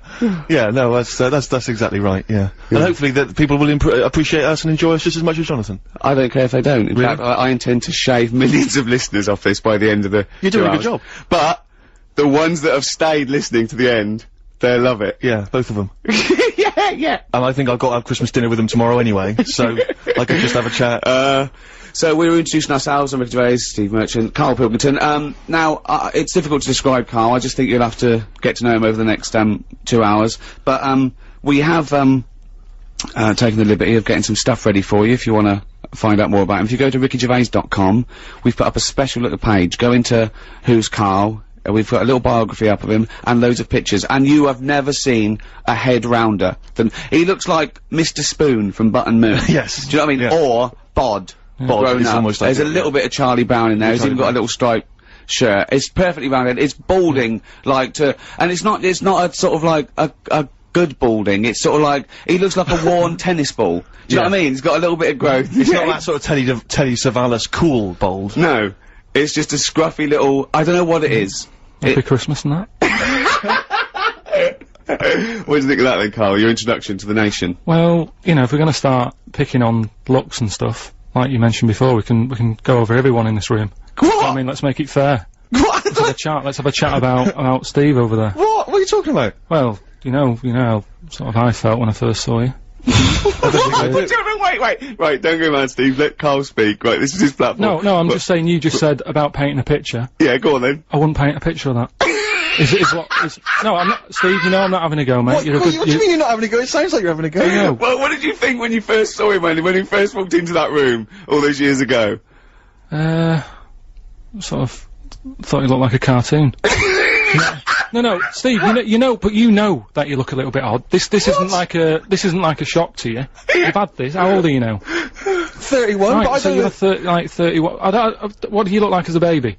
I mean, Why is this a character assassination? I'm not having a go, I'm just saying what it was like. Now, I'm used to you now. When I see you, I don't sort of double take anymore. He's coming out with this? No, but, you know, when you popped in and that, it was just a bit of a shock, and now, you know, I've got used to it and that. Good, you're happy now, you can cope now. Hold on, you were shocked when you saw Steve Merchant. You told me once you went to school with two fellas who had big heads and webbed hands and feet. Yeah. And they weren't related. Why were there two people like that at your school, and yet you find Steve freaky? You never said freaky. You said freaky. You said freaky. Madonna hung up. Now, she's given us a platinum disc to give away. Nice. And we've got big prizes from Madonna and If people are Coldplay. rushing around today on Christmas Eve thinking I wanted to buy a Madonna platinum disc for my mum. There's no I can't find one anywhere in Boots. We'll give you things you can't buy in the shops. Perfect. And that's coming up. But Carl, just I don't want to. I'm not stirring it, right? You started a little bit of a war with Steve. You always are have. stirring it. Well, no. This is stirring right now. This is the terminology. But do you know that the fellas in your school, the big heads and webbed feet and webbed hands, Webbed hands. Yeah. but they hung around together, did they? I don't think they did. And they were nothing to do with each other. No, I think people expected them to sort of knock about together. But they must have thought, oh, that'd be too obvious. Do you know what I mean? But where did you live? Near a power plant? Well, I mean, why did you have... I don't think it had anything to do with that, though. Just sometimes you get a little... Look at Steve, he didn't live near a power plant. No. Listen, can I just stop you there, right? Let me just stop you there, because it always happens, as soon as we, you know, it's supposed to be a nice day, and suddenly you're having a go, right? Now, this got sent on the email, okay? Now, this is not me saying this. This is someone who's forwarded a review that was put on the web. It was a review of your appearance on one of Ricky's stand-up comedy DVDs, okay? I'm quoting this. This is not me saying it. It says that, Karl, through a combination of his intriguing way of thinking and slightly less than human appearance, right, Karl may just be the proof needed to muffle the cries of creationists the world over, as this missing link demonstrates that not only did man evolve from apes, but the process isn't quite finished yet. Okay, now that's someone else, an external person's opinion of you. But the terrible thing about that is, Carl's feelings aren't hurt because he didn't understand a word of that. I said the word creationist, that lost him. That lost it. You've got to remember that Carl, you know when people say they're talking to their cat and they go, oh look at him, look at us, it's like he can understand what we're saying. Well, Carl's got that look, but you know he can't understand what you're saying. All right, Carl? No, but I mean, now we're talking about your head and that, right? When you go back to, say, your mum and dad, it's Christmas time, right? There's a lot of people travelling up and down the country, going back, seeing their mum and dad, they probably haven't seen them all year, right? When you go back, is it a shock to them again? No, do you know, like, how you get used to how someone, like I say, I'm used to you, I see you a few times a week, I don't do the double take. But what I mean is, when you go back, do they sort of go, oh, here he is. Do you know what I mean? Play a record, it's like... Let's leave it then, Let's move on then, because I'm gonna get angry and we haven't even got, it's not even 25 past it. Christmas! A little bit of Simon and Garfunkel. Yeah, oh, this is beautiful. Simon and Garfunkel. April Come She Will. Looking forward to spring already. Yeah, it's a bit premature, but fine. Well, I thought it'd be nice. You know, it's like, if it's a bit Let's cold. get Christmas over first, alright? Christmas over. I love that. My mum used to go, oh, that's not over for another year. yeah, like You should look forward to it all year. You know, buy things out of the catalogue, pay for it for the next 12 months, and they go, oh, that's not over now. Like, you know, 5 o'clock Christmas Day, that was it. When is Christmas over? I would say Christmas is over once you've seen the Vicar of Dibley Christmas special. Really? Yeah. See, I think it was earlier than that. I think it was when the elderly ones fall asleep at about 3:30. They wake up because the kid's playing with something noisy. Yeah. A game that goes something like that. Yeah. That's when Christmas is over. You know what you're getting this year then. Exactly. I do. Alright. I was shopping with Carl. Don't give anything away that I bought, right? Because you know. But I've got to tell you something. We went into this one shop. I didn't get anything from it, so I can talk about this, for looking for a present for my girlfriend Jane. And it was a beautiful shop in St James's. They're all beautiful around there. And, it was this shop of, sort of iconoclastic, sort of antiquities, and it was, things that, this guy, you had to ring a bell for the bloke to come down. Carl was just so confused about that. He's used to someone standing there going, can I help you? Yeah. What size do you want?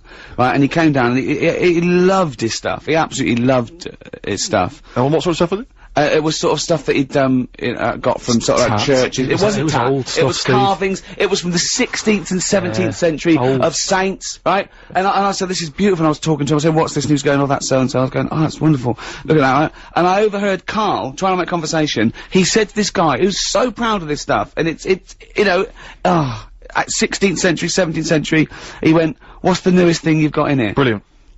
And the bloke went, we've got a statue, I think, from the 60s of then, and he went, alright. He went, when was the last time you got something in? bloke went, we get something in every day. And afterwards I said, why were you asking those questions? He was going, it always confused me with antiques. What happens when they sell that out? They're not making any more. I just thought it was a sort of good business to get into, that's all. Do you know what I mean? Why? There'll always be antiques, Well, Carl. you said it yourself. The place wasn't buzzing, was it? He had to pop down. He couldn't even be bothered sort of sat in the shop waiting for a customer, because probably days go by and nothing's happening. Doesn't it? For you to ring the bell to wake him up to say, oh, I'll come and look at this old stuff. Forget it. You know what I mean? So you've got all your Christmas shopping then, Carl? You're bang up to date, you don't? Yeah, I've sorted, you know, most stuff out. But here's one for you, right? Here's a little question. Go on.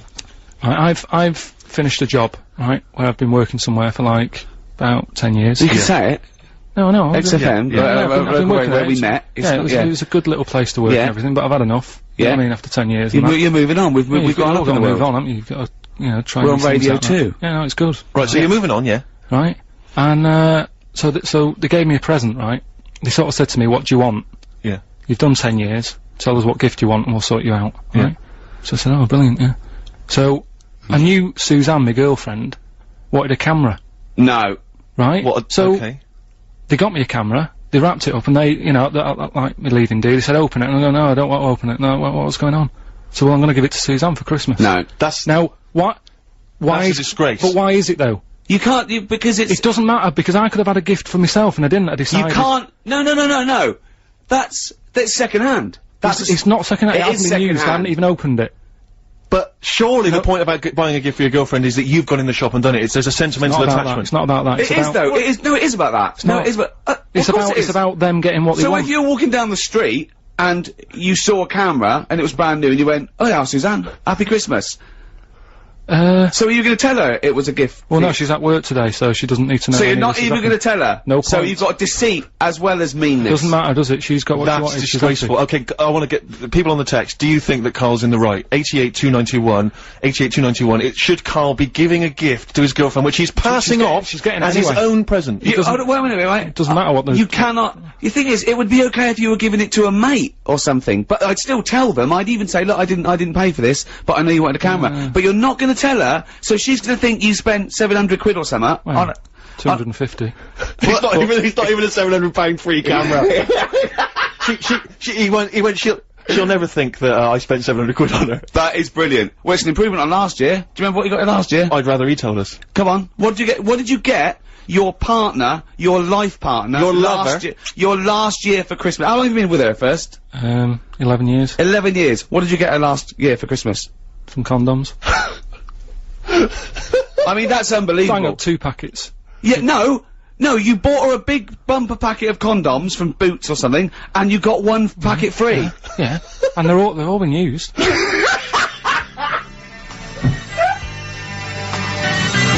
Walk Out to Winter, Aztec Camera, before that The Pretenders, it's Ricky Gervais' show, but I'm here, Steve Merchant, Karl Pilkington's here. Christmas Eve, Radio 2, Merry Christmas. Producer just came in and said, "Oh, can you give out the web address, bbc.co.uk/radio 2. I went, yeah, why? He said, well, just in case people want to listen to this show again. Yeah, right. Oh. He's got a sense of humour. Yeah, as if. So, Karl, we've had loads and loads of emails. We should just, in case you just tuned in, Karl received a leaving gift of a digital camera, when he's leaving a job, and he's not even unwrapped it, he's giving it straight to his girlfriend for tomorrow, which, I think Ricky and I feel he's not going to tell her it was free, and he thinks there's nothing It wasn't free, it was 10 years of my life I had to do that. Yeah, and you've been 11 with us. Think what she's gone through. She's had 11 years of her life. Wow, you know, Karl would have been okay if he'd have kept quiet. Idiot. Dave in Salford. He's right. Yeah, he's right. It's a disgrace. He has dishonoured his former employer and his girlfriend from Graham and Nana. That's a good point. It's an insult to the people that work there. They got you something they thought they really liked. They really went out and thought about it. They wrapped it up. You didn't even unwrap it in front. Because you couldn't be bothered to wrap it again even. You could have unwrapped it. Do you know what, I really hope's happened? That before they gave it to you, they took pictures of their genitals in the toilet as a little load away. So your girlfriend's gonna get that and get loads and loads and loads of pictures of offal from people who work at XFM. That would be the best Christmas gift for me. What if there's a note or something inside that they've all written and signed? To Karl? Look, he's thinking about that. Look, that is the first time he's ever thought of that. Look at his head. Look at his Christian head. Hull says, I think Karl's heart is in the right place.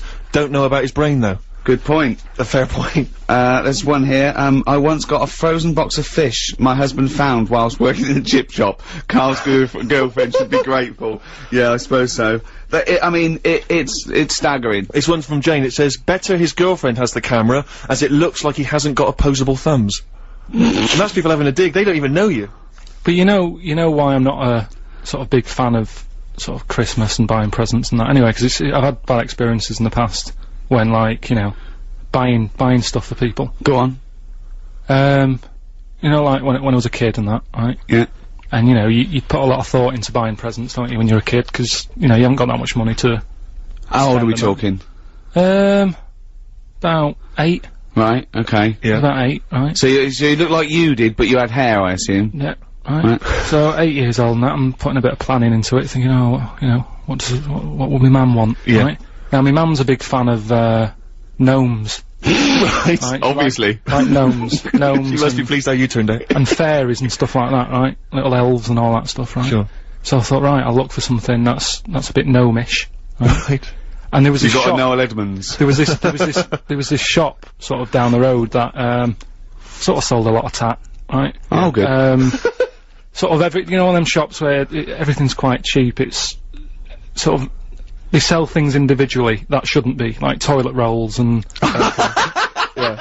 that sort of thing. They used to be called everything's a pound. Now there's some that everything's 99p. Because a pound wasn't cheap enough. They're undercutting the pound shop. Yeah. Yeah. Go on. So anyway, so I had a look in there, thinking, right, let's have a look, see if they've got any gnomes and that.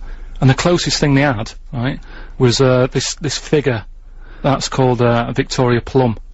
Right? Victoria Plum, right? Yeah, it's like a little. No, woman. Victoria Plum. Right. Get it right. It's like a woman gnome, right? Okay. So I thought I shall love that, right? So save that. I think it was about £2, right? Yeah. Invest in one of them, take it home and well chuff with myself and that, wrapping it up, pop it under the tree, think I can't wait to see her face light up when she sees this. Yeah. Anyway, do you know, like, when you're a kid, I bought that like 2 weeks before Christmas. Sure. Right? And do you know when you're sort of excited and you want to give someone a present earlier? Yeah. You know what I mean? Yeah. I sort of took my mum into this shop, right? And we're just walking about, and the Victoria Plum was sort of there on the shelf. And I said to her, I said, look at that up there, do you like that? She said, no, it's bloody horrible. Right? Oh. So it's too late. It's too late to go back. You spent all your money. Money's spent. It's wrapped. It's under the tree. Right? I'm thinking, I can't believe it. So I said, no, that, you know, made sure she's looking at the right thing. I said, no, that little gnome woman. Yeah, it's horrible. Oh no. Yeah. Right? Oh God. Christmas Day comes. Right? I open my stuff. Right? She's about to open hers. Sad. This is like Dickens. She opened. She opened hers and that, and she went, "Oh, that's lovely." That I said, "No, don't give me that." Do you know what I mean? You said it was horrible. She was a liar. Yeah. For pretending, for not wanting to hurt your feelings. She was a liar. And that's, you know, that's why, you know. But things have moved on. What are you on about? Yeah, but you don't forget, do you? I still don't know how this justifies you not buying your girlfriend of 11 years an actual gift. Although that was quite touching. Yeah. Play a Christmas song. I'm welling up. Let Me Try Again by Frank Sinatra. Beautiful song. Wonderful. On BBC Radio 2. Well, it's that time of year when we give gifts. Yeah, absolutely. And you know, we like to give, and we like to keep on giving. Yeah. And that's why it's competition time. Oh, sure. Yeah, nice Slink. link. Yeah.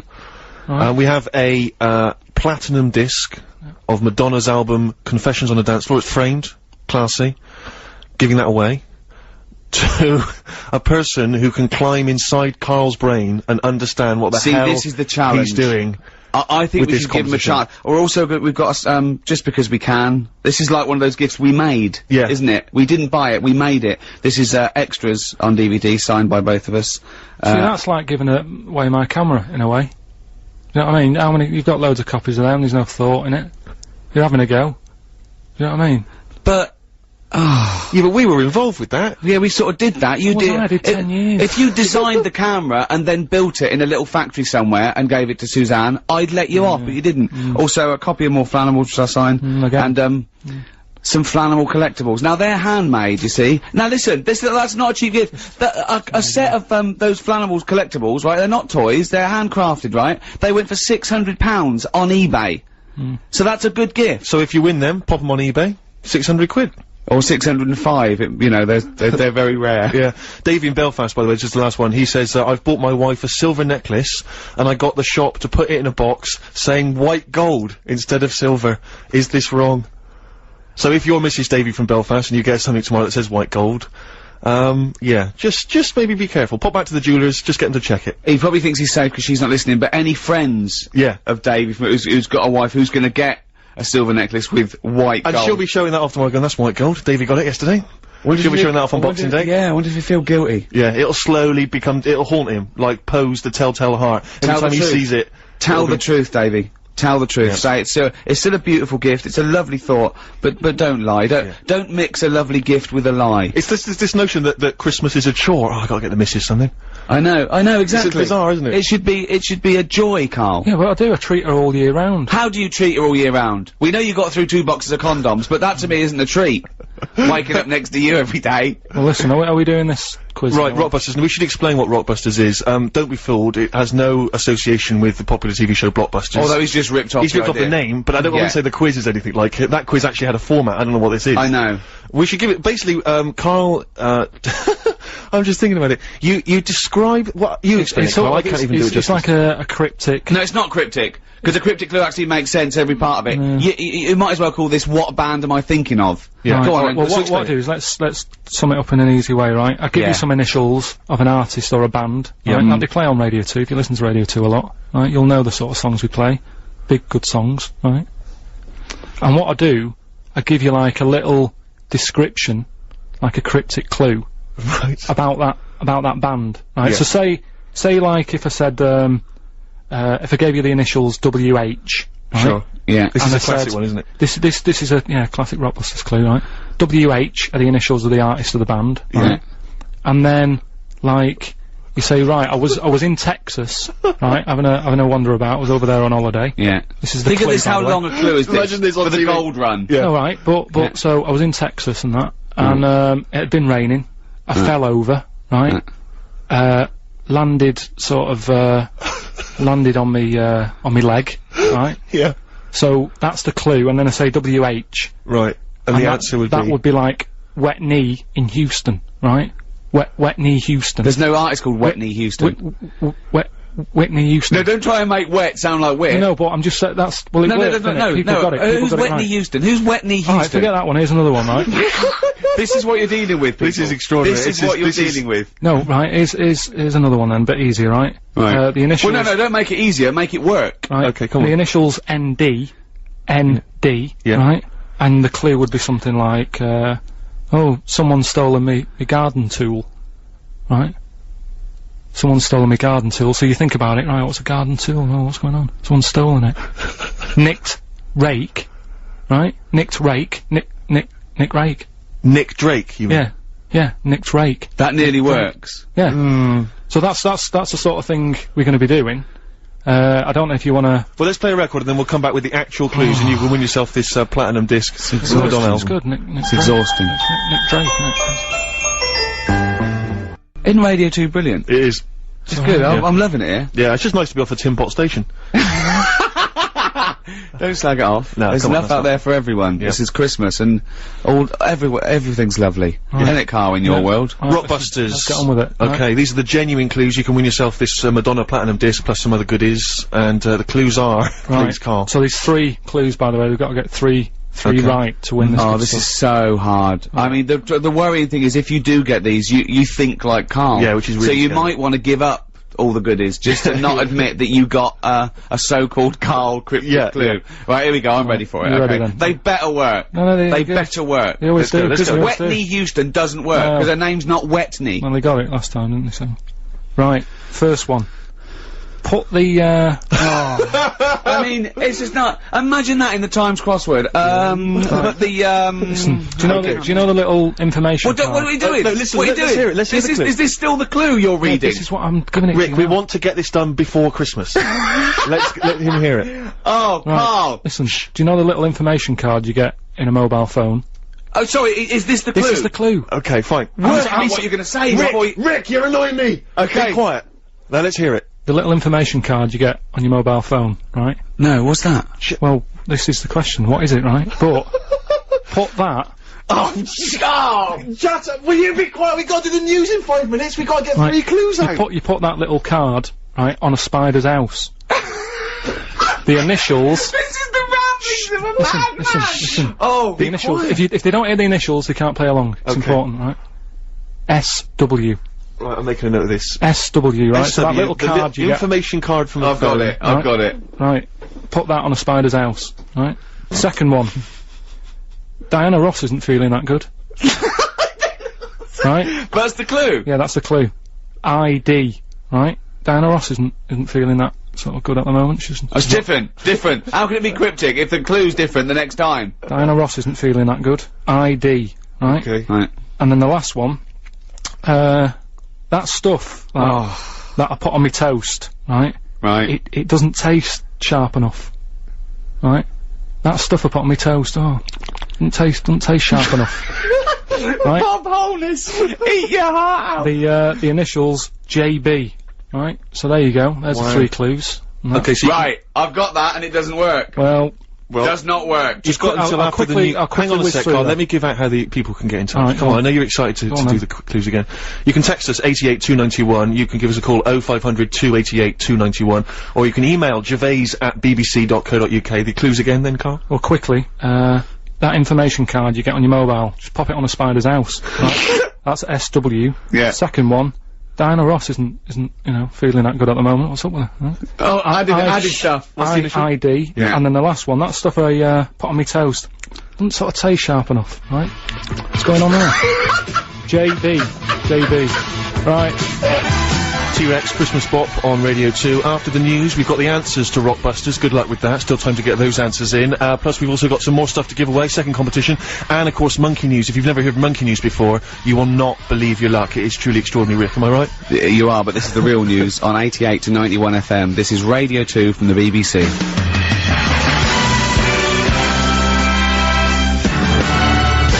Talk by Coldplay. We've got some Coldplay stuff to give away in the second hour. Coming up soon, some collectibles and some signed stuff and albums and everything. But this is the Madonna one we're playing for. The Madonna gold disc plus Platinum disc. Platinum disc. Is that better or better than work? That's better, yeah. it better? More yeah, sales? yeah. Well, it's a gold one, but I just got the shop to put right platinum Sure. on it. Yeah. So it's a wonderful gift. So whoever wins this is sorted out, and we've got some other stuff that me and Steve have made for you as well. So Carl, give us the clues again and the answers. So we're doing it now. This is it, Carl. This is it. This is the final moment where we actually get to see how your mind works. And you've got a winner and everything. We're ready winner's to here. go, right? Right. First one was, you know that little card you get Yeah. in your mobile, right? Yeah. You put that Yeah, okay. on a spider's house. Yeah, okay. Right. So I got that one. The initials were SW. Yeah, so it's web. It's sim on web. Sim on Web. Yeah, sim on web. I've never Sim on heard of Web. him. I've never heard of sim on Is web. that a French artist? Simon Webb, isn't it? Oh, no, you said that sim though, mate. No, but it still works. No, it doesn't work, mate. No, it does. Doesn't, mate, because you said sim on web, mate. Doesn't work, Well, they got mate. it. We've got a winner, so don't Yeah, it worry doesn't about work don't very, worry mate. yourself, Next, right? let's see if the Second next one works, because that one doesn't work. Right. Sim on web. Right. From the pop band Blah. Right. Diana Ross. Right. She's not looking that good. She's something wrong with her. What's That's up with her? changed. Right. That's completely All right. changed. Diana Ross isn't feeling that good. Right. Right. That was a clue. The initials were ID. I've no idea. Right. That was, you know, ill. She's a diva. Ill diva. Ill divo. Right. That sort of opera type. family. I honestly, I'm speechless. Again, they got it. So don't worry yourself It's about it. absolute nonsense. Diva and Devo are two different words. You're an idiot. Right. You really are a stupid idiot. So well done if you got that and that. Last one. That stuff I put on my toast. Yeah. Right, sort of doesn't taste right. It's not sort of sharp enough. No, well, I got it to be blunt, and I got jam. Jam blunt. But there's no artist called Jam. There's no Blunt. jam, there's no artist called The Jam. No, but look like Jam's Blunt. Jam's Blunt. I James- don't know anyone called Jam's Blunt, though, mate. So there's your What? answer. No, what's the answer? James Blunt. No, you said Jam's Blunt, mate. Jam's Blunt. So Doesn't work. So who's the winner, It doesn't Steve? work. It's not a cryptic clue. It doesn't work. Steve, who got them right? You're such an idiot. I don't know what to say to this guy. I mean, as soon as Christmas is over, pop in somewhere, get yourself checked out. Steve, I don't know how you pronounce his surname, Steve Toes or Steve Toze. He says, admittedly, this is the worst quiz ever. It is the worst quiz ever. He's It still really got the is. answers. Nice one. And he also says, say hello to my Mrs. Amy, who's up the duff for Christmas. Lovely, a wonderful poetic image. That's lovely, isn't it? Appropriate as well, you know, baby Jesus born this year, born this year in something or other. Don't be going into that. Why? Well, it's, you know, BBC and everything. You've got, you know, there's a lot of people out there, different religions and that. Let's not talk about little baby Jesus and that. Why not? But you can talk Just about best, Jesus. just leave it. Well, we've just been saying Christmas all the time. What are you talking about? What have you been reading? I'm just saying. This is like last year when I was at the Christmas dinner table with my parents, and my sister is religious, I'm not, and we were arguing about Jesus, the meaning of Jesus, and my mum said, "Will you stop arguing about Jesus? It's not the time." I was thinking, well, this has got to be the time. I mean, there's no other time than his birthday. No, I agree with you. It's, 1 and 2. I think the time to talk about Jesus is Christmas and Easter. Easter. That's pretty much the big two. No, isn't no, it? it's popular at this time of the year, but I'm just saying it's best. You know, there's other people out there. Do you know what I mean? We're going out to. But we're talking to everyone. It's just we just happen to be here at the Festival of Christmas. Right, yeah. Well, happy Christmas to everyone. That. Play a record. Seth Lakeman and Fight for Favour, one of my favourite songs of the year. Isn't that beautiful? Very nice, yeah, I've not heard it before. On Radio 2. Ricky Gervais, Steve Merchant, Karl Pilkington, Christmas Eve, you know that already, I don't know why I'm We're giving gifts. We're giving the gift of song. Yeah. And chat. The gift of chat, the gift of rockbusters. The gift of gobbledygook. The gift of Karl. Yeah. To the nation. You cannot buy that. You can't bottle it. I'd like to see him bottled. That'd be ideal. Like a little frog. Pickled in a jar. Yeah, exactly, yeah. He will be one day. He will be in Ripley's. Yes. One day. Yeah. And they say he used to walk round amongst us. Exactly. It's quite normal. But, let's not forget why we give gifts. Well, yeah, just to cheer people up and that. Yeah. No, it's because the wise men gave gifts to the baby Jesus. Yeah. Yeah. So, that's why. What would you have got the baby Jesus? I'd have probably got him tokens. And let him decide, because he's very, you know what I mean, you don't want to get anything, you know, and then he doesn't like it, wants to take it back. Well, I'll tell you, in a recent poll Waterstones did, the favourite gift for children was Flanimals. Still available? That's so outrageous. That's so disgraceful. It's Christmas Eve. What would you have got him then? Probably extras on DVD. I don't make any money from Flanimals. Yeah. I like the fact that, one of the wise men turned up with gold. And the other two, frankincense and myrrh, which as I understand it is what, it's like incense or something? Incense or perfume?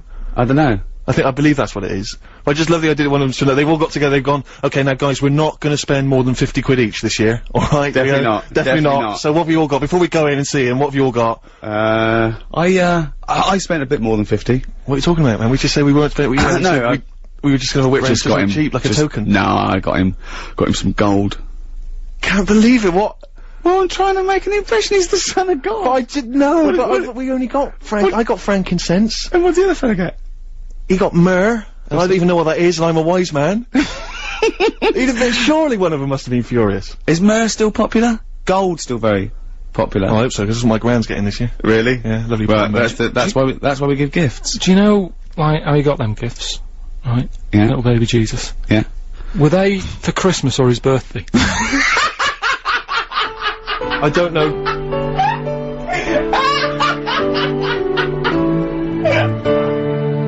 Radio 2 indeed. You heard the Pogues, Fairy Tale of New York. One of the best Christmas songs ever. I think the best Christmas song ever, and one of the best songs ever. Absolutely. No, there's no question. It's brilliant. Do you like that, Karl? It's alright, yeah. Yeah. Enjoying yourself, Karl? What, being here? Yeah. Yeah, it's alright. I mean, we're getting looked after and that. I can't believe, like, you know, the amount of food and that we've got here. It's mental. Yeah, mince pies, fruit, it's all going on. Just like a little harvest festival going on. Yeah. Where you take the pineapple chunks for an old lady. Yeah. But yeah, it's going alright. I mean, I've been sort of listening to Radio 2, you know, the last few weeks. Sure. Enjoying it and that, and sort of, you know, making sure we get the show right. Yeah. You know what I mean? We want it to fit into everybody else's shows and that. Oh so, yeah, this fits into everyone else's show. I've been thinking. Oh yeah, this is great. This show, this is perfect. Listen again, of course, on bbc.co.uk/Radio 2. But something that Wogan does, right, on breakfast, Terry Wogan, right? He does this little thing called Thought of the Day. Yeah. And I thought we could carry it on. I'd like a little.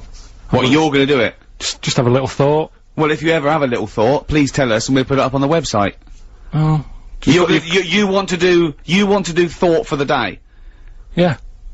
It's a big feature, isn't it? He does it in Have you got one? Have you got a thought for that you want to do, or are you just gonna, when I put, Well... Alright, well, okay, well, no, alright, well, let's have a little jingle. Have a little jingle. Okay, I don't know what the jingle is, I No, don't, but just make something up. Listen to Radio 2, the Ricky Gervais Show, with Thought for the Day, with Karl Pilkington. Right, well, thanks for having me, right? Brilliant. Just like to say, you know, it's Christmas time. Just, you know, cheer someone up, have a laugh with them, make the day and that. So, happy Christmas. That's it. That's your thought for the day. You don't need to mess about, you know what I mean? Just, if you can do that today, yeah, I'll add that. If you can do that today, cheer someone up. Right? I mean, this is quite sweet. Karl is quite sweet. You know, Yeah. I think I give him, I don't know, not child rights, because children are a lot more intelligent than Karl. I don't know, sort of, I suppose animal rights? No, no. Because they're No, but it's Well, I mean, see, the thing is, Wogan normally has on, a priest or a rabbi or a thinker, not normally the modern equivalent of, you know, Frankenstein's monster. yeah, So, no, but I've been busy, I haven't got time to, they sort of drag it out. They have like a fable or something, don't they? Cut out all that, right? Because, you know, they've got a lot of time on their hands when they're... Vickers. Yeah, just, you know, when they're in their house. Well, not Christmas. It's their busy time as well, I would have thought. Christmas, Vickers. Do you think they only work Sundays? Well, yeah, again, you know, I'm always a bit worried because I don't want to have a go and that, but, you know, they do alright for themselves, they get given that house to live in and that. no, well, it's the house of God, you don't actually get to keep No, it. it's not a house of God. They live next door to the house of God. Right. That's the house of the vicar. They usually live, joined The up. house of Barrett. Yeah, the house of Fraser. Yeah. No, the vicar lives in a little vicar's house, little vicarage, and that's usually joined onto the house of God. Yeah. You don't get those addresses mixed up. He doesn't get all God's mail when he's going, ooh, for you again. Well, I mean, you've heard now the way that Karl's mind thinks. You've heard over the last hour and 25 minutes. We've got these, Coldplay collectibles and stuff to give away. If you have a question for Karl, okay, you've seen the way he thinks. Brilliant. A question that you want to ask him, you want to get his opinion on something, you might want to get his opinion on, the supernatural, on, you know, Civil rights. anything you want. Just get his mind work, because he loves to learn, he loves to be educated, he loves to ask questions. You can text them in, 882921, you can email them in, gervais@bbc.co.uk. This is an example of how Karl thinks. Once, me and Steve were talking to Karl, and we told him that, they're gonna be able to bring back a mammoth soon. Bring a mammoth to life. He went, "You're joking." And we thought, oh, that's interesting, is it? And then we realised, I said, what do you think we said? He thought we said man moth. A man moth. Right? And we said, what were you thinking when you thought it was a man moth? He said, I thought of a little moth with a fella's head bumping into a lamp. Stevie Wonder on Radio 2, I Wish, Ricky Gervais, Steve Merchant, Karl Pilkington. You wish you were Stevie Wonder. I'd don't you? love to be Stevie Wonder. He's great, isn't he? Well, Karl has started offending everyone, as we Brilliant. thought. But we've got to explain, Karl does, I mean, he honestly means no harm. He does these things that... What bit? What? What for said? Well, this is from Reverend, Gwyn Owen from Stockwood. Yeah. A vicar, okay? When I'm tired of being a vicar and working one day a week, maybe I'll become a DJ and do bugger all week. And that's a vicar swearing. Yeah, you made a vicar swear! That's how infuriated Well, hang on a you minute are! Why does he listen to the radio if he's busy? He's done you, Reverend. Oh dear! No, Anyway, if you have a thank question for for Karl, we're going to give away these Coldplay collectibles. If you have a question that you think will really pique his interest, really make his mind work, then you can get in touch with us, and the best question will win those Coldplay collectibles and a few other odds and ends we got knocking around. Gifts. Yeah. But did I ever was tell you about busy. the gift? I think my father's favourite gift he ever received one Christmas. It was and I was so jealous of it because I was a kid and I thought this is How old this were is you? How old amazing. were you? Probably about 10. Right. And I thought this was dynamite. I was so jealous.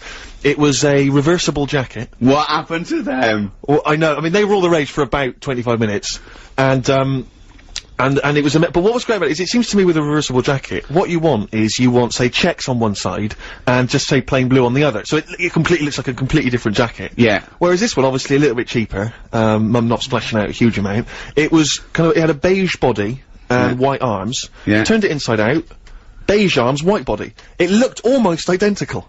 And I could never quite understand when he was ever going to utilise that. when people would think, do you know what I mean? When he'd walk to a party, they'd say, well, I think it was having 2 jackets in one that was the buzz, not there. So he'd go into a party, and I go, alright, Ron, new jacket? He goes, yeah.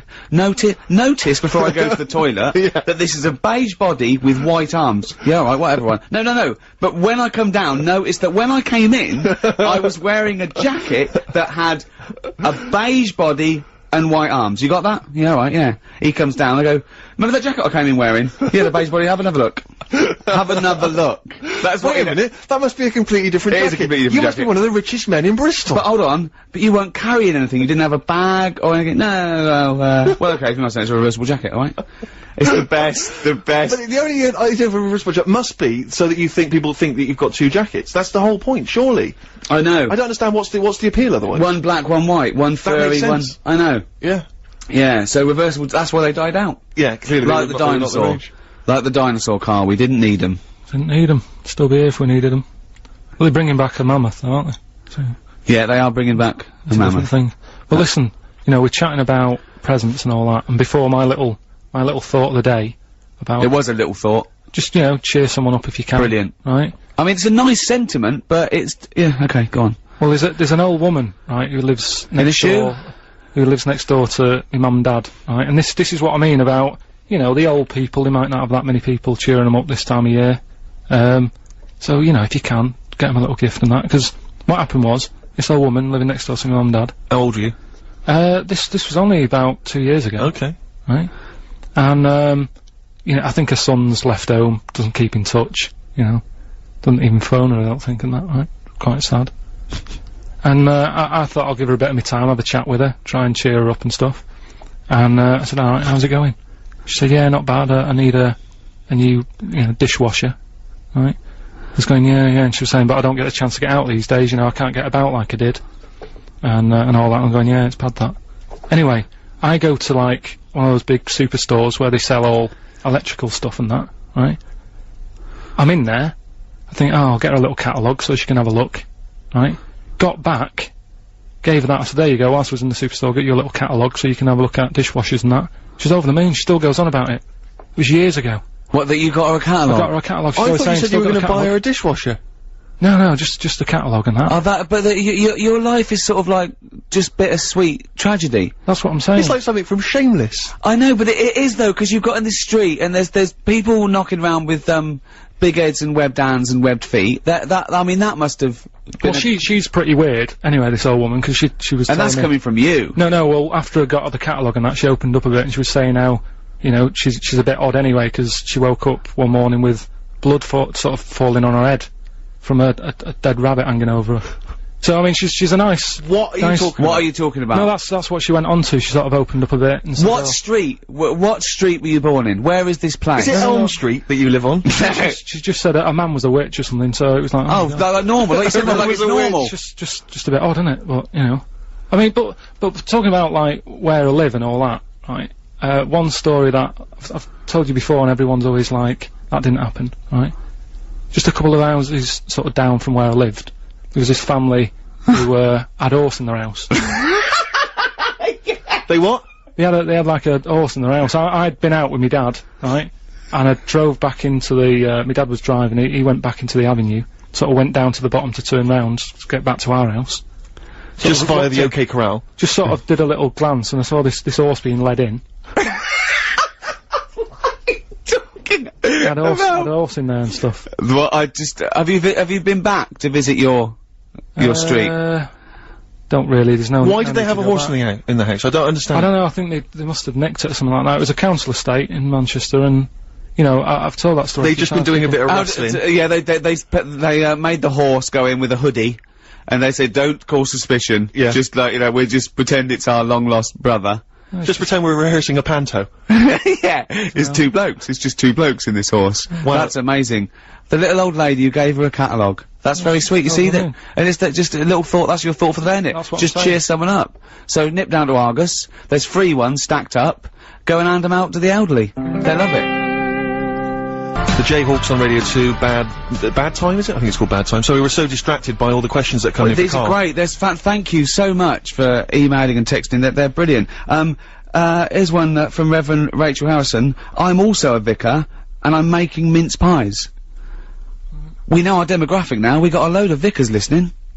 Yeah, well, you know, they're good at spreading the word and that, aren't they? You know, tell people about the show and stuff.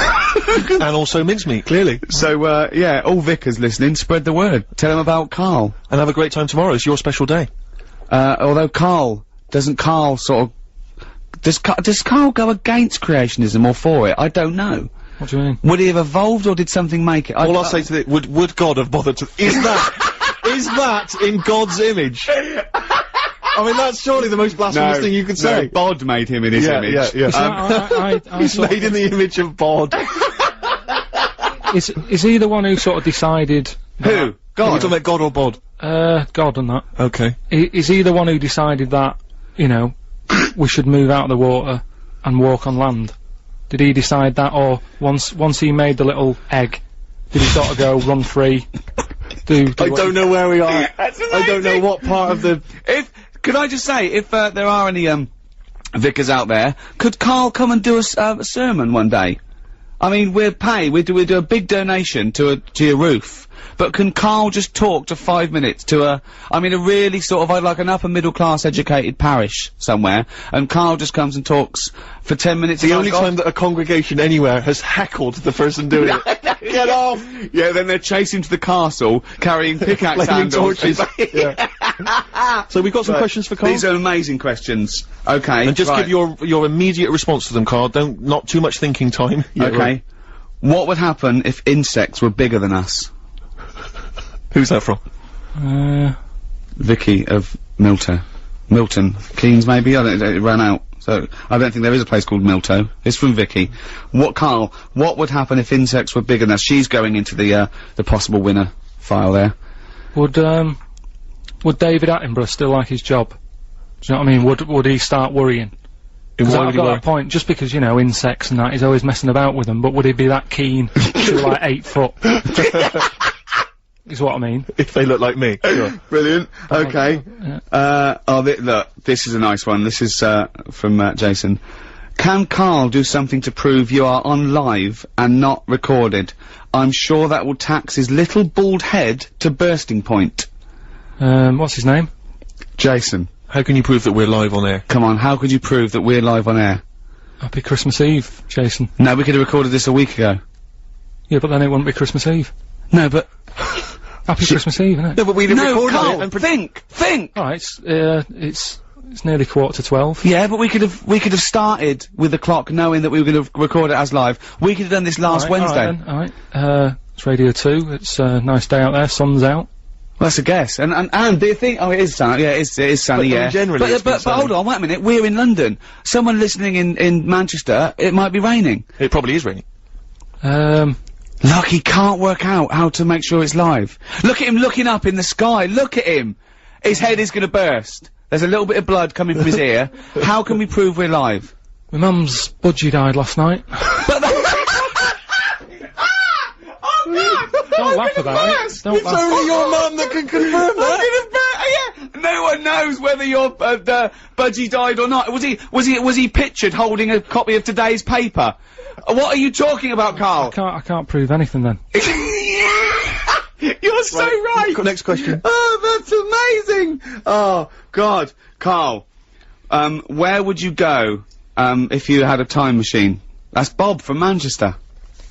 Where would I go? I can go to any time. Yeah. And now once I get there... Oh, yeah. No, but I'm just saying, what am I doing? Am I staying in the little box and just looking out of a window? Or am I... Let's assume you can wander around. Okay, we'll do both. First of all, you're wandering round.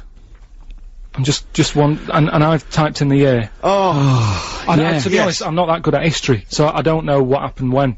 So I'd be better off just sort of letting someone else have a go and asking them when they get back, just sort of... Karl, where would you go? What do you fancy? Just think. Would you like to see dinosaurs? Would you like to see, the Roman Empire? Would you like to see the 1960s? Would you like to go back and see your nan as a kid? Shouldn't really mess with time though, should you? No, you're not. It's not actually gonna happen. No one's actually invented one yet. What period of history are you interested in? Probably... I mean, I sort of like the 60s. But we still sort of, you know, we don't really... Next question. Unbelievable. Everyone's got an answer to that. Everyone wants to know where they can go back in time, Well, where except would you go back in time to? I'd go back to religious times. I'd go back to the birth of Jesus, see what was going on. Really? Yeah. See how the frankincense and myrrh went down. There was this thing started I saw it in the paper about 15 years ago. A guy put an advert in a local paper, I think it was in Sheffield, saying, I've been reincarnated. I was a cow at the birth of Jesus. Is anyone else out there that was reincarnated? It was the birth of Jesus. Fella got in touch, said I was a cow too, and they started a society called Cattle for Christ. Just the two of them. I don't know where they held their annual general meetings. I wonder if that's still going. I don't know. But imagine if you were at the birth of Christ and they're going, oh, do you remember? It goes, yeah, but I couldn't quite see. There was just a bit of wood in it. I didn't really see that. I remember the men, they were arguing over spending. All I could see was your backside. I know, yeah. So, think of that, Carl. Okay, final question. Right, okay. Carl, if you could, travel back in time to ancient Rome and take one modern invention with you to set yourself up as a god king, what would it be? What would you take back? That's from Amy. Sorry, Arvey in London. Going back to Roman times. Yeah, so what would you take back to make sure that you were king? Would it be a weapon? Would it be, you know? Yeah, a weapon. It's pretty violent times, wasn't it? Yeah, I'll have a weapon if that's Well, what though? Gun. Have a gun, take that. And what would you do with it once you were there? Well, I'd probably, I mean, I don't like killing animals and that, but they used to use tigers a lot, so shoot one of them in the head. No, because there's no explanation why. No explanation for it. Just do it. I love him. Okay, look, we've got to give this, I think can Carl do something to prove you're alive? Yeah, you completely foxed him. There was nothing he could think of in his tiny little brain to prove that this is live. So, I think little Jason wins the Coldplay collectibles and, some other stuff. So, well done. He still can't prove it. He still can't prove it. Play a tune, then we'll have some, You could have just said, you could have just picked up today's paper and read the headline. Think! Monkey news after this.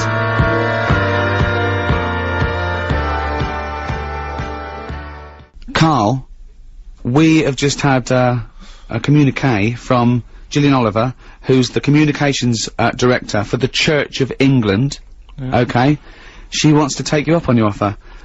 She would like to take, you, to Manchester and let you give a sermon. About what? Well, don't you think that's she's in charge of the press and communications for the Church of England, and you've got to do this, Carl, for my sake. I'll go to church if you do this. I've been, I didn't really like it. I had to go once to church. It was years ago when I was a kid, and I swore, right? My mate Jamie said, right, if you don't come with me to church, because he was Catholic, he had to go. Right? So if you don't come with me now, I'm gonna tell your mum that you swore and that. That's how to get people into church. So I went, right? Didn't enjoy it. Sort of got kicked out in the end because I was bouncing my tennis ball in the aisle and it rolled down. I better tell Gillian Oliver that may happen again. Yes. That's if you don't take your yo-yo or your Ninja, you've got to do it. I'm gonna make sure, we want a campaign. Please, email us if you want, Carl, to do a sermon. And, I mean, I'm sure we can film this and put it on the web for you to see. Oh, please do a religious sermon. Listen, we've barely got any time now for Monkey News. Now, a lot of people are probably, unfamiliar with Monkey News, because it's the first time we've been on Radio 2. Rick, how would you summarise Monkey News? I mean, obviously Carl is fascinated by monkeys. Carl believes everything he reads. He goes on websites that don't get verified at all. It's mostly nonsense, but he believes it because there's about monkeys doing incredible things, and Carl thinks that you know, monkeys can one day talk. He wants to live in the Planet of the Apes. Yeah, basically. that's his dream. He thinks the Flintstones is a documentary, and Carl, let's do Monkey News. Right, the jingle. Do the jingle live. Oh, chimpanzee that Monkey News. Right, well, I thought we'd go for sort of a Christmas feel, right?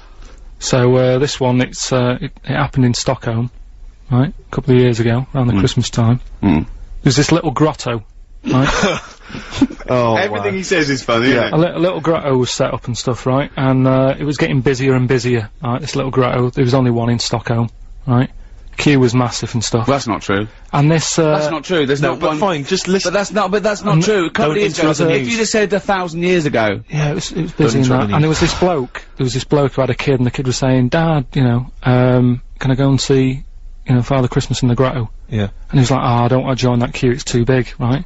And loads of the Father Christmases who was in the booth, they kept jacking it in because the queue was that big. What do you mean loads of Father Christmas in the booth? What because booth? they got through loads in the grotto, the Father Christmas and that, right? They couldn't act the pressure of the queues. The queues were massive for this grotto. This is rubbish! Right, so they kept getting through, like, loads of Father Christmases. They just right? kept walking Different on. people, they kept saying, I can't handle this, you'll have to get a new one in, right? Right, okay. Anyway, so this fella, right, the kid kept asking every day, can we go in there? He said, no, look, the queue's big. Anyway, one day, the queue was suddenly a lot shorter, right? Because they got a new little Father Christmas fella. Right. In the Right, grotto. Karl, if this Father Christmas turns out to be about So- 3'6" and hairy... So anyway, right, so he's going, come on then, we'll join the queue, right? So he joins the queue, and he's you know, the queue's going down really fast, people are going in and out really quick, and he's going, how's he managing to do this, right? And he sort of looks through the curtain, he can just see a little slight thing, and he can see the bloke who's, like, dressed up as Father Christmas, he's handing him out with his hands and his feet and that, right? So they're going, no, look, if you don't... I'm going to die! Anyway, so... Please don't interrupt the news, Rick. I want to hear the news. So he's queuing up, right, and he's going, oh, he's good on him, you know, he's got a new method of handing out the presents and that. Whilst he's queuing there, there's a little fella selling, chestnuts, so he thinks, oh, I'll buy some of them, and, you know, something to munch on whilst I'm in the queue and stuff. Yeah.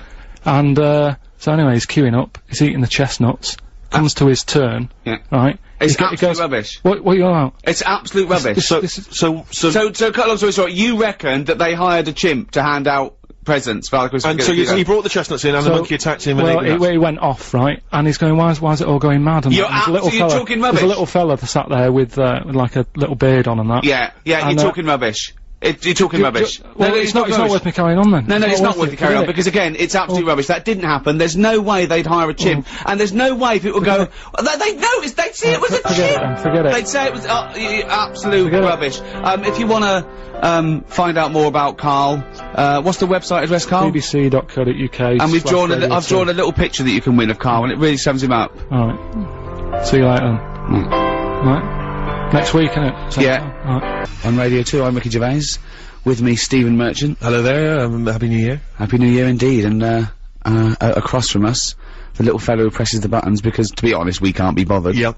Karl Pilkington. How would you describe Karl Pilkington for people who didn't hear the show last week? For near the show, Karl is, and he won't want me saying this, because he won't fully understand it, one of the most stupid men I've ever met. Yes, that's absolutely right. He has a perfectly round head. Yeah. I mean, unbelievable. You can see pictures of him. Go to rickygervais.com. We've put up some, photographs, just snapshots, and honestly, his head looks like an egg. It's not an issue though, is it? What? We're on the radio.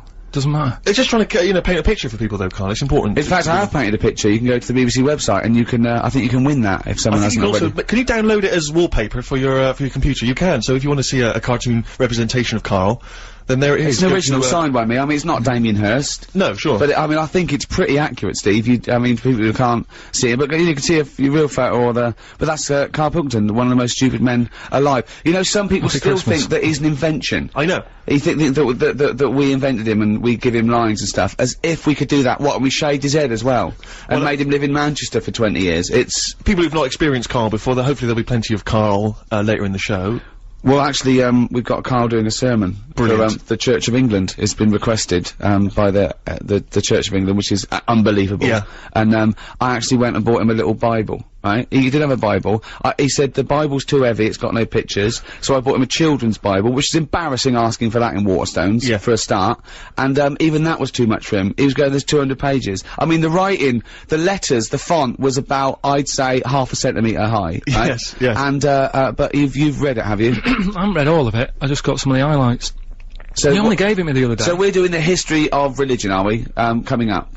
What do you mean? Well, what do you mean, what do I mean? No, I'm just doing a little taster. What the problem was, right, last week... What do you mean, little taster? What are we Just in trying to case sell someone hasn't- Bibles? It's No, the no. biggest selling book in the world. They don't need it. I thought you were going to do a message, a New Year's message. No, but it's kind of been forgotten about a little bit, hasn't it? Oh, yeah. Because of Harry Potter and Yeah, stuff you like say that. the Bible these days. He goes, what's that? What do you mean, the Bible? No, but I'm just saying, there's probably, you know, a lot of people out there who've sort of gone, oh, you know, it's an old book, and once something's been around for a bit, you don't sort of visit it.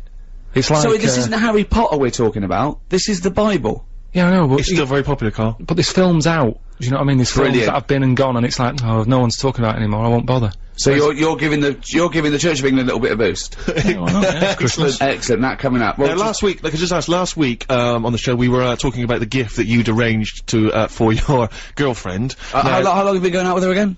I think it's about 11 years. 11 years, your life partner, he got a gift when he left his old job of a camera. He didn't even unwrap it, he just passed it on straight away, like, passed the parcel to his girlfriend. We were giving him some stick. Everyone, about 90% of people phoning and saying, you are a skinflint, it's awful. How did it go down? She loved it. Did you tell her? Did she love it? Yeah, I think she likes it, Okay. yeah. I mean, she didn't really have a go on it. I was playing about with it on Christmas Day. Brilliant. Showing her how to use it and that, and said, you know, she's paid for a holiday for us to go away. I said, take it on that, use it. She's loving it. Did you tell her before you gave it to her that you'd got it as a leaving gift for your previous job? Yeah, just before. I mean, I wasn't going to, but because of last Saturday, you sort of put a bit of pressure on and stuff, and I went off and bought her a watch. Nice. Good. I thought a little extra. One of those ones with a little calculator on? From a Texaco? No, it's alright. It's like a little square Art Deco, the fella said it was. It is nice, I've seen it. Oh, yeah, no, so but And how did you tell her when you came in with the big news? What about the that camera? you hadn't bought the gift? I just said, oh, you said you wanted a camera, didn't you? And here's one I got from work. Anyway, here's another one. Right. So I just sort of told Fudged her, it. but moved on quick. Brilliant. fine. And also, you gave us the devastating news last week that just before Christmas, your mum's budgie died. How was Christmas in your household? Was it? Little bit down. Little bit down, you know, with any death, it's always sad, isn't it, no matter what it is. Yeah. Yeah. Particularly Budgie. Well, I mean, how long she had it? Probably lasted about 8 years or something, which is pretty good, isn't it, for a budgie? Right. Yeah, I think so. Came unexpected, wasn't ill. Right.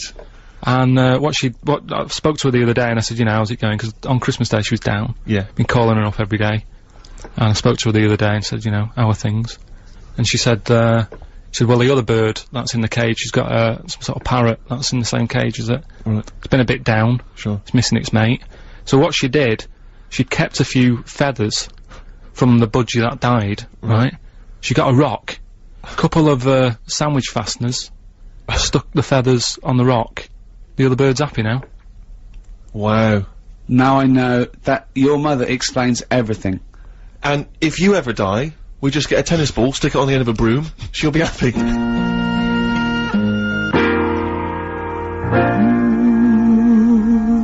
Handbags and Glad Rags by Rod Stewart. That would make a good theme tune. Brilliant. Wouldn't And it? then it would work really well, perhaps on a DVD. presumably that would still be available in the shops. Great for any, you know, New Year's vouchers you've got. You're listening to Ricky Gervais on Radio 2 with Steve Merchant and Karl Pilkington. So good Christmases, yeah, all round. Definitely for me. Had a great time, yeah. Carl? It's alright. How does it rate with, what did Suzanne get you? She got me, you see, you were having a go at me about giving her, a camera, right? Which Which know, was I given can to use. you, which was second hand. Yeah, it doesn't matter. Essentially It doesn't- second hand. It doesn't really matter that bit. But it's a present that both of us could use, right?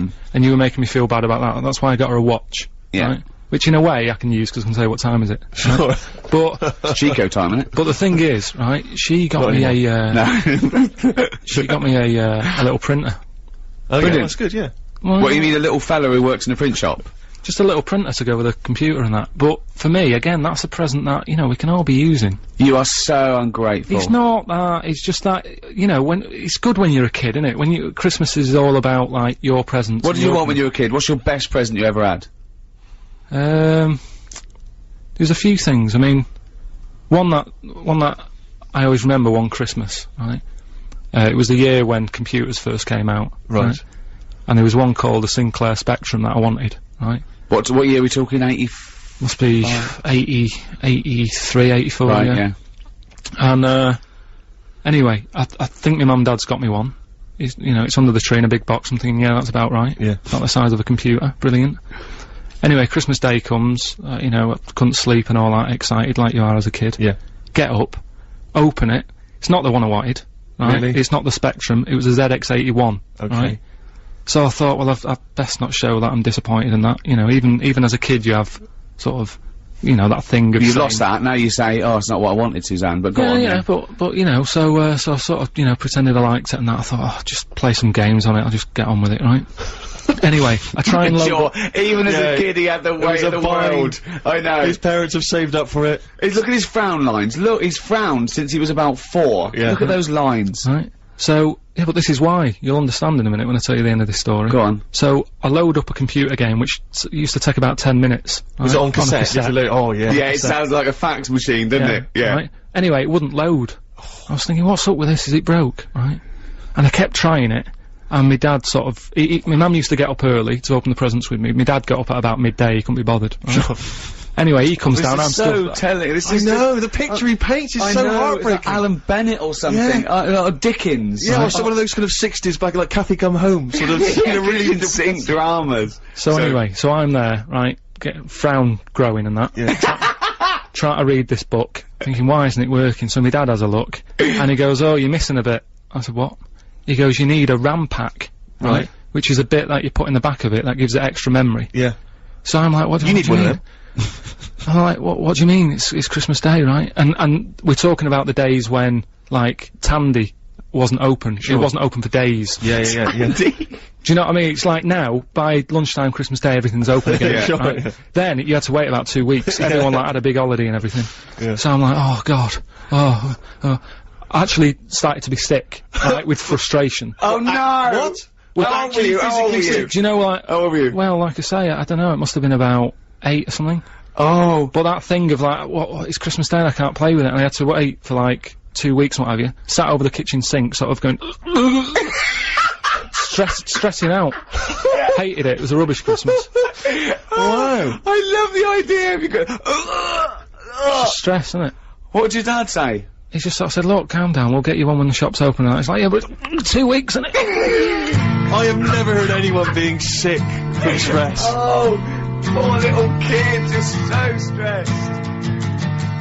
Before the trail, we heard Feeder on Radio 2. Steve Merchant here with Ricky Gervais, Karl Pilkington. We were talking before that about rotten gifts, and particularly gifts that Karl's received in the past. We're just actually thinking now, because we've got to give away this, we haven't got to give away, but we're generously giving away a Eurythmics Platinum Disc. So if you're a Eurythmics fan, or indeed if you're not, but perhaps you know someone who is, and maybe you got some rotten gifts for Christmas, then you can get in touch with us, let us know what the worst gift is that either you received this year, or maybe even in the past, you know, something that really you just was terrible. Maybe you, like Karl, had the poker face when you received it, you politely opened the box, but inside you were dying. But you can get in touch with us, 88291, we've got the email gervais@bbc.co.uk, or you can phone us, 0500 288 291. The worst gift ever will receive the Eurythmics Platinum Disc.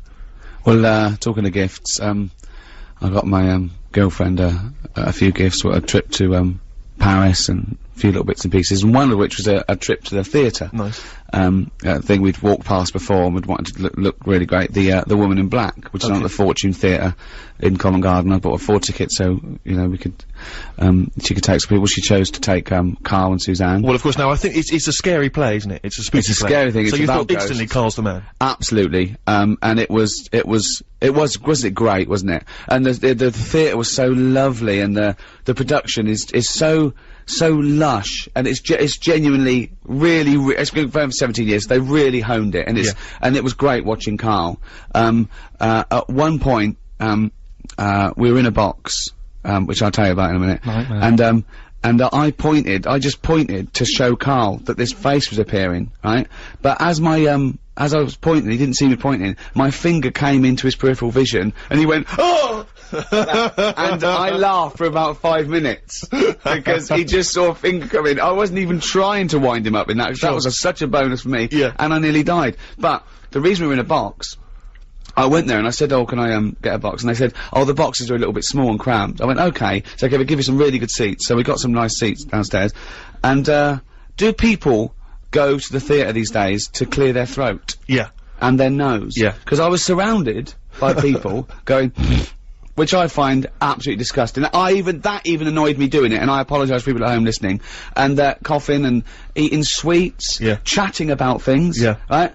And I was getting a bad neck. You know what I'm like? Yeah. Anything. I just wanted it to be silent, right? So, in the interval, I said, I went up to the manager, I said, oh, can we wear the box? They went, oh yeah, fine, yeah. It was free, they didn't sell it. So we went up there, and they let us go in one. The first one, we had to go past some people in the interval, treading past, sorry. I'm a celebrity, I get a box. yeah, that's exactly, yeah. So they probably think, oh, they've given it to him for a special treatment. I was gonna buy it, it's no extra money, but they just didn't sell it, because it was, you know. Another reason to hate you. Yeah, exactly, yeah. But we went in there, there's only 3 chairs. So I went, this was the other box has got 4 chairs. Carl went, I'm not going out there again. Right, so we said, I'll sit on the floor.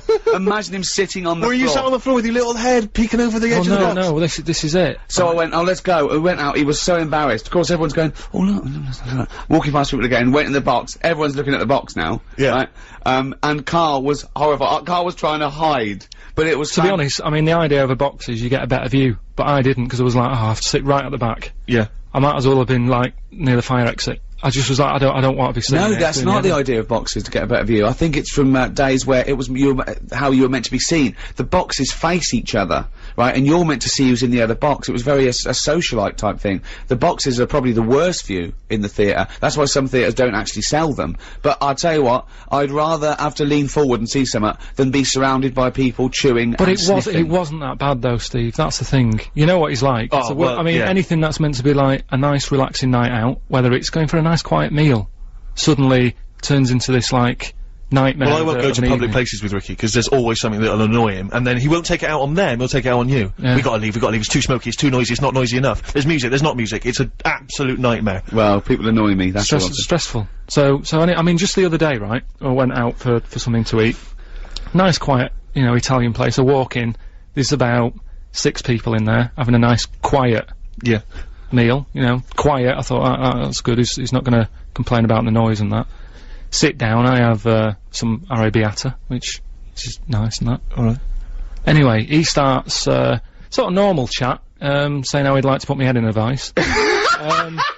Sorry, he'd like to put your head in a vice? In a vice, yeah. Not really. Sort of normal, sort of. Yeah? Yeah, and I was just thinking that it would be lovely to put him in one, you know those vice that are sort of attached to workbenches? Yeah. Just so, not to, just put it in there so he's caught there, and then I can sort of do what paint his head or something, or feel it squeezing. And I just imagined sort of squeezing it too tight, didn't I? So he's saying all this, right? Which, I'm getting the sort of picture enough, without sounds. Right. But then he thinks, well, why not add sounds? It's quiet in here, right? Starts sort of going, so your head's in the vice, tighten it, and you're sort of going,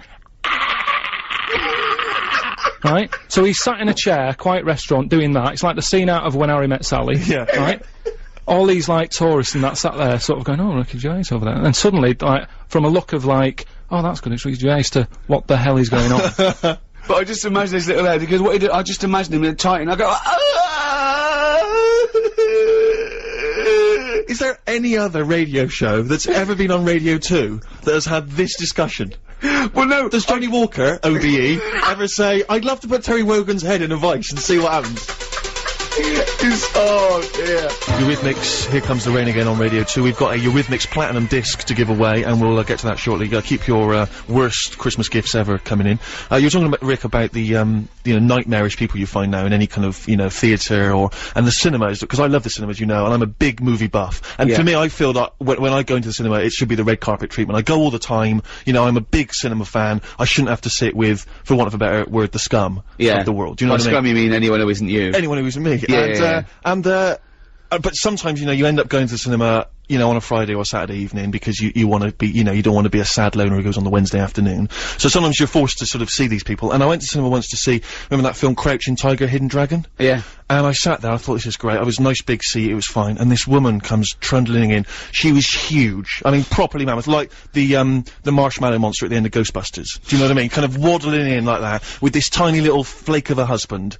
And she had everything. She had nachos, hot dogs, big soft drink cartons. You know what I mean? It's like, you know, those people who, they've gone out to eat, and they pop into the cinema, and if a film happens to be showing there, they'll go and watch that. Brilliant. They've gone for a picnic. They've come to, they've there's come a film to raise. Yeah. And, so they've arbitrarily chosen this film, so she's in there, the trailer's come on, and it's not only is she greedy, but you can tell she's stupid. This trailer comes on for AI, remember that film, Spielberg film, AI? Yeah.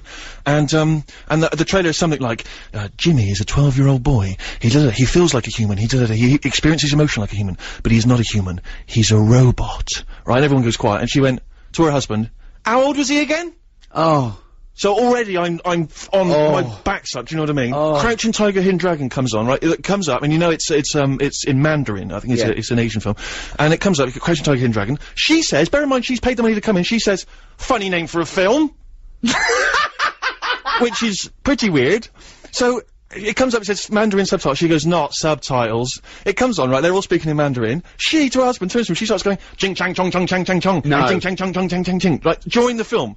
I mean, it's the film started and she's doing that. She's going funny language, wing wang chang wing chang chang chong chong, and they start both doing it, right? Oh, God. So I get up, I'm so angry, I want to make, but again, of course, not too polite to actually say anything, so I think I'll make it clear what my feelings are. So I get up, hoping that the seat will flip back loudly and I can storm Knock off. her popcorn all over her. Over his stupid face. But, sadly the seats didn't flip up, so I just kind of huffily climbed over a few seats, sat down, brilliant, next to a teenage girl on her mobile phone. Oh. And she's on there, she's chatting away, no, I'll meet you after, And I wanted to grab the phone for her and say, I'll be honest with you, you're 14, and unless this is your broker in Hong Kong saying the big deal's about to go through, which I suspect it's not, I suspect it's Gavin saying, can we meet behind the bike sheds later? Put the phone down. People who are on the phone in the cinema. I know. It drives, I know, I cannot believe it. I cannot believe it. See, you're like But me. people always say, why'd you get so angry? Your New Year's resolution should be calm down, chill out, you know. But how can you chill out when this stuff's going on? What's your New Year's resolution, no, just Karl? with that though, I mean, surely people are allowed to, like, have a chat if a film's got subtitles. Why? Because you can read it, it doesn't matter about the noise. That is the most stupid thing I have ever heard in my life. No, I mean, that really is the most stupid thing I've ever... So go along with your iPod on. Yeah, take a ghetto blaster. Yeah, you could if you can multitask. I mean, that would do my head in, having music, and I wouldn't know what to sort of concentrate on. But it's only like reading a book when you're on a train, innit? You've got noise around you. What are you talking about? These films cost millions of dollars. Everything's perfect. The music, the sound effects. The whole montage, this mixed and someone comes along and goes, oh, I might as well talk to Gavin on my phone. Well, I was reading it anyway. You're an idiot. You're an idiot, Karl. I think your New Year's resolution should be less stupid. No, I'm doing, I'm gonna try and learn something new every day through 2006. What have you learned today? Well, I did a lot yesterday, so I'm having a day off today.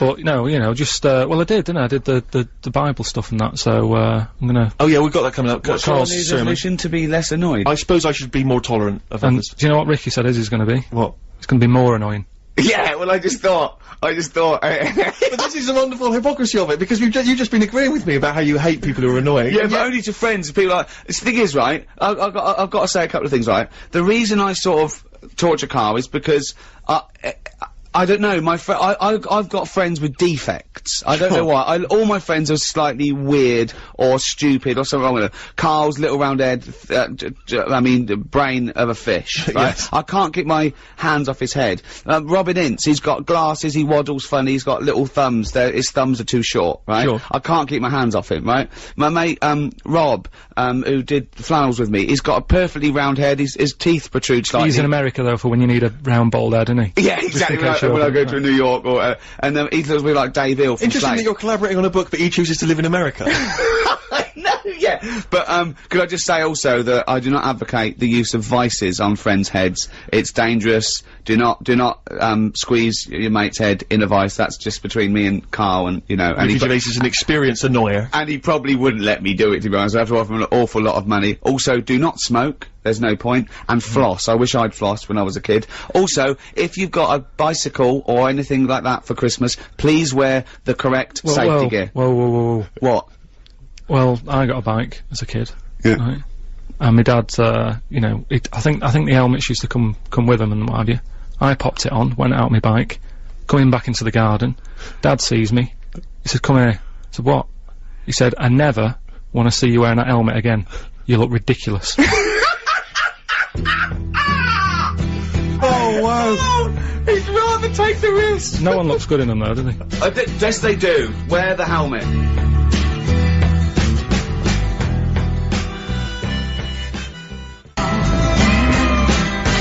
Neil Young and Heart of Gold on BBC Radio 2 with me, Ricky Gervais, Steve Merchant, hello, and Karl Pilkington. Right.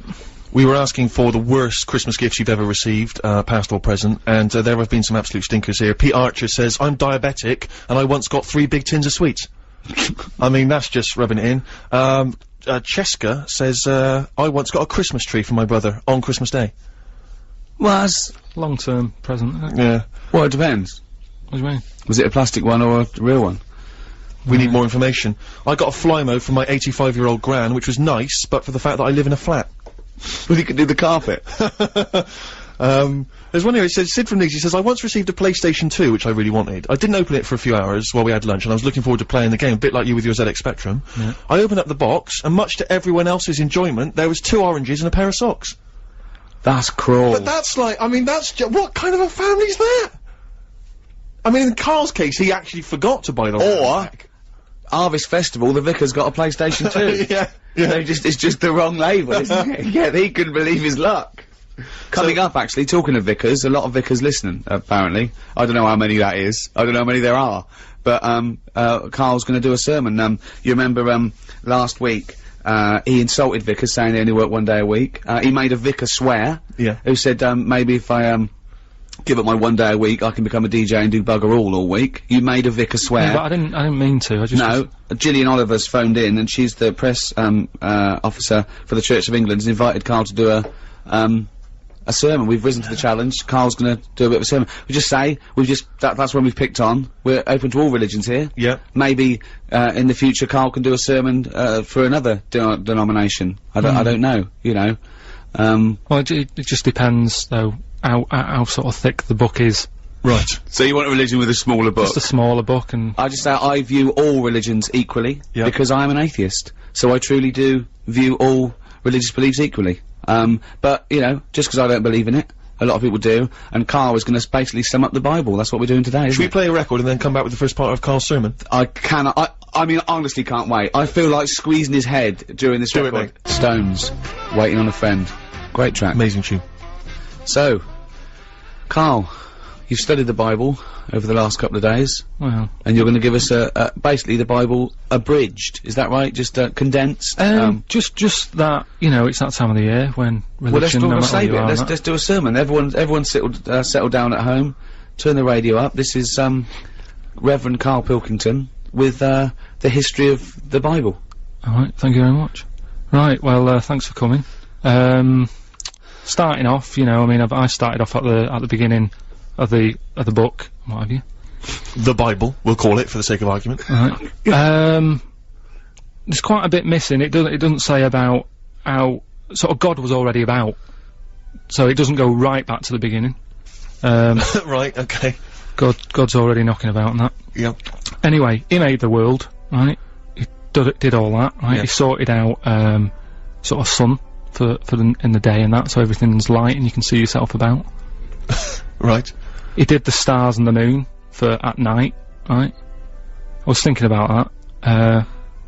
If I was him, I probably would have just let it be day all the time rather than having 2 systems. We're not criticising. No, I'm not having a go. I'm just saying. I mean, it's easy now, isn't it, in hindsight, to sort of say, do you know what? It's easy to really criticise him, but he was working. He sort of loosened the top. You just got it off. Yeah, sure. Yeah, he did a lot of the work. Yeah, cheers. No, I'm just saying though, like they mess about with the clocks and that because of farmers getting up in the dark and that. If it was day all the time, less crime and that.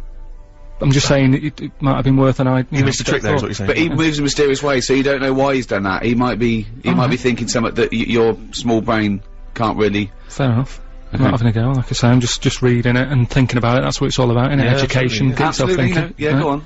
Anyway, so he did all that. He made the sun and that, and then he said, "Oh, make some creatures and stuff." He made a load of birds, loads of different birds, creatures, animals, and that. Because with the world being so big, it's like if you buy a big house, you need more furniture, don't you? Right. So he made this, and he was like, "Oh, God, what am I going to fill it with?" So this is why he did all these. Right. That's not actually in the Bible. You speculated there on the mind of God. Well, I'm sort of just treating it like it's his big house, right? Isn't it? Okay. And he's filling it. He's making it look nice, different birds and what have you. Right? It's just my opinion. Like it's making it sound like the Playboy Mansion. Yeah. So anyway, right. So he does all that, and he thinks, right, I'll make a little man and a woman. Sure. Who we all know as like Adam and Eve. Yep. Everyone knows their names, but at no point is their surname mentioned. Right? Well, he's not going to have trouble with the post, is he? So anyway, right, Adam and Eve are knocking about. The God says to him, "Look, just enjoy yourselves and that, right? Do what you want, but I'll tell you this. I'm only telling you once, he said. He said, don't be eating fruit from that special tree. Yeah. So, they were like, alright, fair enough. He said, the tree that I'm talking about is the tree of knowledge. Yeah. So that's sort of made it a little bit worse, because it sounds good and that, and you're like, oh, knowledge. Yeah. Well, don't go in that door. Yeah, It's that sort of thing. Instead of just sort of not telling them. Because I don't know, see, the tree of knowledge, what it had on it, by what I can work out, is, it's an apple tree, right? And it's pretty tempting, innit, to have a little cheeky apple, because I don't know what they were eating back then. Right. Do you know what they were getting by on? No, I don't know. Right, so anyway, so they were like, yeah, alright, whatever. Eve goes for a wander about. Yeah. Right? Killing time and that. Bumps into this snake. Oh, yeah. And, Snake said, said, alright, you got an apple, right? And, he was selling it, so he was going, it tastes good and that, right? And she's like, well, shouldn't really, but, you know, I've been told that I shouldn't eat that, because I think God said to her at some point, get on with it. You're on page 1 at the moment. This is absurd. This is just unbelievable. I know, but I'm just get to the point. You're on page 1. You haven't moved on. Okay, we know Adam and Eve. What have you learned? Yeah, I know, but I'm just saying, he was saying don't eat it, because it's dangerous. I know, we know. Get on with it. Just get on But the thing is, people do eat things that are dangerous, don't they? Like, and pufferfish, even to this day, people are eating stuff that can kill them. Yeah. So it's not a threat, they're not that bothered, it's an apple, right? They're gonna have a little cheeky apple. Anyway, they eat it, right? God goes mental at them. He said, I told you not to do that, I've told you you can enjoy yourself and everything. You've gone against what I said. You've eaten the apple. Adam and Eve sort of got told off and what have you. They went off and had kids. That added extra pressure, a lot of arguments happened, and that's kind of part 1. That is amazing. That is amazing. So, oh, you're an idiot. Really, you are an idiot. Well, part 2 later then. You better buck up your ideas in part 2.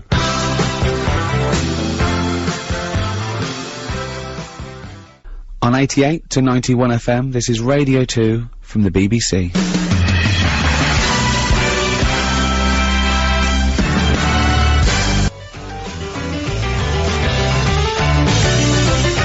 Great track. Amazing. Lynyrd Skynyrd. Sweet Home Alabama. On BBC Radio 2 with me, Steve Merchant. and me, Ricky Gervais. And over there, both of us. Yeah. Karl Pilkington. Alright. Still to come, we should also point out we've got Rockbusters on the way. It's the quiz that's not sweeping the nation. No one cares. Oh no, that's not fair. Well. No, look at him. Look, he's probably been sweating over that. He's been reading the children's Bible. Yeah. But, I mean, and that's all he came up with. The first people were Adam and Eve. Yeah. I mean, and we don't know what their surname is. Unbelievable. What an idiot you are. Also in the third hour, Monkey News, which I think we're all looking forward to. It's sort of like Darwinism versus creation, isn't it? Monkey News, Adam and Eve. Yeah, Which a bit of everything. Which do you like? Do you like Monkey News or do you like Adam and Eve? Also, it's probably worth kind of digesting some of the year's big events, Rick. So maybe we should just cast our eyes back on some of the big. I news think stories people are waiting to see our three opinions on the review of the year. Yeah. I should just give away this Eurythmics platinum disc that we offered up in the first hour. We were asking for the worst Christmas gifts you've ever received, and I want to give it to this guy because well, it's not like, I'm sure it's fine, but it's just something about it which really amused me. It's from Toby in London. He says, when I was younger, I got a book about crude oil. I'd never expressed an interest in oil, and certainly not crude oil. But what I love is the parents, is thinking of that gift. They were shopping, they were going, what oil is it that Toby likes? Yeah. I don't even, does he like it's olive oil, probably, I don't know. No, he thinks olive oil sissy. What's that one he loves the spouting out the ground one? Crude oil? Get him the book on crude oil, Mary. Unbelievable. So, Toby in London, you get the Eurythmics Platinum disc, well done to you. Also in this hour, we've got some, Kylie collectibles to give away. So we'll probably do Rockbusters, and the lucky winner of that gets those. But I was just going through the papers, of course, and it's the New Year's Honours list today, and I imagine you're very excited about that, Carl. New Year's Honours and all that. Yeah, you're familiar with that, when people get knighthoods and OBEs? I've heard about it. Sir Tom Jones, you got to call him Sir Tom now. You pleased with that? Do you think Tom Jones deserved it? Well, they sort of chuck him out to anyone now, don't they? So if he wants one, let him have one. Well, it's just, I mean, the way I saw it was, like, the Queen used to give them out to people who, did like big things like killing dragons and all that. Yeah, that was a while ago, but yeah. Now it's, from dragon killers to sort of Joe Pasquale. Yeah, I see what you mean, yeah. You went in the jungle with Ant and Dec. Here's an OBE. Some people actually send, famously, some rock stars and big names. They sometimes give their awards back, or they refuse to accept the knighthood. If it was offered to you, Rick, would you accept it? Your OBE or your? See, I don't know, because one, I know it's sort of like not a cool thing, and I don't know if you should align yourself with that sort of thing or whatever, and whether you're a monarchist or not, which I'm sort of indifferent, really. But I would feel rude. Yes, I know what you mean. It's you know, after we won the Golden Globes, an interviewer said, "Do you think you'll get a knighthood?" And I went, "Oh, I don't want a knighthood." And they said, "Why not?" I said, "You can't do anything with it." I said, "In olden days, you could ride a white horse along and have a big sword. Nowadays, you can just put it on your headed notepaper." Yeah, so, yeah. And I said something like, "I'd rather have a name like Don Gervais." And the headline was, "Ricky wants to join the mafia," which I think is a bit harsh. I've been invited to the palace a couple of times. I think about. Whoa, hang on. What do you mean? I've been invited to the palace about 3 times. Why? Can I just point out for people who don't know who I am, I collaborate with Ricky on everything except his stand-up comedy, which I suspect was not the reason you were getting invited to the palace. No. It's a little bit bawdy, a little bit blue. My work on Flanimals. Yeah, for your children. Please get him along. I love the mung angler. I love that mung So I should just point out that I've co-written both The Office and Extras, and yeah, I've never had an invite from the palace. Yeah, but I think the Queen knows who's the main one, who's the driving force. You know. Anyway, right. So I get this thing review. The first time I thought, I can't go out. Why couldn't you go? Well, I don't know. The second time I came through it, and I said to Jane, it was like 6 o'clock, right? And I said, "Oh, should we go?" And it was very exciting, but I felt a bit funny just going along to the palace, right? And I said, Sorry, who was it? Could just be you and Jane and Prince Philip and the Queen? Was it? That well, no, there was about, I don't know, I think it was about 8. There was about 8 people, right? So you needed some extra people for Pictionary. Me, the usual, me, Salman Rushdie, Yeah. David Bowie, Yeah, right? sure. Oh yeah, you're aligning yourself in the company of geniuses, I noticed there. No, I'll tell you something about Salman Rushdie later. And I said to Jane, I said, "We go for an hour." She went, "It's not the sort of place you can turn up for an hour with some leaf round milk." It's not your boss's barbecue at the weekend. Pop in. I've got some other people to see. I'm seeing Tony Blair later. Anyway, cheers, Liz. But anyway, the thing that came through was, I will be attending, stroke not be attending, right? And I thought that was just too harsh to send back, "I will not be attending." Yeah. So there was a number at the Marshal's house, and I called him up and he went, "Hello?" And I said, "Hello, it's Ricky Gervais here. I got an invite to the palace. I won't be able to attend." I said, "I thought it was a little bit harsh just to send back, 'I will not be attending.'" He said, "How delightfully polite of you to call." Was it Roger Moore on I don't know, but I went, "That's no," he said, "Oh, there's no trouble. Thank you so much for calling." I bet no one calls him. Yeah. I bet he doesn't get a look in it. And it was really, I'm so glad I called and didn't just send back, "I will not be attending." But listen, keep inviting me, because, I mean, if it's right for my diary, I'd love to come along and have a mooch around. Yeah, just see what's going on up there. Yeah, so, Salman Rushdie, right? This is a nice story. So, I've met him a few times now. Now he's out and about. Sure. He's never home. No. I bet his house is a mess. Yeah. Right. It was just after the first, series of The Office went out. I got invited to this, thing, I'd met Jonathan, actually. I'd met Jonathan Ross on this show. And, we were talking about being Bowie fans. I'd never met him before. And he said, "Well, I'm interviewing Bowie for this special, come along." And I went along, and there was Bowie, my hero, was amazing. A couple of big celebrities in the audience, one of which was Salman Rushdie.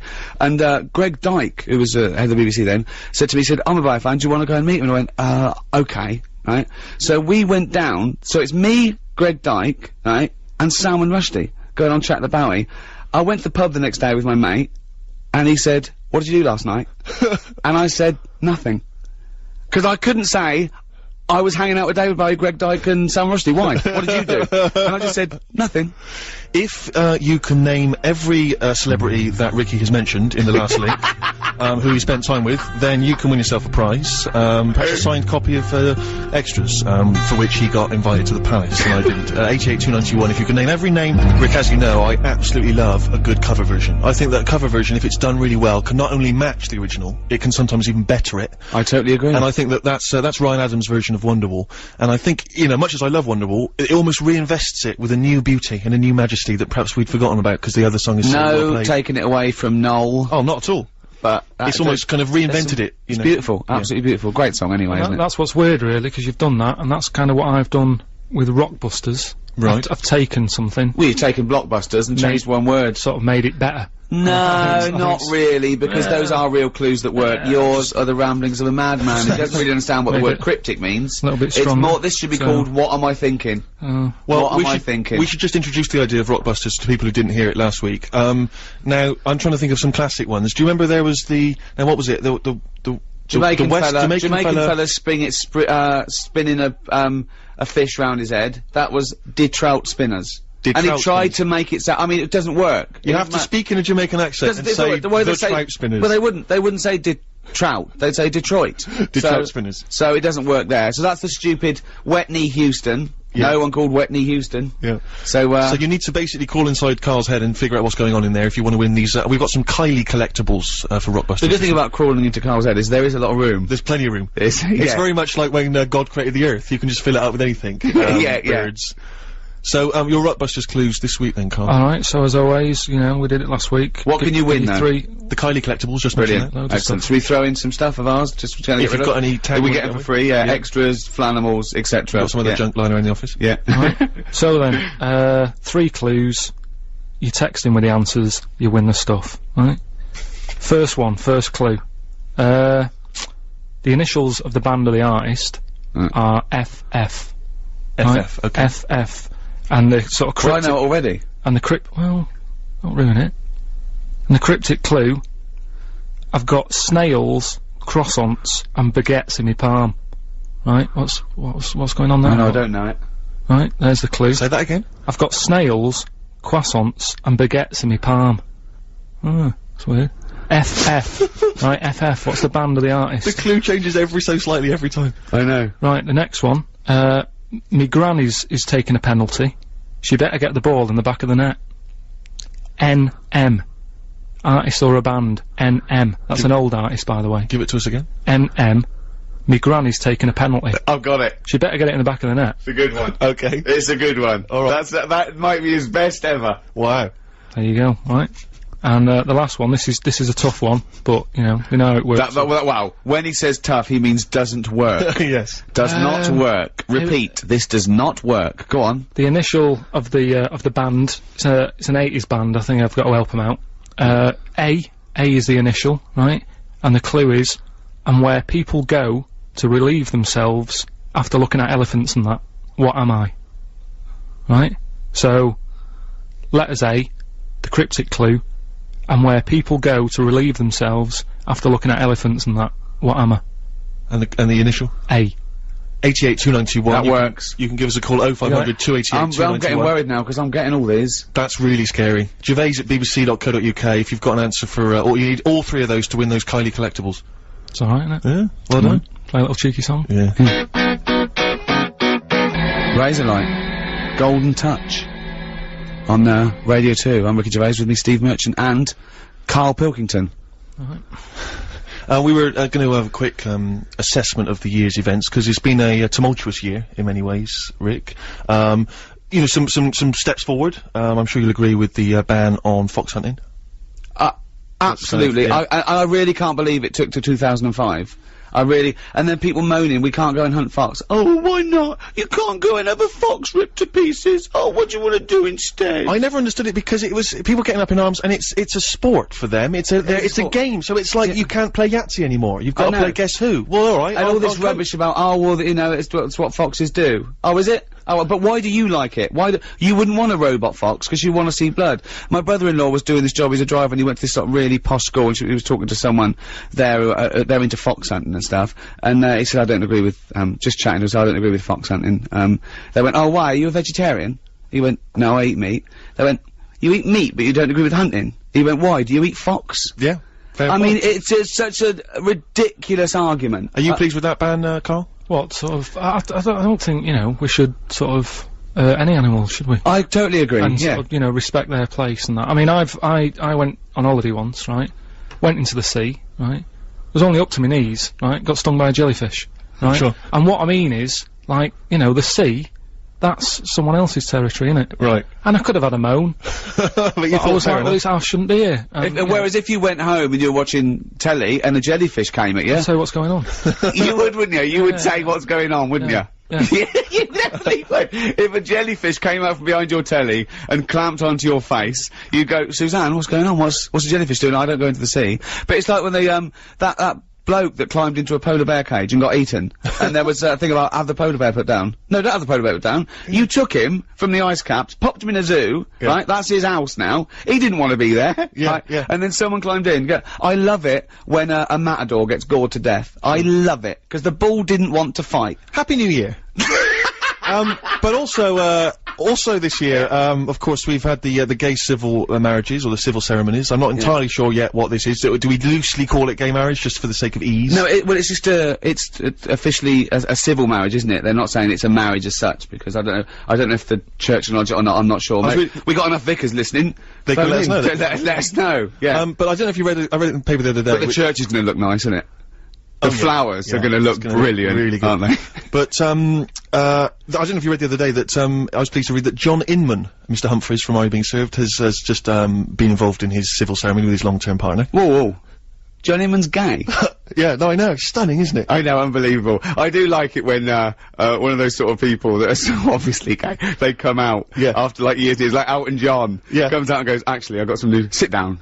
Mate, just sit down, I've got some news for you. Oh, hello, Alan. Like your new pink tracksuit, by the way. That's what I want to talk to you about. I'm actually gay. And they all have to go, you're joking. They gotta fake it. No way. Like when someone knows there's a surprise party for them, they gotta pretend that they, oh my god, I can't believe it. But, yeah, so what we've had, it is a year of disasters, which is, it does seem worse this year. I don't, maybe I'm hitting that age where I think there was, like, it was nicer before, but it was a year of disasters, wasn't it? It's been terrible. Well, we've had obviously Hurricane Katrina and the tsunami and the earthquake and things, and it's obviously been terrible, and we don't want you to be flippant about that, but the only time I was praying for a natural disaster of biblical proportions was when I was watching Celebrity Love Island. and it never happened, sadly.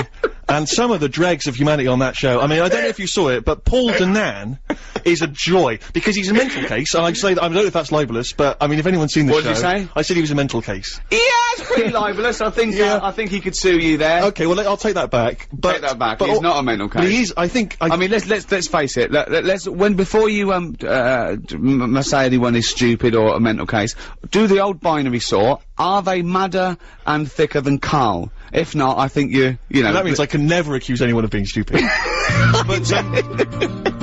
But I love it, he was talking about Lady Isabella Harvey, and he went, I love Lady Isabella Harvey, because, the thing is, like, she don't like books, and I don't like books. Brilliant, they got something in common then. The idea that something in common is something that they don't do together. I love the idea that people like us were sitting around just praying for a big wind. Just a big wind. And the only big wind was from Rebecca Lewis.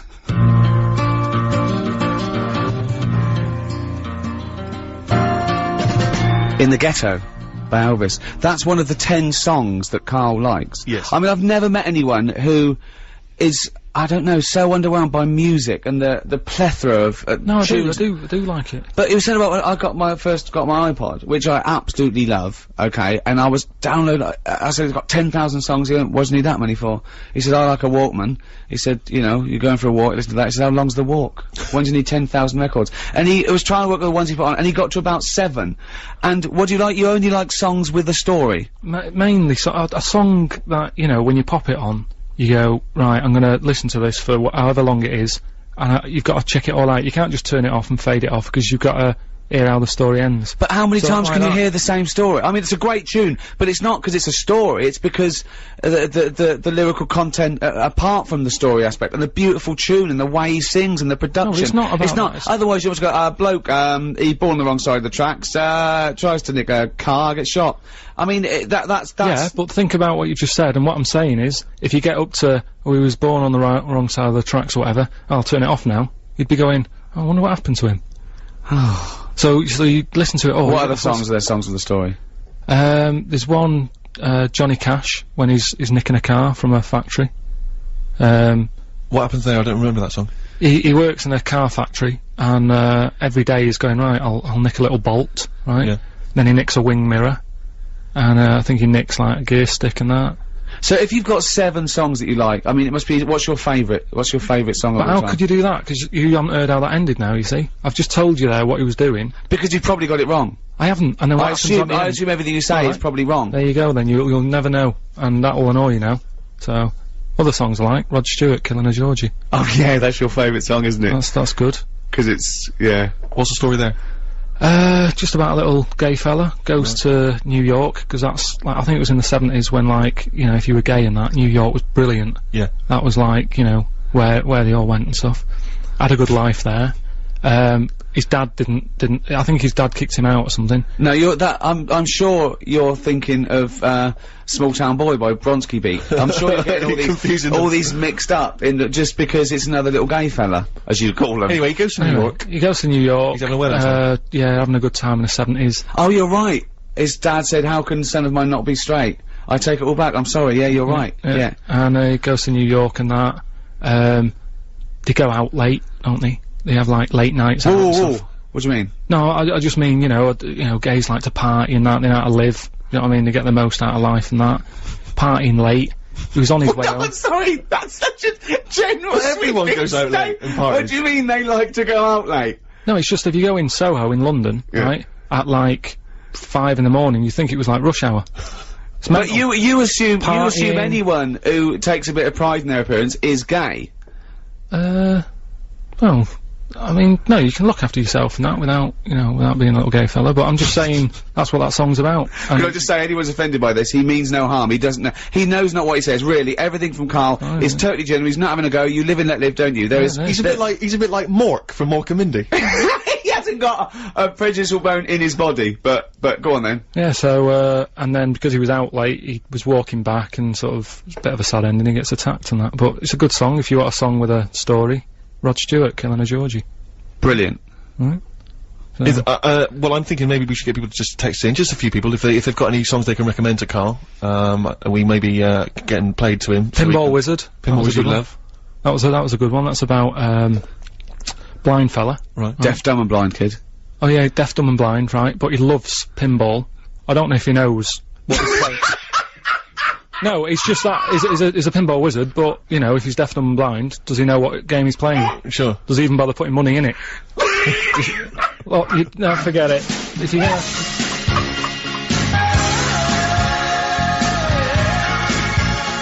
Hungry Heart from The Boss on Radio 2, Steve Merchant, Karl Pilkington, and of course Ricky Gervais. We don't mean The Boss on Radio 2, we don't mean Leslie Douglas. No, that was Bruce Springsteen. I don't think anyone was making that having that confusion. Oh, sorry, okay. Just you. Just in case, Yeah. okay.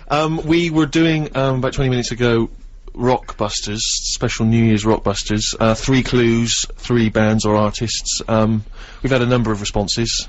It really worries me when people get this right. Well, I was worried that I got it right. Well, I don't know what it says about our audience. It's like, why are we bothering? We may as well just shoot off. They'll be happy just watching the tumble dryer going round. I know. Well, Karl, come on then. What are the clues again? Here we go. Right then, so, there's 3 clues. First one, the initials were, FF, right? And that was, if I've got snails and croissants and baguettes in my palm, right? That's like the clue. What band or artist is that? Think about it, right? Go on then.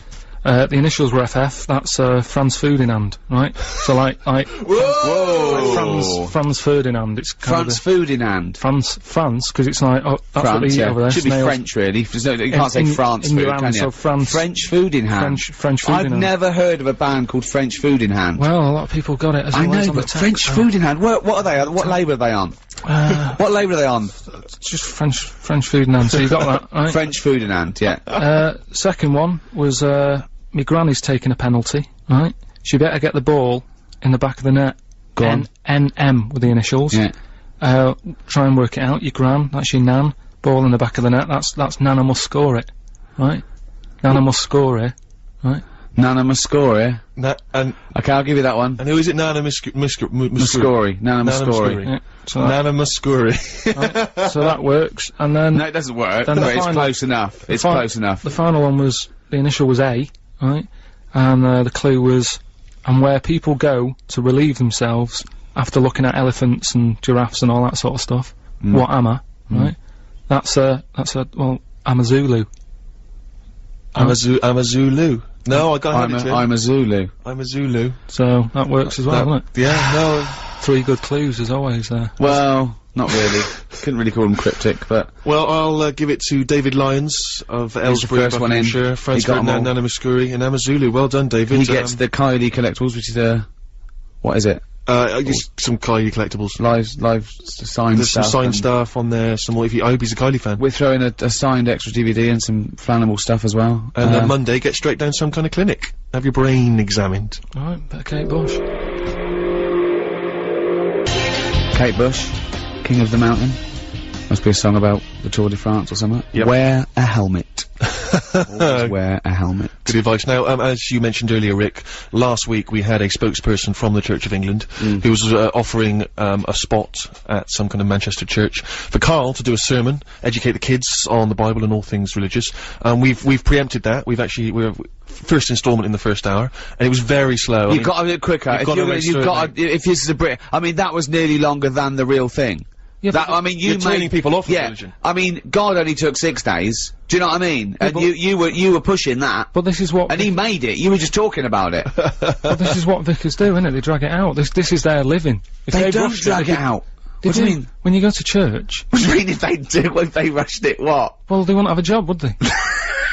So you've got to make sure you do everything that needs to be You told. reckon they're milking it, do you? Well, a little bit. I mean, you said that, not my words. But yeah, that's why I can't, rush it. You've got to tell the story, haven't you? Alright, well, you need to get the Old Testament out of the way, because we're not even on to the New Testament yet. No. We've only got an hour and 10 Well, I'll minutes. just do it right. Jesus hasn't even made an appearance, and he's like the star, isn't he? Yeah, I mean, we're all waiting for him to make it. Yeah, he's like Brad Pitt coming in. And I'll tell you, at the moment, it's a bit like the film King Kong I went to see. 3 hours long. It's 50 minutes before Kong makes an appearance. Well, exactly. Let's get to the main event. Come on. I can't now. Anyway, just where we left off, just in case you just. Can I just say this is Don't recap. I'm just saying that Jesus is the main event because it's the Church of England. There are other religions where he's probably not as high up. He's not as featured as He's prominently. not. No, he'd be third on the fourth on the billing. No, right, come on. all I'm saying is we left it where Adam and Eve had kids. They were arguing a lot. The kids didn't listen to the Well, mum they and weren't dad. arguing a lot. They did. They had a bit of an The argument. kids did, yeah, but Adam and Eve didn't argue, did they? They were loving it. They were having a great time. Well, no, not once he ate the apple. I'm an atheist, and I'm trying to help him out. Can we get on with it? Because we're just recapping what we already got bored of Yes, earlier. come on! Get on with it! I'm just saying. Oh. So the kids didn't listen to the mum and dad because they had a criminal record and that for nicking the apple.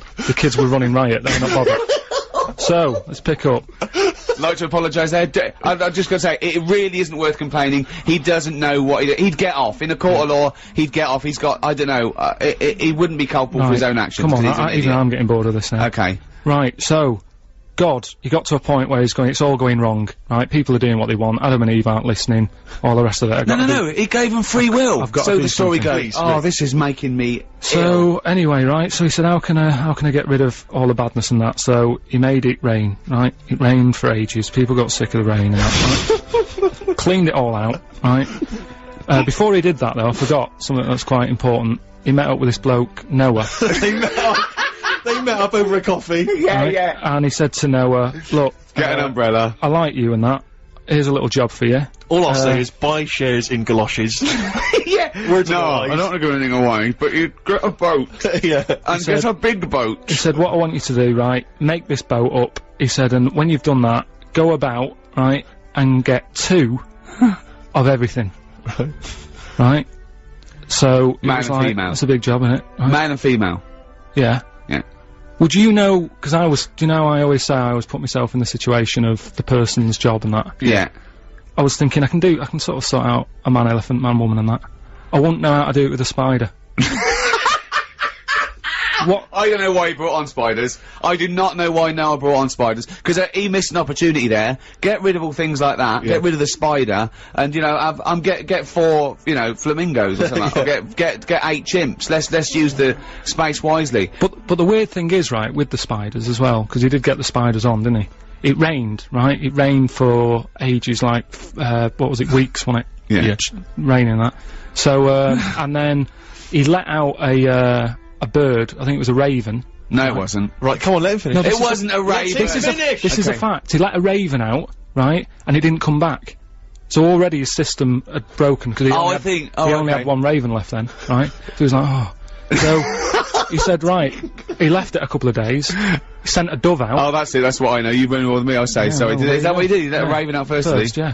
Yeah. And then Never trust a raven. Always give it to the dove. Dove came. Don't send a raven to do a dove's job. I reckon the raven found another ark, an unofficial ark that was just like a party ark. No, look, come on! No, Come on! right. So the dove came back. Yeah. So he said, right, there must be dry land somewhere. Okay. Right? So anyway, he was like, let's just hang about. Why do you think that? Because it found a twig or something. Exactly. Say what you. Why could that be the top of a tree, though? Why could it? How did he know that? Don't Rick, know. if you're not going to add to this, we're never going to get it done. Okay, I'm sorry. Right, so there was mud everywhere because the water went down. Mud everywhere. Where did the water go? Shut up! Where did it go? Shut up! We haven't got time to go into It doesn't make sense. If the whole world was flooded, where did the water go? We have not got time for this. Where did the water go? This is mental. Did they refreeze the ice caps? What? Tell me. Is it? It's got to be Didn't it specific. say it was a kid's Bible, wasn't it? It wasn't going in depth. It just said the water went away. Right? Where? It floated off. Oh, I can't be bothered.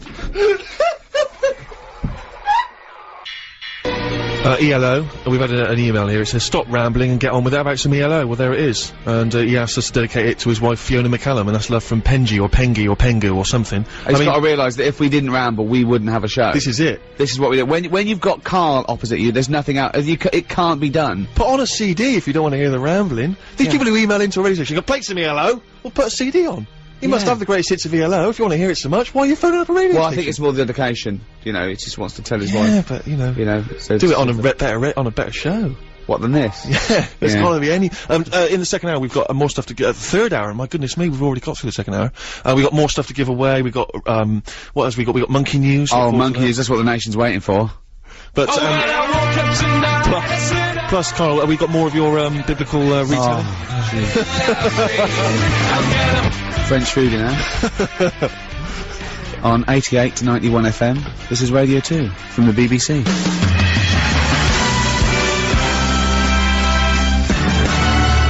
Californication by Red Hot Chili Peppers. Now we've got some Red Hot Chili Peppers stuff to give away as well. We've got a Red Hot Chili Peppers platinum disc. Brilliant. Only platinum on this show. Yeah. None of your gold muck. Absolutely.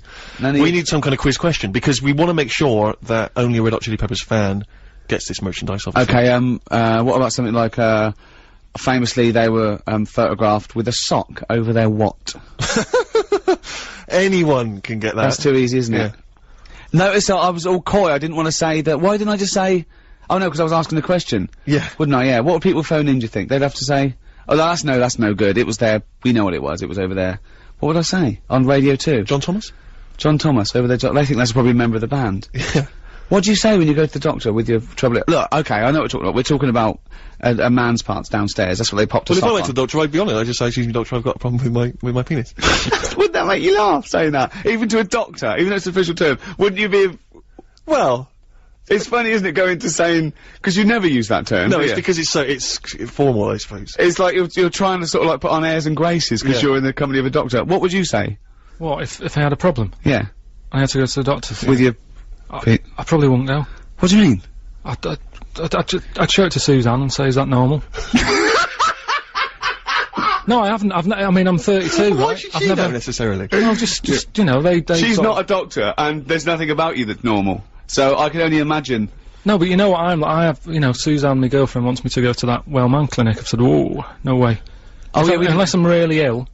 Well, you Right. should. You should get everything checked out. I know, The but finger up the... I know. So I what's don't- what's the quiz question? What's the funniest term for it? No. What do women call it when they go? Because that's even worse, isn't it? I don't know. What does your mum call her? She's never sort of brought it up. with me. What do you mean? What does she call it? And even when I was a kid, she didn't give it a name. It's just even now. What did she call yours then? When if you had mummy, I got She didn't. a. What you never discussed? Why? If you had a pain. No, just get on with it and that. What did you say for if you want to go to the toilet when you Just were go, little? I'll just say, oh, I'm just nipping to the toilet. No, when you were 3, you didn't say, alright, mum, I'm just nipping to the toilet, get me fags ready when I come out, I'm dying for it. What do you, I never gave it a name. what do you mean? You never said, what, so how did you let your mum know I wanted to go to the toilet? I think, well, we hadn't moved, we lived in the same house for ages, so I knew where the toilet was and stuff, and I just went Not myself. when you were 2! Well, I honestly, well, I can't remember then, if I did have a Spend name. a penny? What do you say now? Well, I don't have to announce it, I know where the toilet is. I don't understand the question. I don't know, what's the quick oh, this is difficult, isn't it? We haven't planned this show.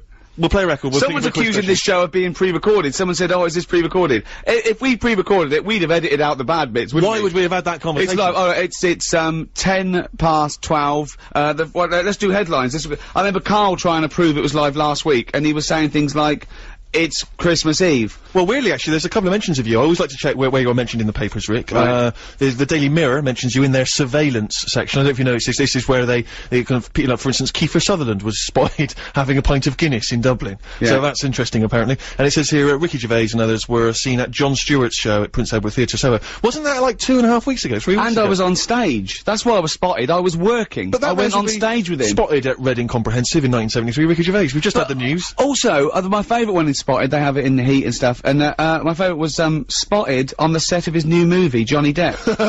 I mean, he's pretty much going to be there. That doesn't count, surely. That's the same as Train Spotting. Oh, I saw the 2:30 from Crew. Where was it? Crew. Yeah. What time was it? 2:30. There's a surprise. Well, I was also looking through The Sun, and you can, again, if you want to prove that we're live, you can check this out in today's copy of The Sun. Flipping through, and, there's a picture of you, Rick, and it says at the top, comics, they're as funny as cancer. I thought that's a bit harsh. And I mean, most people agree, and it turns out they don't mean that you're as hellish as that. It means that actually, you're apparently star sign Cancer. Is that true? That's right, yeah. Well, apparently, so is, Jennifer Saunders and, Peter Kay, Mira Sayao, and apparently that's the funniest of all these star signs. Well, I wouldn't disagree with that. I would disagree with it, because, whenever anyone says to me, they're reading their stars, and say, "What star sign are you?" I give them a wrong one. They read it, they go, "That's just you." I go, "I'm not that." Yeah. Because it's, I mean, can I say twaddle? We've said penis, to hell with it, twaddle. It's twaddle. Black Star by Radiohead on BBC Radio 2 with me, Ricky Gervais, Steve Merchant and Karl Pilkington. I forgot to set the quiz question. I know, well I forgot. How are you, can you even call yourself a DJ? I don't! What? Well, no, clearly. I mean, they're probably... I'm a broadcaster. We've got this, Red Hot Chili Peppers Platinum disc to give away. Well, what about that one? What do you call your little... That's your quiz question. On Radio 2, on New Year's Eve, your question is, what do you call your thing? If you're a man, what do you call your little dinkle? If you're a lady, what do you call your... thingy front? That's unbelievable. Well, I don't know, do I? It's as arbitrary as anything. So that people, and other funny names, nothing nasty, and we'll read them out. Remember, we won't read it out if it's nasty, but what's the, you know, what did you call your little, what's your little name? Unbelievable. What? I mean, it's BBC Radio 2. So, And that's the best have you you've come up seen the with. dregs they put on these shows? I mean, people who couldn't get a job anywhere else. What are you talking about? It's top caliber broadcasters on this station. Who? I can't name off the top of my head. These people who they don't want on Radio 1 anymore. That's true, isn't it? Alright, well, 88-291, 0500 288 291, or you can email gervais@bbc.co.uk. And what you I'm not even mentioning I'm not sullying my mouth. What do you call your little ding-dong, your little willy wanky woo? What'd you call it? What'd you call... Unbelievable. Well, but there's some... we learned something. And we'll give away this platinum disc to, whoever's got the most droll, the most amusing, the most charming. After What Do You Call Yours, another Bible reading. One of my songs of the year, it's Emily, by Stephen Fretwell. I really enjoyed that one. Beautiful. We are looking back at some of the big news stories of the year. Still to come, of course, I should just point out, we've got Monkey News. Oh, that's the big one. We've got the final part, it certainly is. We've got the final part of, Karl's sermon, and we haven't even got to Jesus Christ yet, so, you know, it's gonna be dynamite when that guy makes an appearance. Yeah. So we're all looking forward to that. He better, because if he doesn't, you've missed out on quite a big thing in the Bible. Well, anyway, go on. Plus, of course, you've just set this, possibly the worst quiz question I've ever heard on any radio station ever. Do you want to recap? What do you call your, little... Your little fellow or your little madam? Yeah, sure. Exactly. And you can win the, Being platinum disc. rewarded for that. Yeah. Being rewarded with sharing with the nation what you call your little thingy. Red Hot Chili Peppers platinum disc to give away. Karl, what have been some of the big news stories that have hit you this year? Oh, this is gonna be good. Well, I don't really watch the news, do I? It gets me down a bit. Sure. Sometimes, you know, you're better off not knowing. I sometimes wonder about, you know, the way we've got satellites and stuff, and you know what's going on the other side of the world. Should we know? You know what I mean? Does it do us any good? Right. Knowing stuff? So, I mean, you've That is mentioned... brilliant coming from Karl. Yeah. I mean, that's an amazing quote, isn't it? I mean, it's not we will fight them on the beaches, but, does it do you any good knowing stuff? It's pretty much what sums you up. I thought your New Year's resolution was to learn one thing a day. all I'm saying is, normally, when you see people who are brainy, they never look like they're that happy. Like who? Einstein, Hawking. They all look a bit, like, fed up and that. They've got Well, loads of knowledge. let's leave Hawking aside, with the way he looks, please. Look at You're Einstein. such an idiot, Carl. You're Look at- such an idiot. Look at Einstein, then. Well, yeah, yeah. Then look at me. I'm happy. Right? You have no reason to be, though. Anyway, And Einstein was happy. He was gallivanting around, he was having a laugh, he was going to parties, he was hanging out with Marilyn Monroe, he was loving it, he was inventing nuclear weapons, he was having a whale of a time. anyway, all I'm saying He was, you know, he hanging out with, what's his name, McFly? Right. It was brilliant. So, normally I just pick up on the stories that sort of make me go, oh, that's quite interesting. Yeah. Right? Two that stuck out for me in 2005. Blind people, not always using dogs now, they've got horses. Well, that's ridiculous, What are that's you not talking true. What are you talking about? It is true. What do you mean? They're trying it out. People, you know, they've got guide dogs and that. Yes. They're sort of saying, why stop there? They're giving Well, do you know why? You can't get a horse in a library. Exactly. What? Because dogs can go into Tesco's with you, and go round to visit your auntie, and sit at your feet. What do you do with a horse? No, well, it just cuts out the middleman. That if the horse knows where it's going, person gets on the back, off it goes. Oh, don't talk rubbish. Where True did you read story. this? Where do you read this? I've got it printed off, I can show it to you. Oh, It's so in it was bag. the internet. Of course it was the internet. Yeah. I mean, Yeah. when will you learn? But why is that such a mad idea?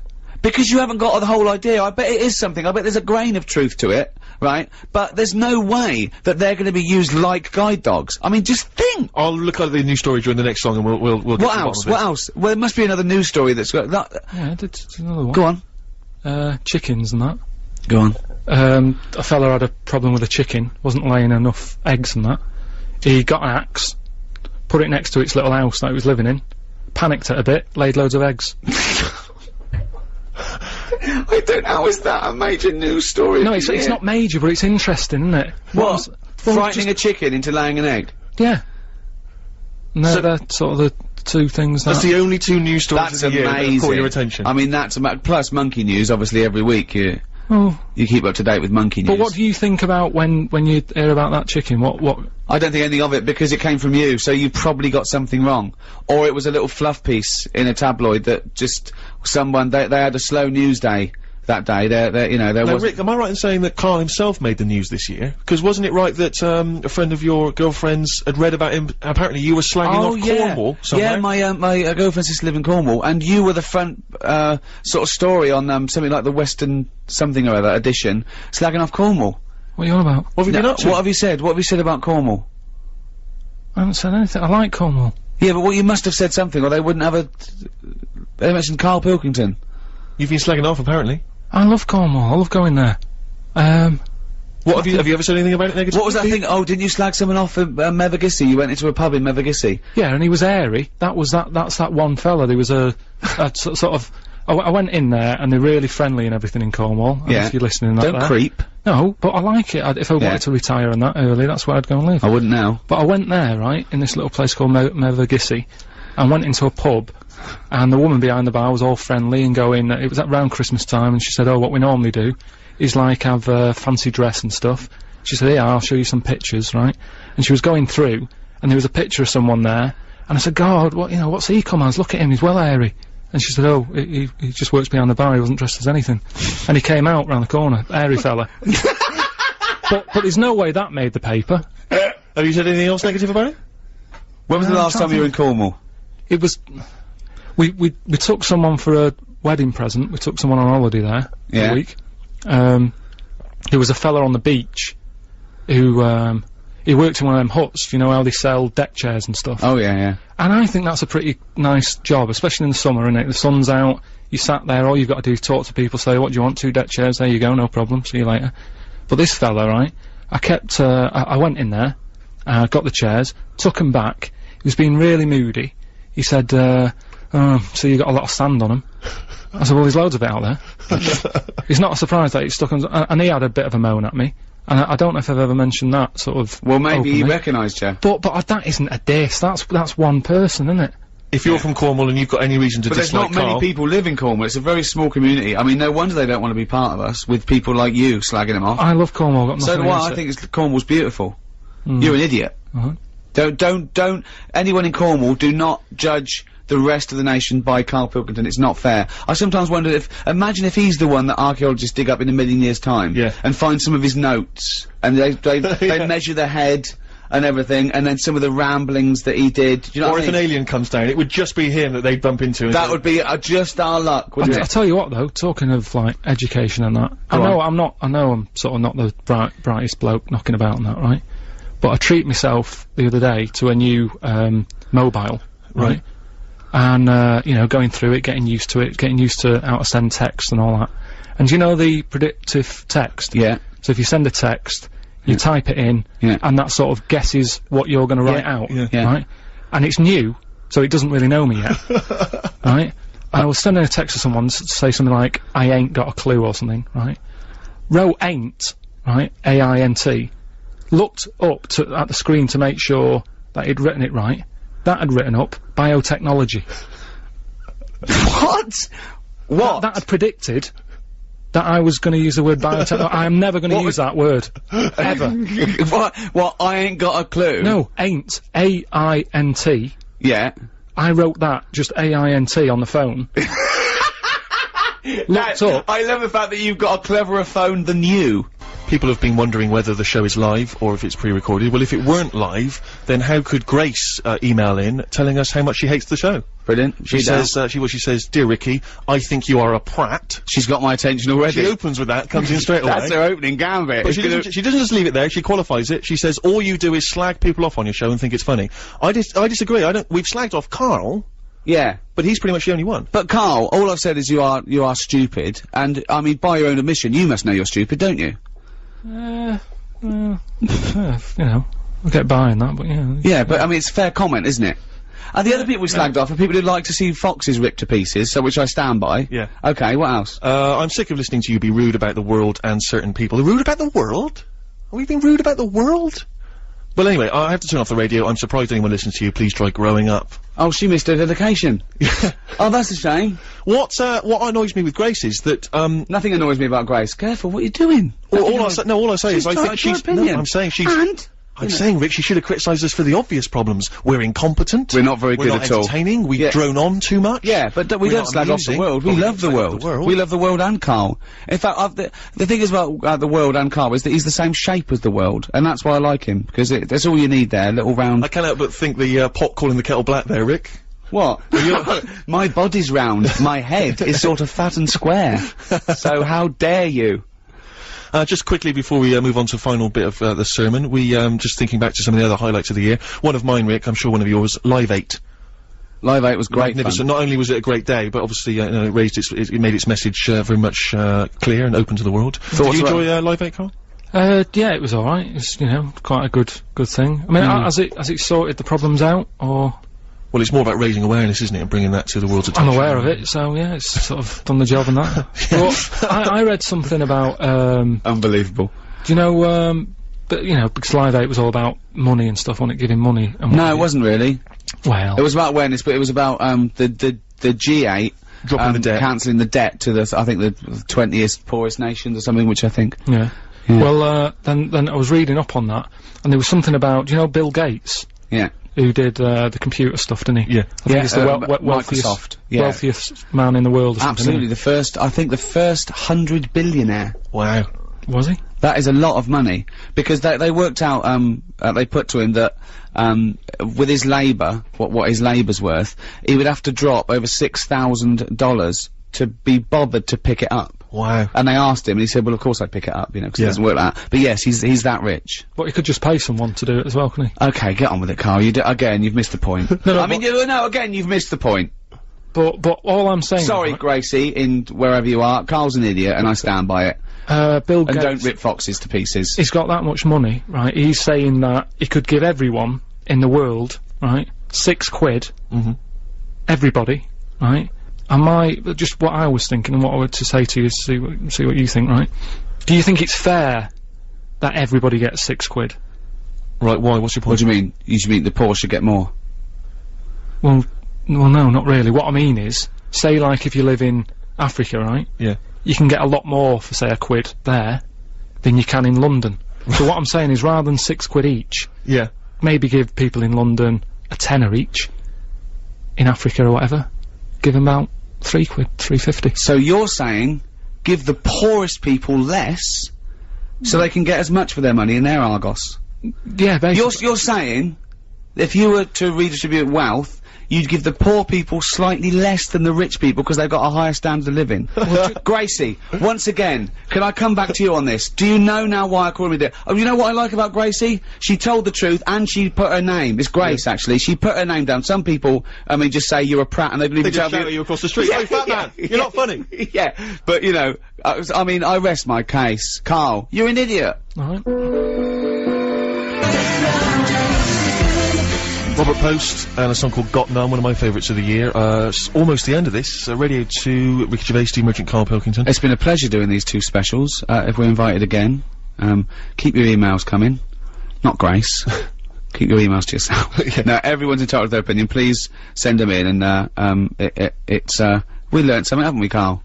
No, he hasn't. Well, okay, good. It was a long shot. Yeah. It was, you know what I mean? Chances were slim. Yeah, I know. But we've been doing a sermon because, we've got a lot of vicars listening for some reason. And think of that. We're hardly their pin-up, are we? You know what I mean? The vicar's going, oh, I must listen to that show. It's so cool. And there was a thing in the, I think the Mirror this week about, vicars are now, podcasting. And they're, doing their sermon as a podcast and download it for busy people who can't get to church all the time. And they had the chart of the what's the #1 podcast in the world? Well, I think it's Ricky Gervais podcast. Yeah, it is. It is. It is. It is. #1 in the world. Yes, it is. So that's why we're doing this. In fact, we should, you should do a full version of this and put it on. Yeah, let's do it. No, forget For that. people who can't, because this is valuable, time and Grace doesn't want to hear it. So just do the final, I suppose, what would you call this? Summing up with the Bible, then we do a longer one. Well, no, it's not sort of summed up.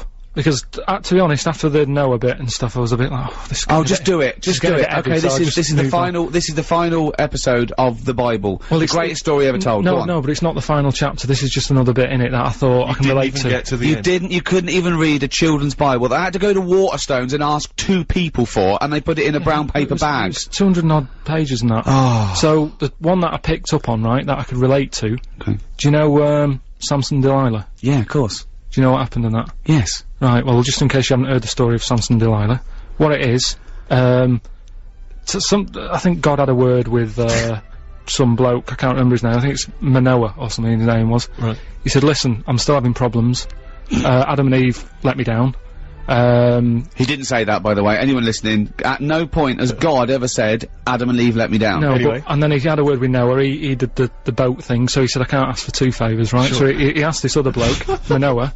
He was happy with Noah, though, was he? Yeah, he let him go on though, it's like jury service, once you've done it, you're left alone for a bit, aren't you? So anyway, Did he right, he didn't bother getting the fish on the boat, did he?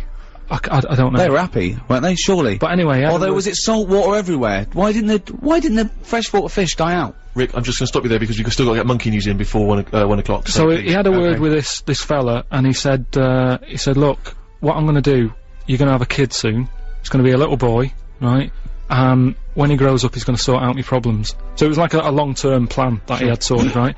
So anyway, they have the kid, right, they're happy, they've got a little baby boy, they go, right, what we'll do to show our respect to God, we'll never cut his hair, right, because he'll like that, right? We're still in the Old Testament, aren't we? I don't think Jesus is gonna make an appearance. Oh. So they called him Samson, Yeah. right? And he grew up, right? Never cut his hair. Yeah. His hair made him strong, right? He was going about, he was helping people out, he was stopping wars and that because he was so strong. His hair made him strong and that, apparently. Yeah. Anyway, nobody knew that. Nobody knew that it was his hair that did the job.